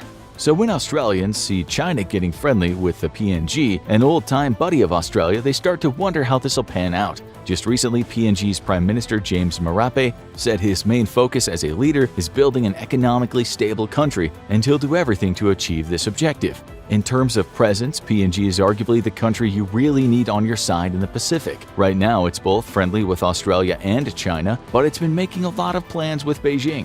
Again, from its point of view, why not? Australia and the US have spent decades neglecting places in the Pacific. One such analyst wrote, "The Pacific Islands have more choices for partnerships than ever. Therefore, cultivating relationships with them will be crucial if the United States is to be the partner of choice. It might be a case of being too late to the party. China's already made footholds in these nations, the money has already been sent, and the US is possibly too late to the game." In 2022, PNG and China signed a Memorandum of Understanding in regard to the construction of China's Belt and Road Initiative, or BRI. In short, this is about China investing in countries around the world, which is why it's been compared to the US's Marshall Plan after World War II. The BRI is one of the biggest infrastructure projects of all time, covering 68 countries. It'll transform much of the world as we know it and compel some countries to believe China is a much better friend than the US. This is why the US, Australia, and Japan have joined together to form their own version of the Belt and Road Initiative called the Blue Dot Network. Hearts don't usually bleed on the stage of international power politics. Still, if you read propaganda from any side involved, all these moves are not about power and economic interests, but about the people they're helping. A Chinese government media outlet recently wrote, "Projects undertaken by Chinese enterprises under the BRI have led to fruitful benefits for local people, higher living standards, more jobs, and skilled training." That might be true, but it's also true that China is building toward becoming the world's superpower, and the US wants anything but that. And when China talks about how people in the PNG will be so much happier with their new money, Australian politicians shake their heads in disdain. They look at China's airport projects in the PNG with a sense of profound concern. They wonder what those airports might be used for if ever there's a world skirmish like there was at the start of the 20th century. They see warplanes on those runways, not the commercial passenger planes like China likes to talk about. Australia sees China as the biggest threat to its own trade with the PNG. They look at China's ever-expanding military and see missiles pointed in the direction of Australia. Australia and other Western allies know how important the shipping lanes are. They understand the strategic importance of this part of the world. And so they aren't about to big up China for helping PNG build a much-needed infrastructure. Now, everyone suddenly wants to get PNG on their side. It's like the kid on the playground that wasn't popular before coming into school with something that all the other kids were jealous of. Now everyone wants to be his best buddy. That's what's happening with PNG. The PNG politicians know only too well how this game will end. What worries the US and Australia the most is China building a naval base in PNG. The Prime Minister has said he's never talked about that with China, and China has recently expressed that it's not there to do that. It said the military base theory proposed by its enemies is completely baseless and hyped with ulterior motives. This was after an Australian newspaper said the futuristic $8 billion development project is set to include an airport, naval base, and military base carved out of jungle land in Orokolo Bay. If you look at rankings for navies in the world, China usually comes second these days behind the US. Still, if you've been watching what's been going on with the People's Liberation Army Navy over the last decade, you'll see that it's grown in size and capability to a great extent at the same time as China has been making its presence known in the South China Sea and now the Pacific region. Expanding navy, a new presence in the ocean and seas. What does it all mean?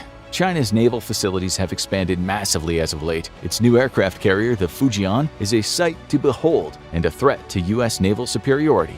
Then there are China's fairly new stealth-guided missile destroyers and their Yuan-class submarines, all of which make China a huge force where the water is concerned. It's unsurprising then that Australia wasn't too happy when China said it wanted to invest in PNG's Lombrum Naval Base on Manus Island. This was a very important base for the US and other allies during World War II and remains a strategically important base amidst key trade routes. China never got to invest. Instead, Australia, with US investment, stepped in and handed over $175 million. This has ensured that the port will remain under the control of Australia and the United States. Australian media has called this joint venture from Australia and the US a significant pushback against China's Pacific ambitions. China won't stop though, it's just getting started. It will keep investing, it will keep expanding its friends list, it will flirt and woo and bargain to get what it wants. As some political scientists point out, the era of the US being a sole superpower might come to an end at some point. And what was a unipolar world will become multipolar, with China reaching parity with the US. As for what will happen if we enter a new multipolar nuclear era, that's hard to say, but it will be interesting. Or, as one analyst said, it will be unprecedented and far more complex and challenging than the Cold War. Canada is a vast country, and there'd be plenty of locations that would remain untouched by World War III due to its size and untamed wilderness. However, coastal cities and certain places along the US border would be attacked as a means to invade the US. The same could be said about Mexico. Although there are likely regions in the highlands and jungles of the country that would remain safe, its overall proximity to the US would make other parts of Mexico vulnerable to attack. However, South America is far enough away from the US and any other major players in World War III that it would be an ideal place to go once the fighting broke out. The safest country in this scenario would be Chile. Chile is the southernmost country in South America. Not only that, but the city of Puerto Williams is the southernmost city in the entire world. The country itself has tons of natural resources and numerous geological features that make it an easy escape if the war ever does reach South America. Chile is one of the most developed nations in all of South America, meaning there's already infrastructure in place to sustain the country if the rest of the world is at war with each other. There are two options of where to go in Chile that would ensure your safety during World War III. The Andes Mountains stretch across the entire western part of the country, and it's in these mountains that the indigenous communities have lived for hundreds of years. There are endless amounts of fresh water and fertile land that can be terraced to grow crops. The mountains offer protection and serve as a deterrent for any enemy force that might try to occupy the country. The mountains and many other regions of Chile contain dense forests that can be used to build a cabin in the woods, and a number of wild animals that can provide sustenance in extreme circumstances. Not to mention that Chile is the fourth largest exporter of wine globally, which means while the Northern Hemisphere becomes a scarred battlefield of destruction and death, you could be getting tipsy off of some of the best wine in the entire world. The other option is settling as far south as possible. This next closest land from the southern tip of Chile is Antarctica. It's highly unlikely that any part of World War III would be fought in the frozen Antarctic waters. This means living in southern Chile would be pretty safe. The weather can be brutally cold and storms often whip across the region, but the oceans are bountiful and different varieties of potatoes grow pretty much everywhere in the country. And while we're talking about the extreme south, there's probably no safer place on the planet than Antarctica during World War III. You could theoretically take refuge in one of the science outposts there and wait for the fighting to end. No one's going to be coming to that Antarctica to wage the war, but the lack of resources and the inability to resupply during that time would make it important to ration resources. Eventually, you would run out of supplies and you would need to leave the continent, but if you could stay in Antarctica until peace was declared, you would be safe the entire time. There is one other southern country that is resource-rich and would be an excellent place to escape to during World War III. You could even go on a safari while you're there. South Africa contains around 10% of all plant, bird, and fish species in the world. It also is home to around 6% of mammal species. This makes South Africa an ideal place to hide from the turmoil of World War III. There are plenty of food sources, freshwater supplies, and fertile coasts in the country. It also helps that South Africa is very far away from the regions of the world that would be fighting. It's conceivable that the fighting wouldn't even reach its northernmost border, let alone the rest of the country. South Africa also consists of many types of environments, but there's probably no safer city in this part of the world to be in during World War III than Cape Town. This is a thriving city with modern infrastructure and resources all around it. There's plenty of fishing off the coast, and the mountains that surround the city isolate it from the rest of the continent. Cape Town isn't as far south as other cities, but its location would make it strategically undesirable. Therefore, South Africa would probably be left alone during the conflict. Also, like Chile, South Africa is a large exporter of wine. Between the abundance of food, its protected location, and the availability of alcohol, South Africa would be a safe and not too unpleasant country to spend World War III in. Greenland is massive. It is also freezing. But if there's any country in the world that you could find a safe place to wait for the end of World War III in, this would be it. The tricky part would be getting to your final destination once you are within the country's borders. There are no roads between the towns of Greenland. This is a good thing in terms of finding a safe haven. The more difficult the region is to reach, the safer it'll be during wartime. For optimal security, you'd want to choose one of the more northern towns to live in, like Qaanaaq, which sits just inside the Arctic Circle. Like with Antarctica, the war will likely never reach you at this extreme latitude. You'd have to learn the ways of the Inuit people and learn how to live off the land in a polar climate, but it would all be worth it to have a safe and secure place to live during World War III. Due to Greenland's location and size, there's little reason for either side in World War III to try to invade its lands. If the war did happen to reach the part of the country you're in, you can always hop on a boat or helicopter and head further north. At some point, you'll find a town that's far enough out of the way that no military forces would find it useful. To be fair, Greenland as a whole holds very little strategic significance, and the only World War III action it would see would be ships sailing by to invade the other side of the Atlantic Ocean, or planes flying overhead. There would likely be no forces or troops stationed in the country itself. Living in rural Greenland would be much more difficult than sipping wine in Chile or fishing off a tropical beach in Fiji. However, Greenland would provide significant protection from the carnage of World War III, while also providing the resources you need to stay alive. Depending on where you initially lived before World War III broke out, Greenland might be a more viable option for safety than some of the other countries in this video. For example, if you reside in the northeastern part of the US, Greenland would definitely be the closest safe haven to you. Just because it's cold and desolate doesn't mean you should count Greenland out in a time of war. Beggars can't be choosers. Although the countries on this list are all good options to escape to in the event that World War III breaks out, there is something that you need to remember. If you find yourself in any of the countries on this list when World War III starts, you will likely be safe as the war will pose very little threat to you. However, none of that matters if each side begins launching nukes at one another. The nuclear fallout from the blasts would be carried across the world on the planet's natural air currents. The rain falling from the sky would be poisonous as it would carry lethal doses of radiation in every drop. The nuclear explosions would incinerate anything in their vicinity, causing firestorms that would release massive amounts of smoke and ash into the atmosphere. This could plunge the planet into a nuclear winter where temperatures would plummet as the sun's light is blocked out by all the particulates in the atmosphere.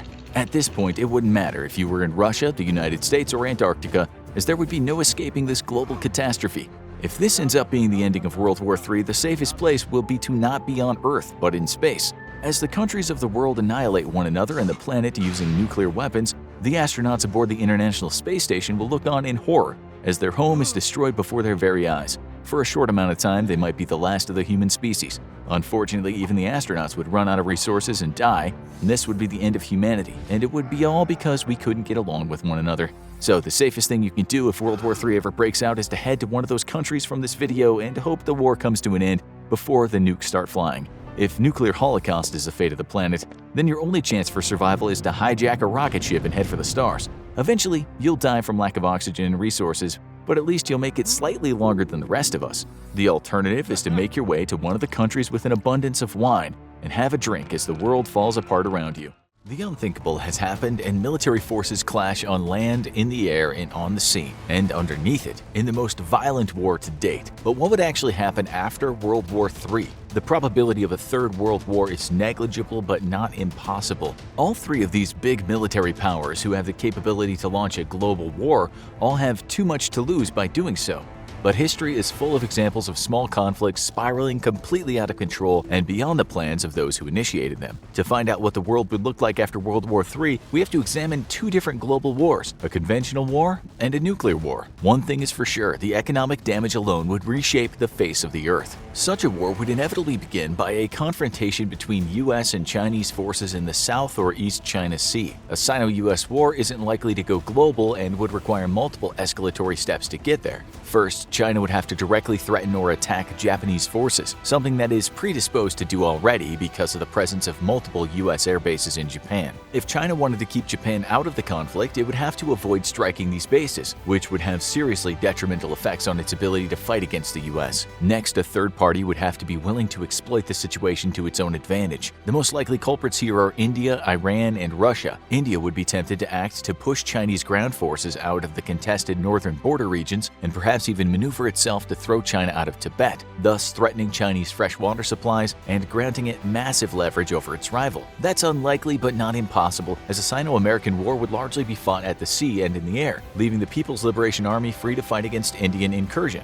Iran, however, is likely to exploit the diversion of US forces from the region for its own gain. A war between the US and China would inevitably cause a drawdown of US peacekeeping forces in other regions of the world. Currently, 60% of US firepower is in the Pacific, but as losses rapidly mount, the US will need to pull reinforcements from its multiple other global commands. With American forces no longer acting as police against bad actors, Iran could use the opportunity to attack Saudi Arabia and other Gulf states with its superior military. This would hugely disrupt global oil trade and have devastating financial repercussions across the world. Russia might seek to exploit US preoccupation with China for its own gain in Europe. While Russia has no ambition to rule all of Europe, it could see a drawdown of US forces in Europe as the opportunity to take by force breakaway Soviet republics and even some of its NATO neighbors such as Lithuania, Latvia, and Estonia. In a worst-case scenario, all three flashpoints are ignited due to American preoccupation with China, leaving the world dramatically different after the war. Such a war is almost certain to end with a US victory over China, although an extremely costly and poorly defined victory. Immediately at war's end, the United States military would be severely depleted, going from the world's most powerful fighting force to a significantly weakened force that still has global reach, but will take a decade or more to restore itself to its former glory. American naval and air losses would be staggering, as with much of half of its air and naval fleets destroyed. Half of the U.S. aircraft carrier fleet would be sunk in a conflict with China, a loss of over $50 billion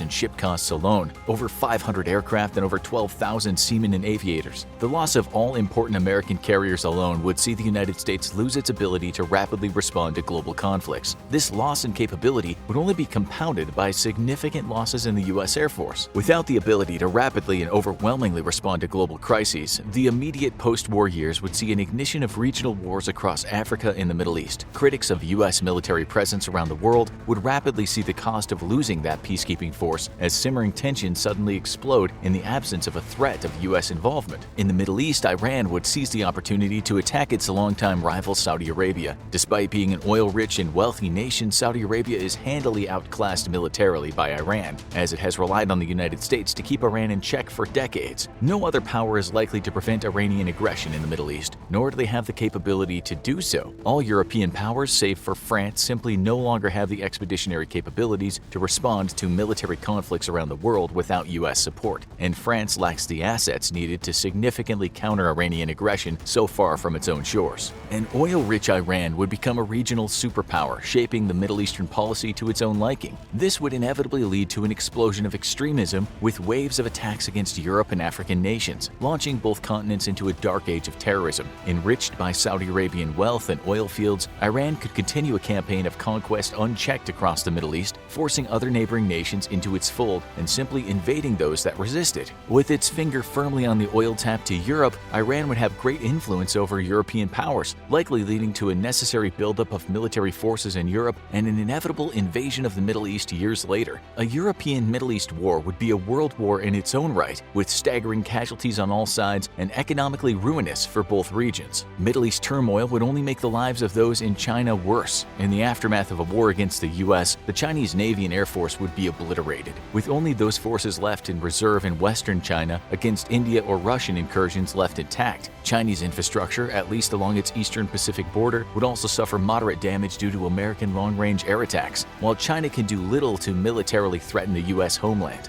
Large-scale damage to Chinese port facilities would only exuberate the damage caused by years of American naval blockade. China relies on the Pacific for the majority of its trade, and most importantly for the import of energy resources. Despite heavy losses, the US Navy could still undertake an effective blockade of Chinese trade, crippling the nation and resulting in a GDP loss of as much as 35%. China, in return, could threaten US trade in the Pacific as well, but would be unable to directly threaten either the American West or East Coast, resulting in only an expected GDP loss of 10% for the US. But the disruption of trade in what's the world's most important trade superhighway would only result in the weakening of the East Asian economies and, to a smaller extent, the entire world. East Asian nations would be the hardest hit due to their dependence on Chinese goods. This will have a knock-on effect on European nations who import cheap goods manufactured in East Asia. The ensuing worldwide economic recession would lead to flare-ups in social unrest and widespread unemployment. This, combined with a worst-case scenario of Iranian aggression in the Middle East, could set the stage for revolutionary movements in some countries and the flare-up of partisan tension spilling over into outright violence. Perhaps no nation would be as rocked, though, as China, who, despite inflicting incredible losses on the US military, would still be facing a humiliating defeat, with a near total loss of its Navy and Air Force. American cyber warfare operations would work to steadily degrade the Chinese government's ability to censor information electronically throughout the nation, and increasing unrest and war weariness would embolden pro-democracy and separatist factions in China.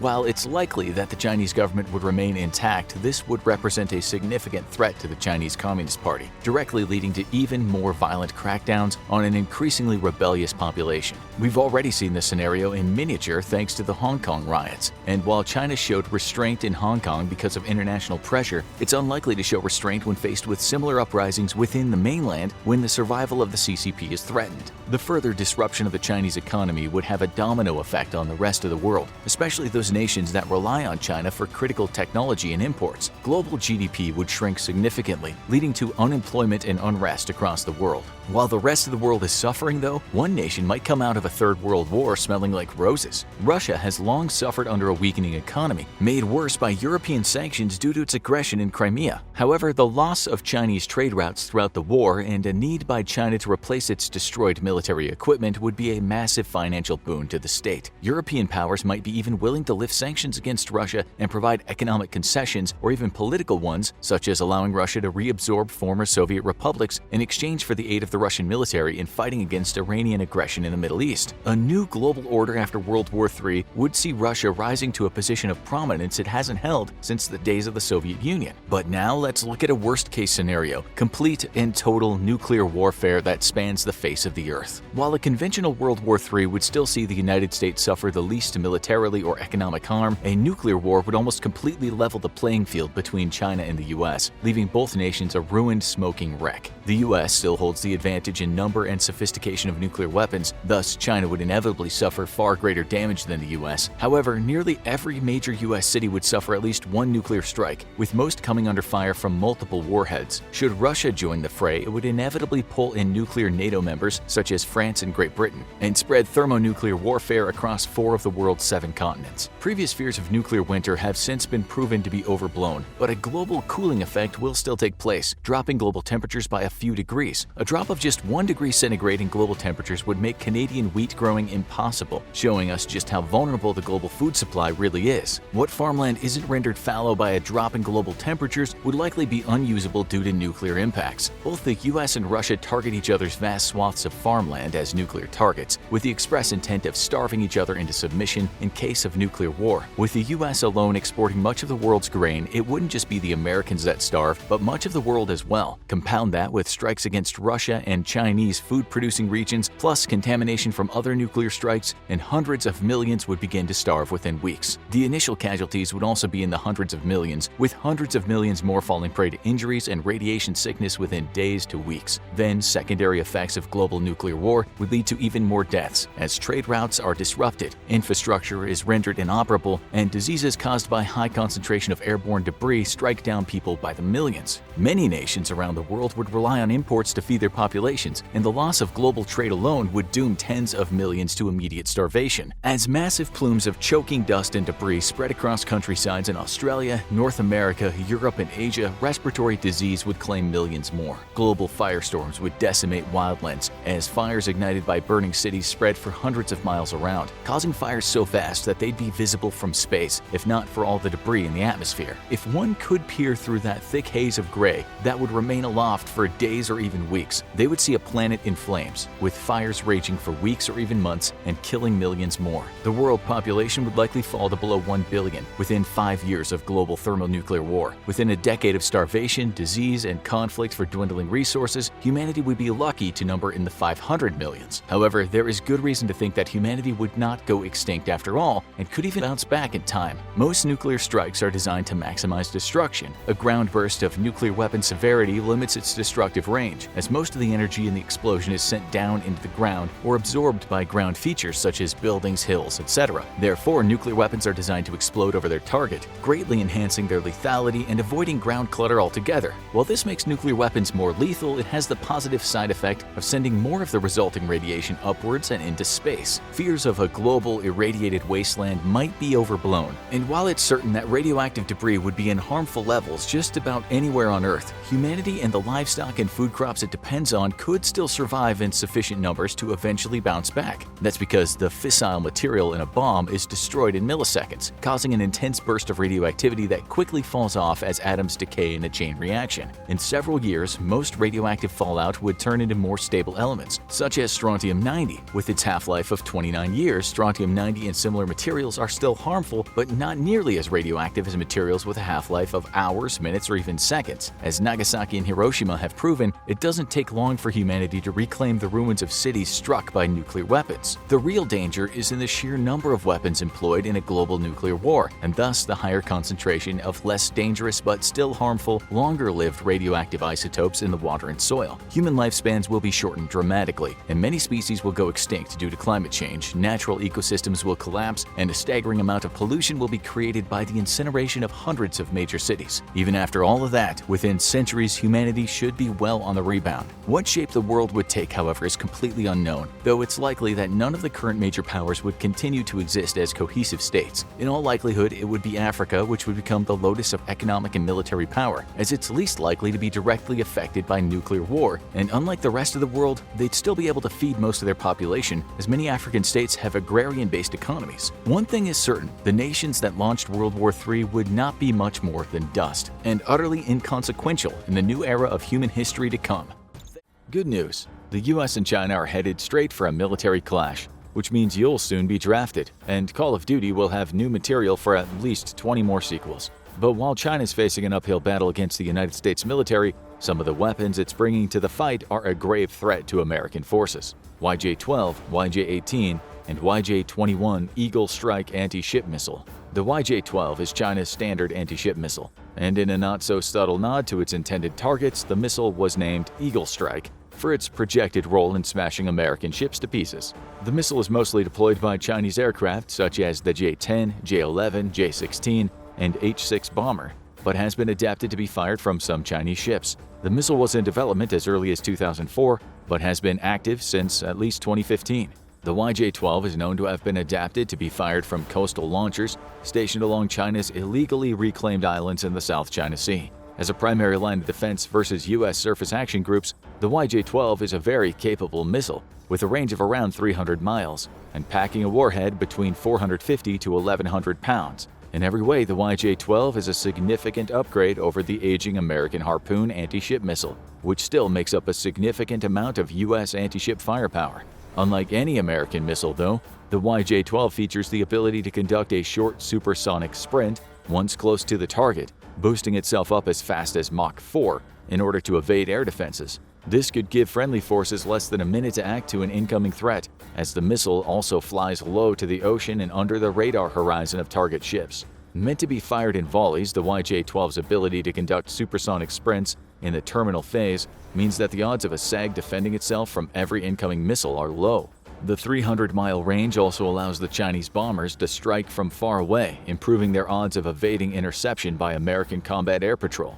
The flexibility of being air-launched also allows the missile to be fired from multiple different vectors, further complicating defensive intercepts if coordinated together. Lastly, unless intercepted early, the YJ-12's ability to conduct a supersonic sprint means that incoming debris could still prove fatal to the crew and damaging to any ship caught in its path. If the YJ-12 has one weakness, it's that the missile cannot be deployed from vertical launch cells, limiting its deployment on surface vessels. However, that's not a problem for the YJ-18, which was designed from the onset to be carried aboard both surface and subsurface platforms, such as the Type 95 submarine, which will be equipped with vertical launch cells. The YJ-18 features a smaller warhead, anywhere between 310 to 660 pounds, and a lower speed, as it cruises at subsonic speeds toward its target. Its range is similar to the YJ-12, though limited by the fact that it cannot be deployed from the air. Like the YJ-12, though, the YJ-18 also conducts a supersonic sprint of up to Mach 3 when fired in anti-ship mode. The missile is widely believed to be heavily based on the Russian Caliber design, which might be bad news for China and good news for the US. As American-made Patriot air defense systems have shown in Ukraine, US forces can easily intercept Caliber cruise missiles, though these are fired in high land attack trajectories and not in the same flight profile as an anti-ship missile would be. However, one thing that Patriot's operation in Ukraine has proven is that US missile defense capabilities are likely far more formidable than we have previously been aware of. That's why China has gotten to work on a newer generation of anti-ship missiles, and leading the charge is the YJ-21. This hypersonic missile is almost a complete unknown.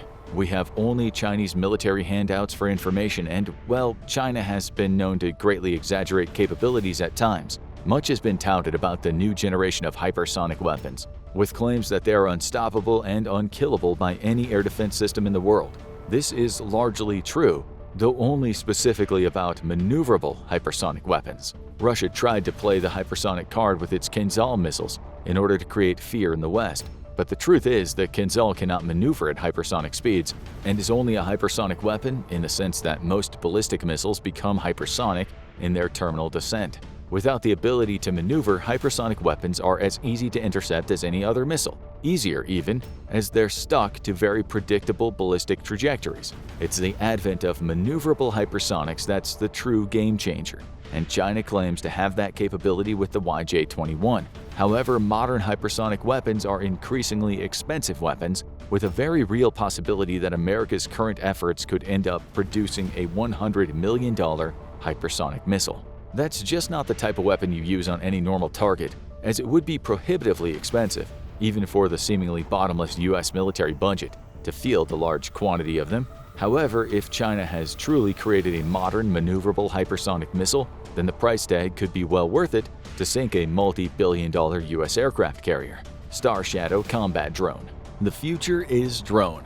If the Ukraine war has proven anything, it's the necessity of unmanned combat platforms for future warfighting, and in very large numbers. But while the current war is mostly focused on recon and drones with small payloads, a future confrontation between major powers will put the emphasis on highly capable combat drones capable of taking on both manned and unmanned air targets and a whole lot more.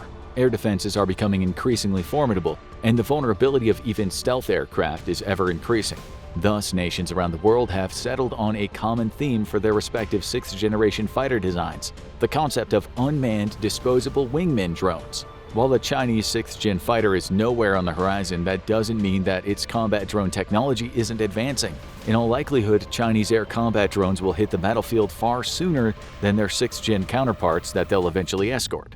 Like most next-generation Chinese weapons, there's very little that's independently verifiable about the Storm Shadow combat drone. Instead, we're forced to rely on deduction and snippets from official Chinese information releases. What we do know is that the mysterious Star Shadow drone may have been filmed for the first time a year ago. The drone bears a strong resemblance to the American X-47B, which was originally meant to be a combat drone until pushback from the Navy fighter pilot community forced the Navy to instead develop a drone for aerial refueling, a move that has since proved foolish. However, this isn't evidence of yet more stolen technology, something China does do as prolifically as it can.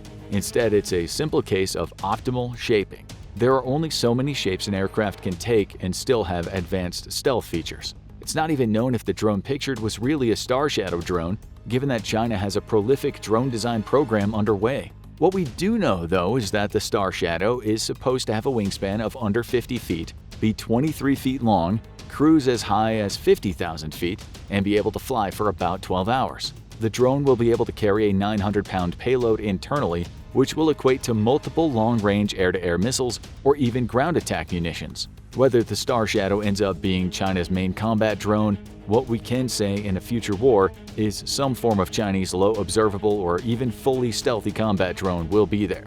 This will pose a significant challenge to U.S. forces, both by presenting smaller threats with even better stealth signatures than traditional aircraft and by oversaturating U.S. defenses. While China continues to lag significantly behind the U.S. in stealth technology, these drones could be stealthy enough to start threatening critical U.S. support assets such as AWACS platforms and aerial refueling aircraft. Given the U.S. will rely heavily on these assets in the case of war in the Pacific, the use of advanced Chinese combat drones could prove an overwhelming factor for the U.S. Navy and the Air Force. China will, after all, have a home field advantage, while the U.S. will have to use the air power judiciously due to the logistics of operating far from home and airfields that are widely dispersed and vulnerable to Chinese attack.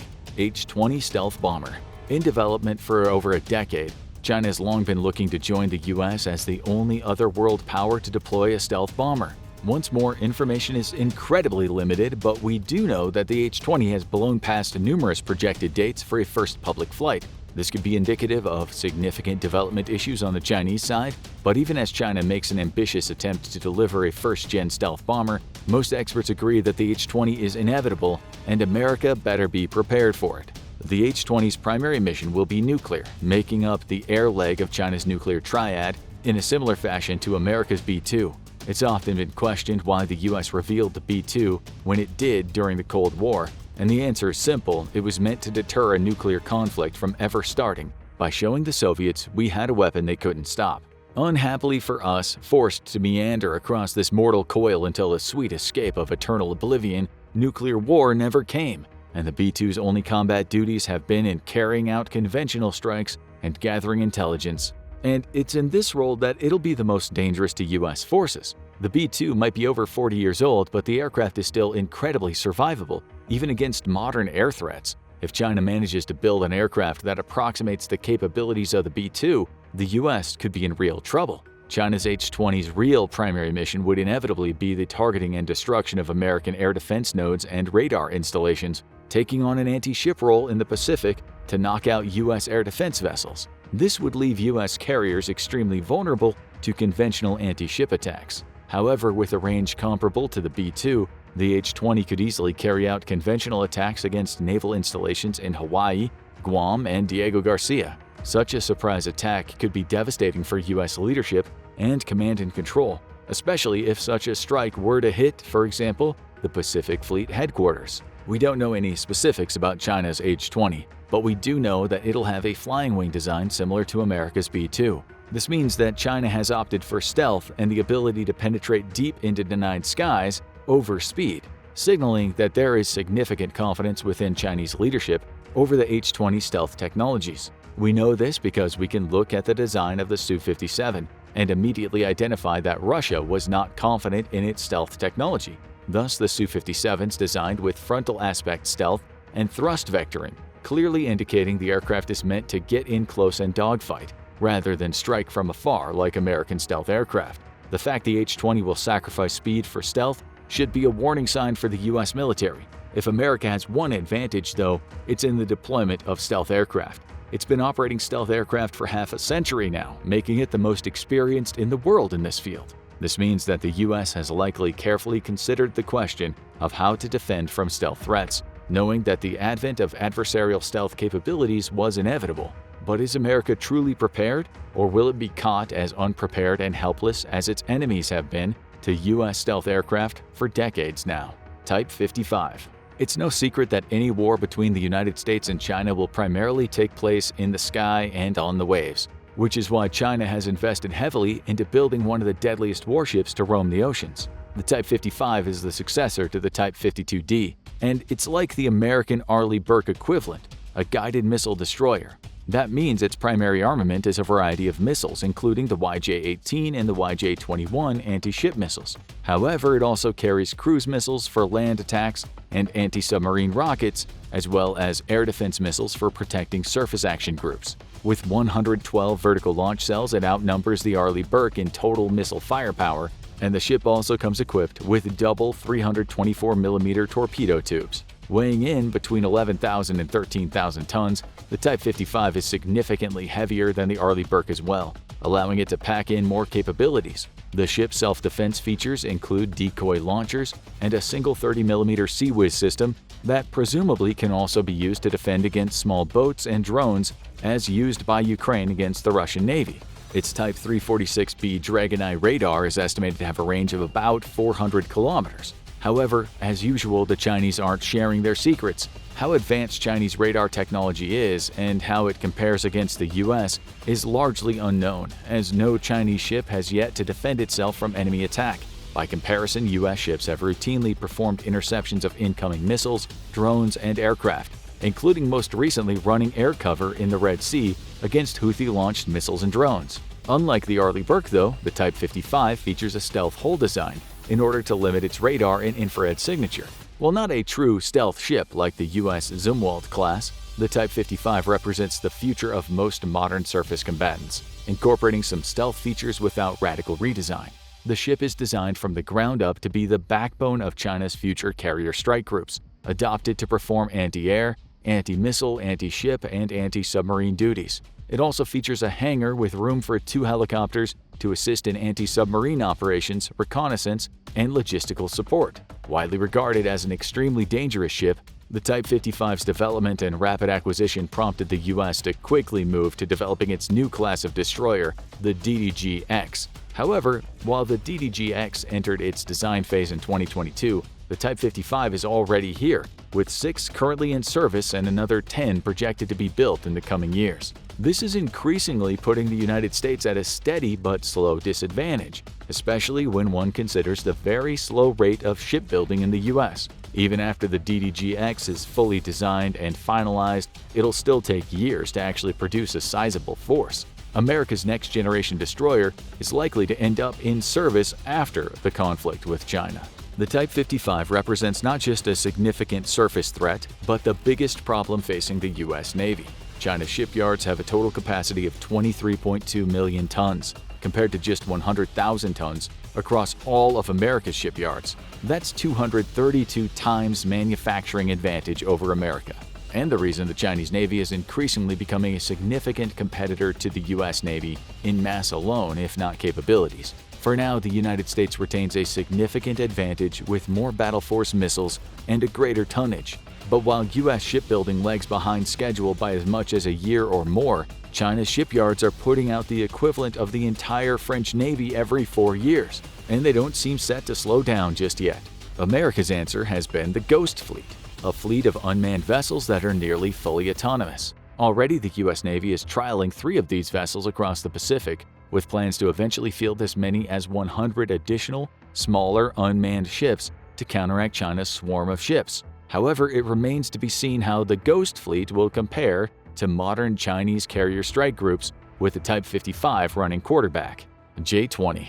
Developed in the mid-2000s, the J-20 is China's first attempt at a stealth aircraft, and by most accounts, a successful one. While the J-20 may not compete with the F-22 or F-35 for stealth, it has been widely hailed as a low observable and very capable fighter that's going to pose some serious problems for the U.S. Air Force and the Navy. Much like Russia, China was aware that they were unlikely to be able to directly compete with the American 5th-generation offerings. China's aerospace sector is simply too inexperienced, and the nation has a significant problem when it comes to innovation. It's no secret China has enjoyed the benefits of much stolen technology from the West and Russia, And yet all that focus on industrial theft has left the nation underinvested in innovation and achieving its own breakthroughs. The addition of canards on the J-20 hints at its intended use in combat against America's growing 5th-gen fleet, as does the adoption of new engines that might eventually feature thrust vectoring similar to the Russian Su-57. Simply put, China isn't looking to field an all-aspect stealthy J-20 more in line with the American F-22 and F-35, but rather one that's low observable and stealthy from a head-on aspect. And that's probably going to suit China just fine in future combat. The J-20 is clearly designed to close the distance quickly and fight at close range, while remaining stealthy enough to threaten American support platforms like the AWACS and the aerial refuelers. Armed with the PL-15, the J-20 already outranges America's fighters armed with AIM-120s by as much as 20 kilometers. With its stealthy frontal aspect, J-20s could close the distance and seriously threaten vulnerable air assets and 4th-generation aircraft before turning around and beating feet back to the safety of fleet and shore-based air defense networks. Soon, though, the J-20 will carry the PL-21, which is the future upgrade to the PL-15, and will feature an even greater range, as much as 400 kilometers. With the ability to threaten aircraft from such significant ranges,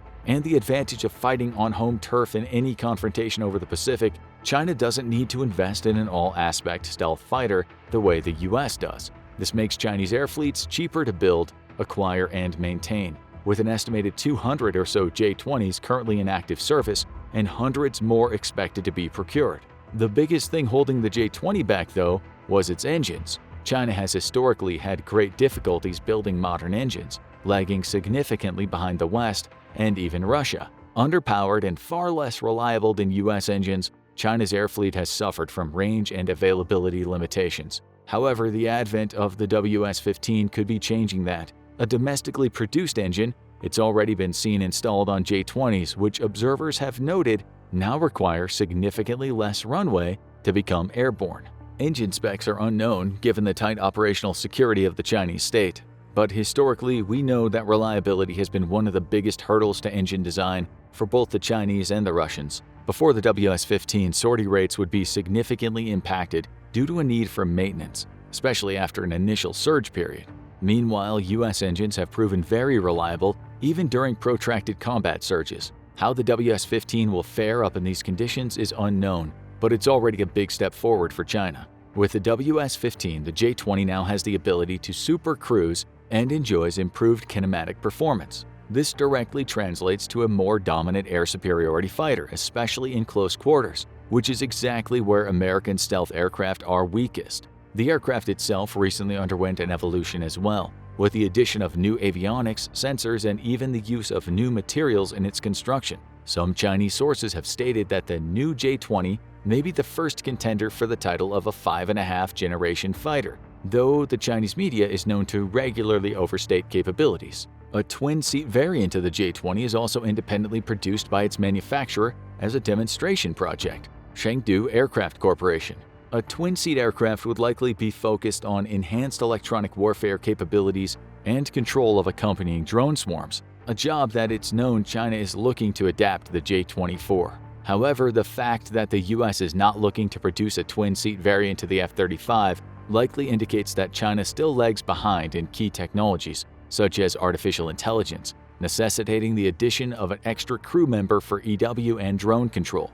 Regardless, with 200 J-20s in service and the fleet growing every year, this is an aircraft that's posed to give the US Air Force and the Navy a headache in the case of a war.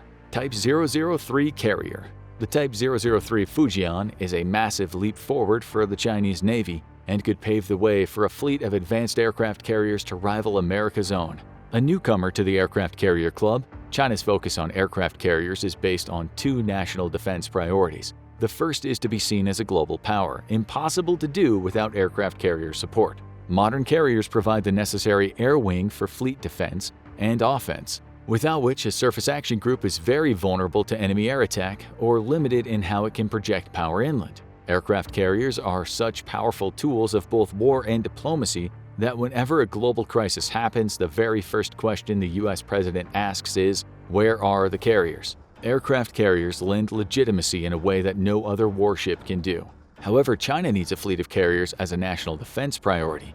Currently, the nation is extremely vulnerable to trade disruption via the Malacca and Hormuz Strait, where a significant amount of its global trade passes every day, including critical energy supplies. Aircraft carriers are needed to project power far from home and fend off any rival navy's attempts at enacting trade blockades. Without its own fleet of supercarriers, China will simply never be able to challenge the US and its allies on the high seas. The Type 3 has been designed as the first in its class for exactly this purpose. The ship is a significant leap ahead of both the Type 1 and Type 2, which were ski ramp-style carriers that significantly reduced the capabilities of their small attached air wings. However, the two carriers provided China with the necessary experience in dangerous and delicate carrier operations, something the nation has managed to learn to conduct with admirable speed and at a very low cost of men and material both. Learning to operate carriers historically is a dangerous lesson.